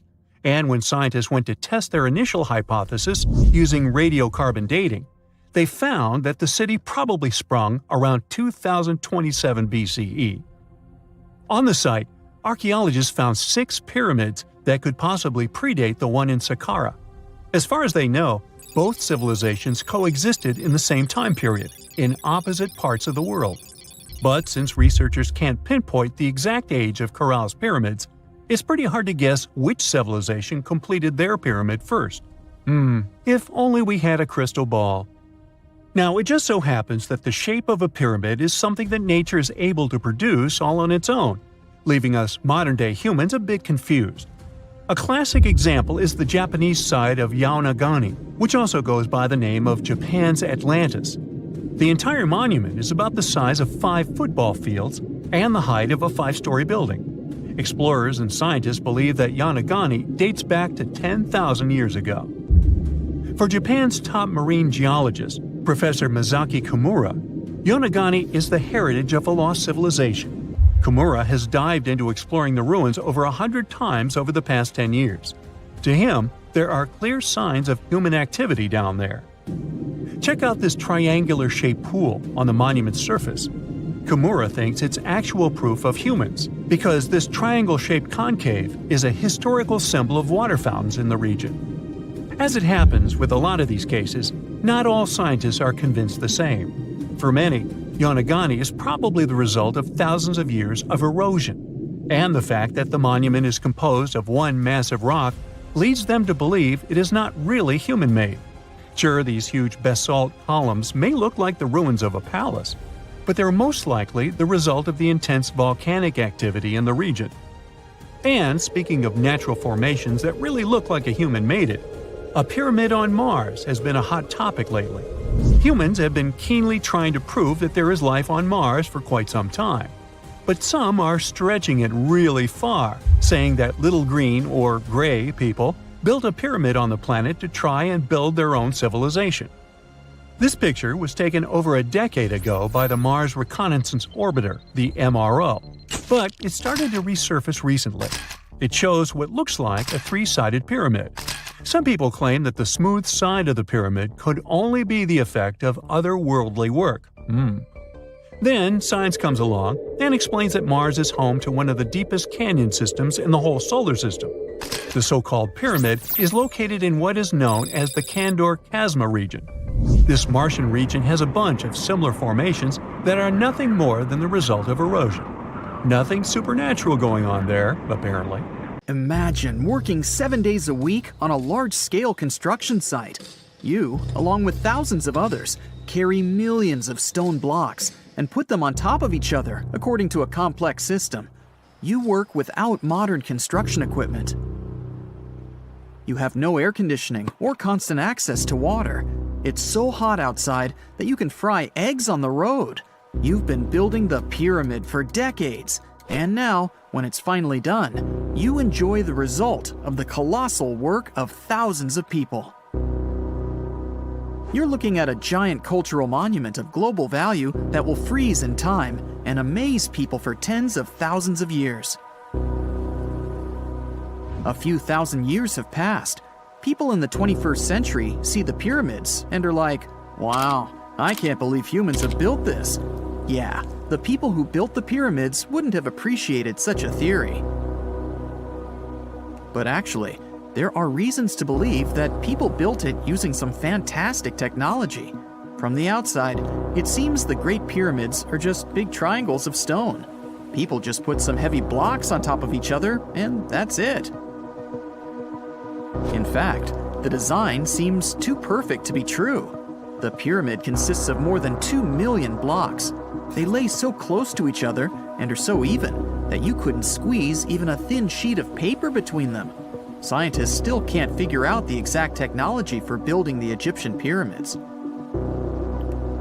One of the biggest and most famous is the Great Pyramid of Giza.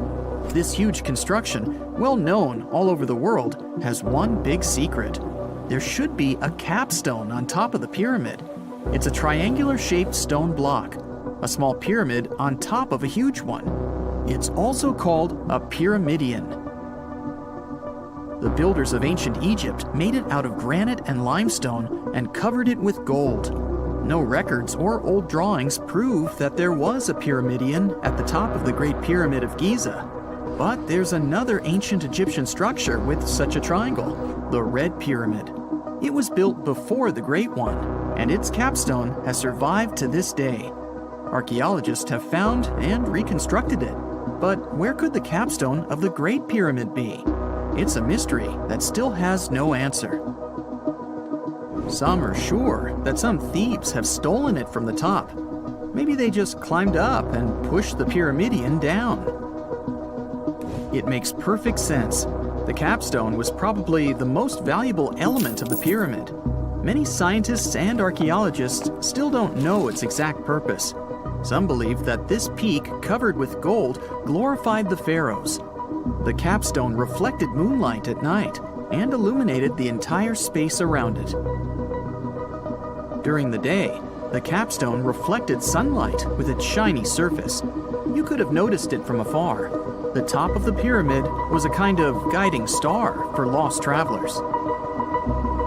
All other stone blocks of the pyramid consist of limestone. People polished them to make them look shiny.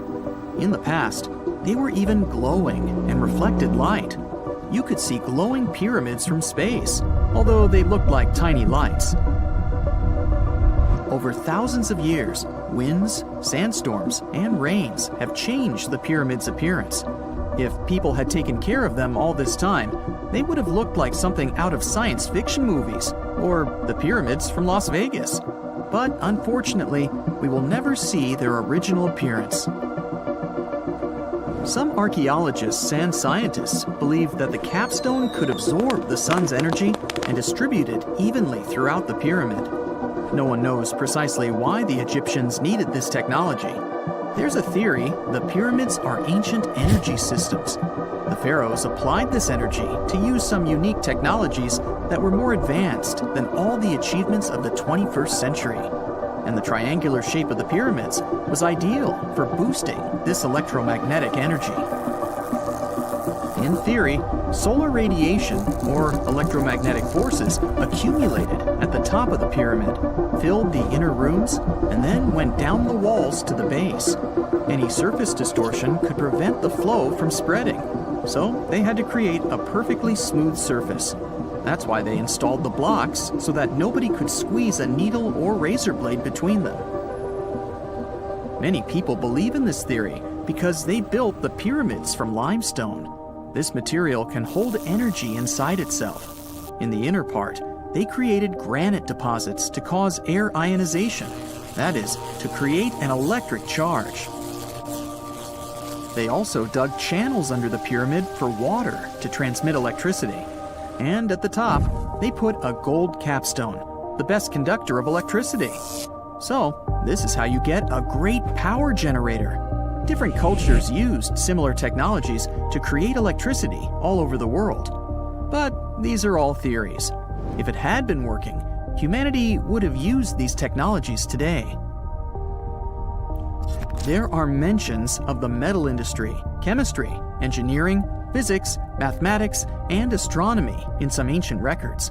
Most scientists don't believe in all these things.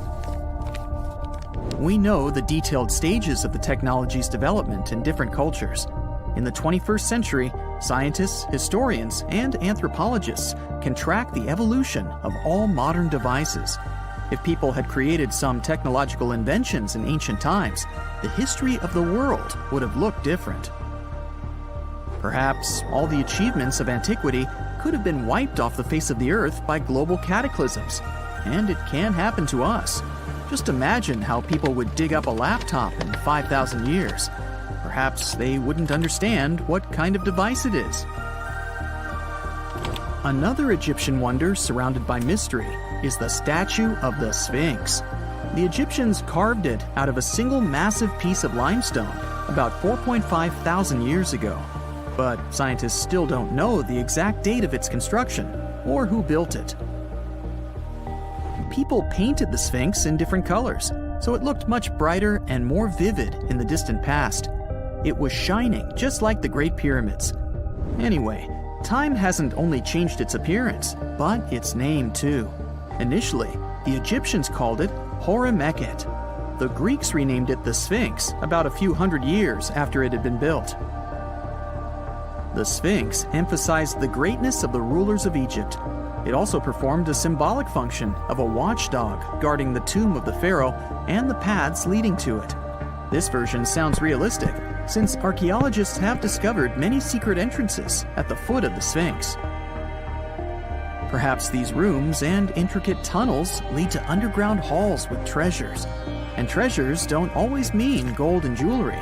According to legends and theories, the Sphinx guards the Hall of Records, the storage of all humankind's knowledge. The information about the ancient mythical state of Atlantis could be there. You can find many detailed maps of the internal dungeons of the Sphinx on the internet. They show structures 12 stories deep under the statue. It looks like a small city filled with gold, scrolls of knowledge, and various ancient artifacts. But don't believe all these maps. These are just theories. Several thousand years have passed, but people have very little information about it. Archaeologists know that there are still many strange and exciting things about the Sphinx that are still undiscovered. Some locals are afraid to research because they believe they can awaken something terrible from the underground depths. Therefore, it's mostly scientists from other countries who conduct the excavations. In 1998, scientists discovered strange tunnels leading to empty rooms under the Sphinx. They realized that some people tried to get there through tunnels in the past. And maybe those people took all the treasures that were there. One of the legends says that some powerful artifact lays beneath the Sphinx. Its technology can change the whole world, but the locals are hiding it because it can damage the planet. Some believe that you can find evidence of unknown technologies painted on the granite walls in the pharaoh's tombs. But most likely, these paintings and signs tell us the myths and legends of ancient Egypt. But what if Egyptian symbols and drawings are detailed instructions for using ancient technologies? What if the locals that lived at that time thought, people in the future won't be able to get energy themselves. Let's leave some detailed instructions for them. Anyway, there are many riddles and theories. In reality, the search for answers is a dangerous undertaking, since it's not easy to get into the underground halls. Excavations can ruin the structure of the entire Sphinx. Any person inside the tunnels may get lost and never be able to find their way back. Besides, it costs a lot of money. Now, what would be awesome is if people could invent some device that could scan underground areas and show their detailed models. Before we get into the reason why and how there are pyramids all around the world, let's talk about some of the examples. I'll start with the Pyramid of the Sun in Mexico. These folks really knew how to build a city. Their well-planned urban center spanned over 7 square miles and boasted several pyramids. But the Pyramid of the Sun is the most impressive. This giant pyramid was built way back in 100 CE and is one of the biggest structures of its kind in the whole Western Hemisphere. It's so big that it's 216 feet high above the ground. If you ever find yourself in this ancient city, you won't be able to miss the Pyramid of the Sun. It's right there on the east side of the Avenue of the Dead, the city's main north-south street. To build this incredible pyramid, around 1 million cubic yards of material were used, including a special kind of red volcanic rock called hued tezontle. Impressive, huh? We don't know too much about the people who built the Pyramid of the Sun or its purpose. But archaeologists believe there was once a temple on top of it. When explorers went below the pyramid in the 1970s, they found a bunch of cool tunnels and chambers. In 2011, they even found a secret stash of clay pots, obsidian pieces, animal bones, human figurines, and a mask. Who knows what other secrets the pyramid is hiding? If you decide to see this one, you must climb the pyramid using the 248 uneven steps on the west side. Watch your step. Sudan got some pyramids too. Nubian pyramids aren't as big as the ones in Egypt, but they still got around 200 of them. These ancient pyramids have been home to the tombs of the pharaohs of the Meroitic Kingdom for almost 1,000 years, who ruled Egypt from Nubia to the Mediterranean Sea. The pyramids at Meroe were constructed using granite and reddish sandstone. Oh, and did you know that Sudan has more ancient pyramids than Egypt? The Kushite pyramids depict the indigenous architecture and burial traditions of Nubia's Napata and Meroe kingdoms, which ancient Egypt influenced. Meroe, the burial site of over 40 queens and kings, is the most extensive Nubian pyramid site. The tomb walls depict mummified royals bedecked in jewelry, their wooden caskets containing bows, quivers of arrows, and other artifacts pointing to the Meroitic relationship and trade with Egyptian and Greek civilizations. So if you're looking for some ancient tombs to explore, you may consider skipping the crowds in Egypt and heading on down to Sudan. Let's fly to Iraq to see some more pyramids. Ziggurats have fancy receding layers and tiered temples. Instead of a smooth exterior, it has tiers like a cake. Perfect for all the important work and rituals that went on inside. You can find these towering structures scattered throughout Iraq and Iran, and they're a real testament to the power and skills of the people who built them. One of the biggest and most impressive ziggurats is the ziggurat at Ur. It's basically a giant rectangular pyramid that stands a whopping 70 to 100 feet tall, with 3 levels of terraces and a temple on top. Can you imagine how many baked bricks it took to build that thing? Try 720,000 for just the lower portion. This particular ziggurat was built for Sumerian king Ur-Nammu. Similar to other ones, this pyramid has been around for thousands of years, so it got a little rough around the edges. Thankfully, the Babylonian king Nebuchadnezzar II and some archaeologists came to the rescue in the 6th and 20th centuries respectively, and now you can find this near Talil Air Base. The ziggurat at Ur was built in 2100 BCE by King Ur-Nammu for the moon deity Nana. It was the tallest building in the city, and you could see it from miles around. It was like the medieval cathedral spire of its day. People would come here to bring their agricultural surplus and get their food allotments and seek spiritual nourishment. Sadly, the Nana temple at the top of the ziggurat didn't survive, but we do have some blue glazed bricks that may have been part of its decoration. The lower parts of the ziggurat are pretty amazing though. The architects even included holes in the temple's baked exterior to let the water evaporate from its core. Since we explored some of the pyramids on our planet, let's take a broader perspective. They can be found in many parts of the world. Egypt has over 100 pyramids, double that number in Sudan, and dozens of others are scattered in the Middle East and China. The Americas have the most pyramids in total, with more pyramids than the rest of the world combined. These pyramids are located in Mexico, Guatemala, Honduras, and El Salvador. Time to know more about the evolution of pyramids through history. The oldest pyramid is in Egypt. This pyramid was a step pyramid, which was created by placing one layer of stone on top of another. The pharaoh Sneferu is credited with creating the pyramid shape we recognize today. During his 45-year reign, he built 3 pyramids. His first 2 attempts failed, but he finally got it right with the Red Pyramid, which is considered the first true pyramid. It was Sneferu's son, Khufu, who built the Great Pyramid of Giza, which was the tallest human-made structure on Earth for almost 4,000 years. Latin American pyramids are similar to early Egyptian step pyramids, but they were built independently with no knowledge of each other.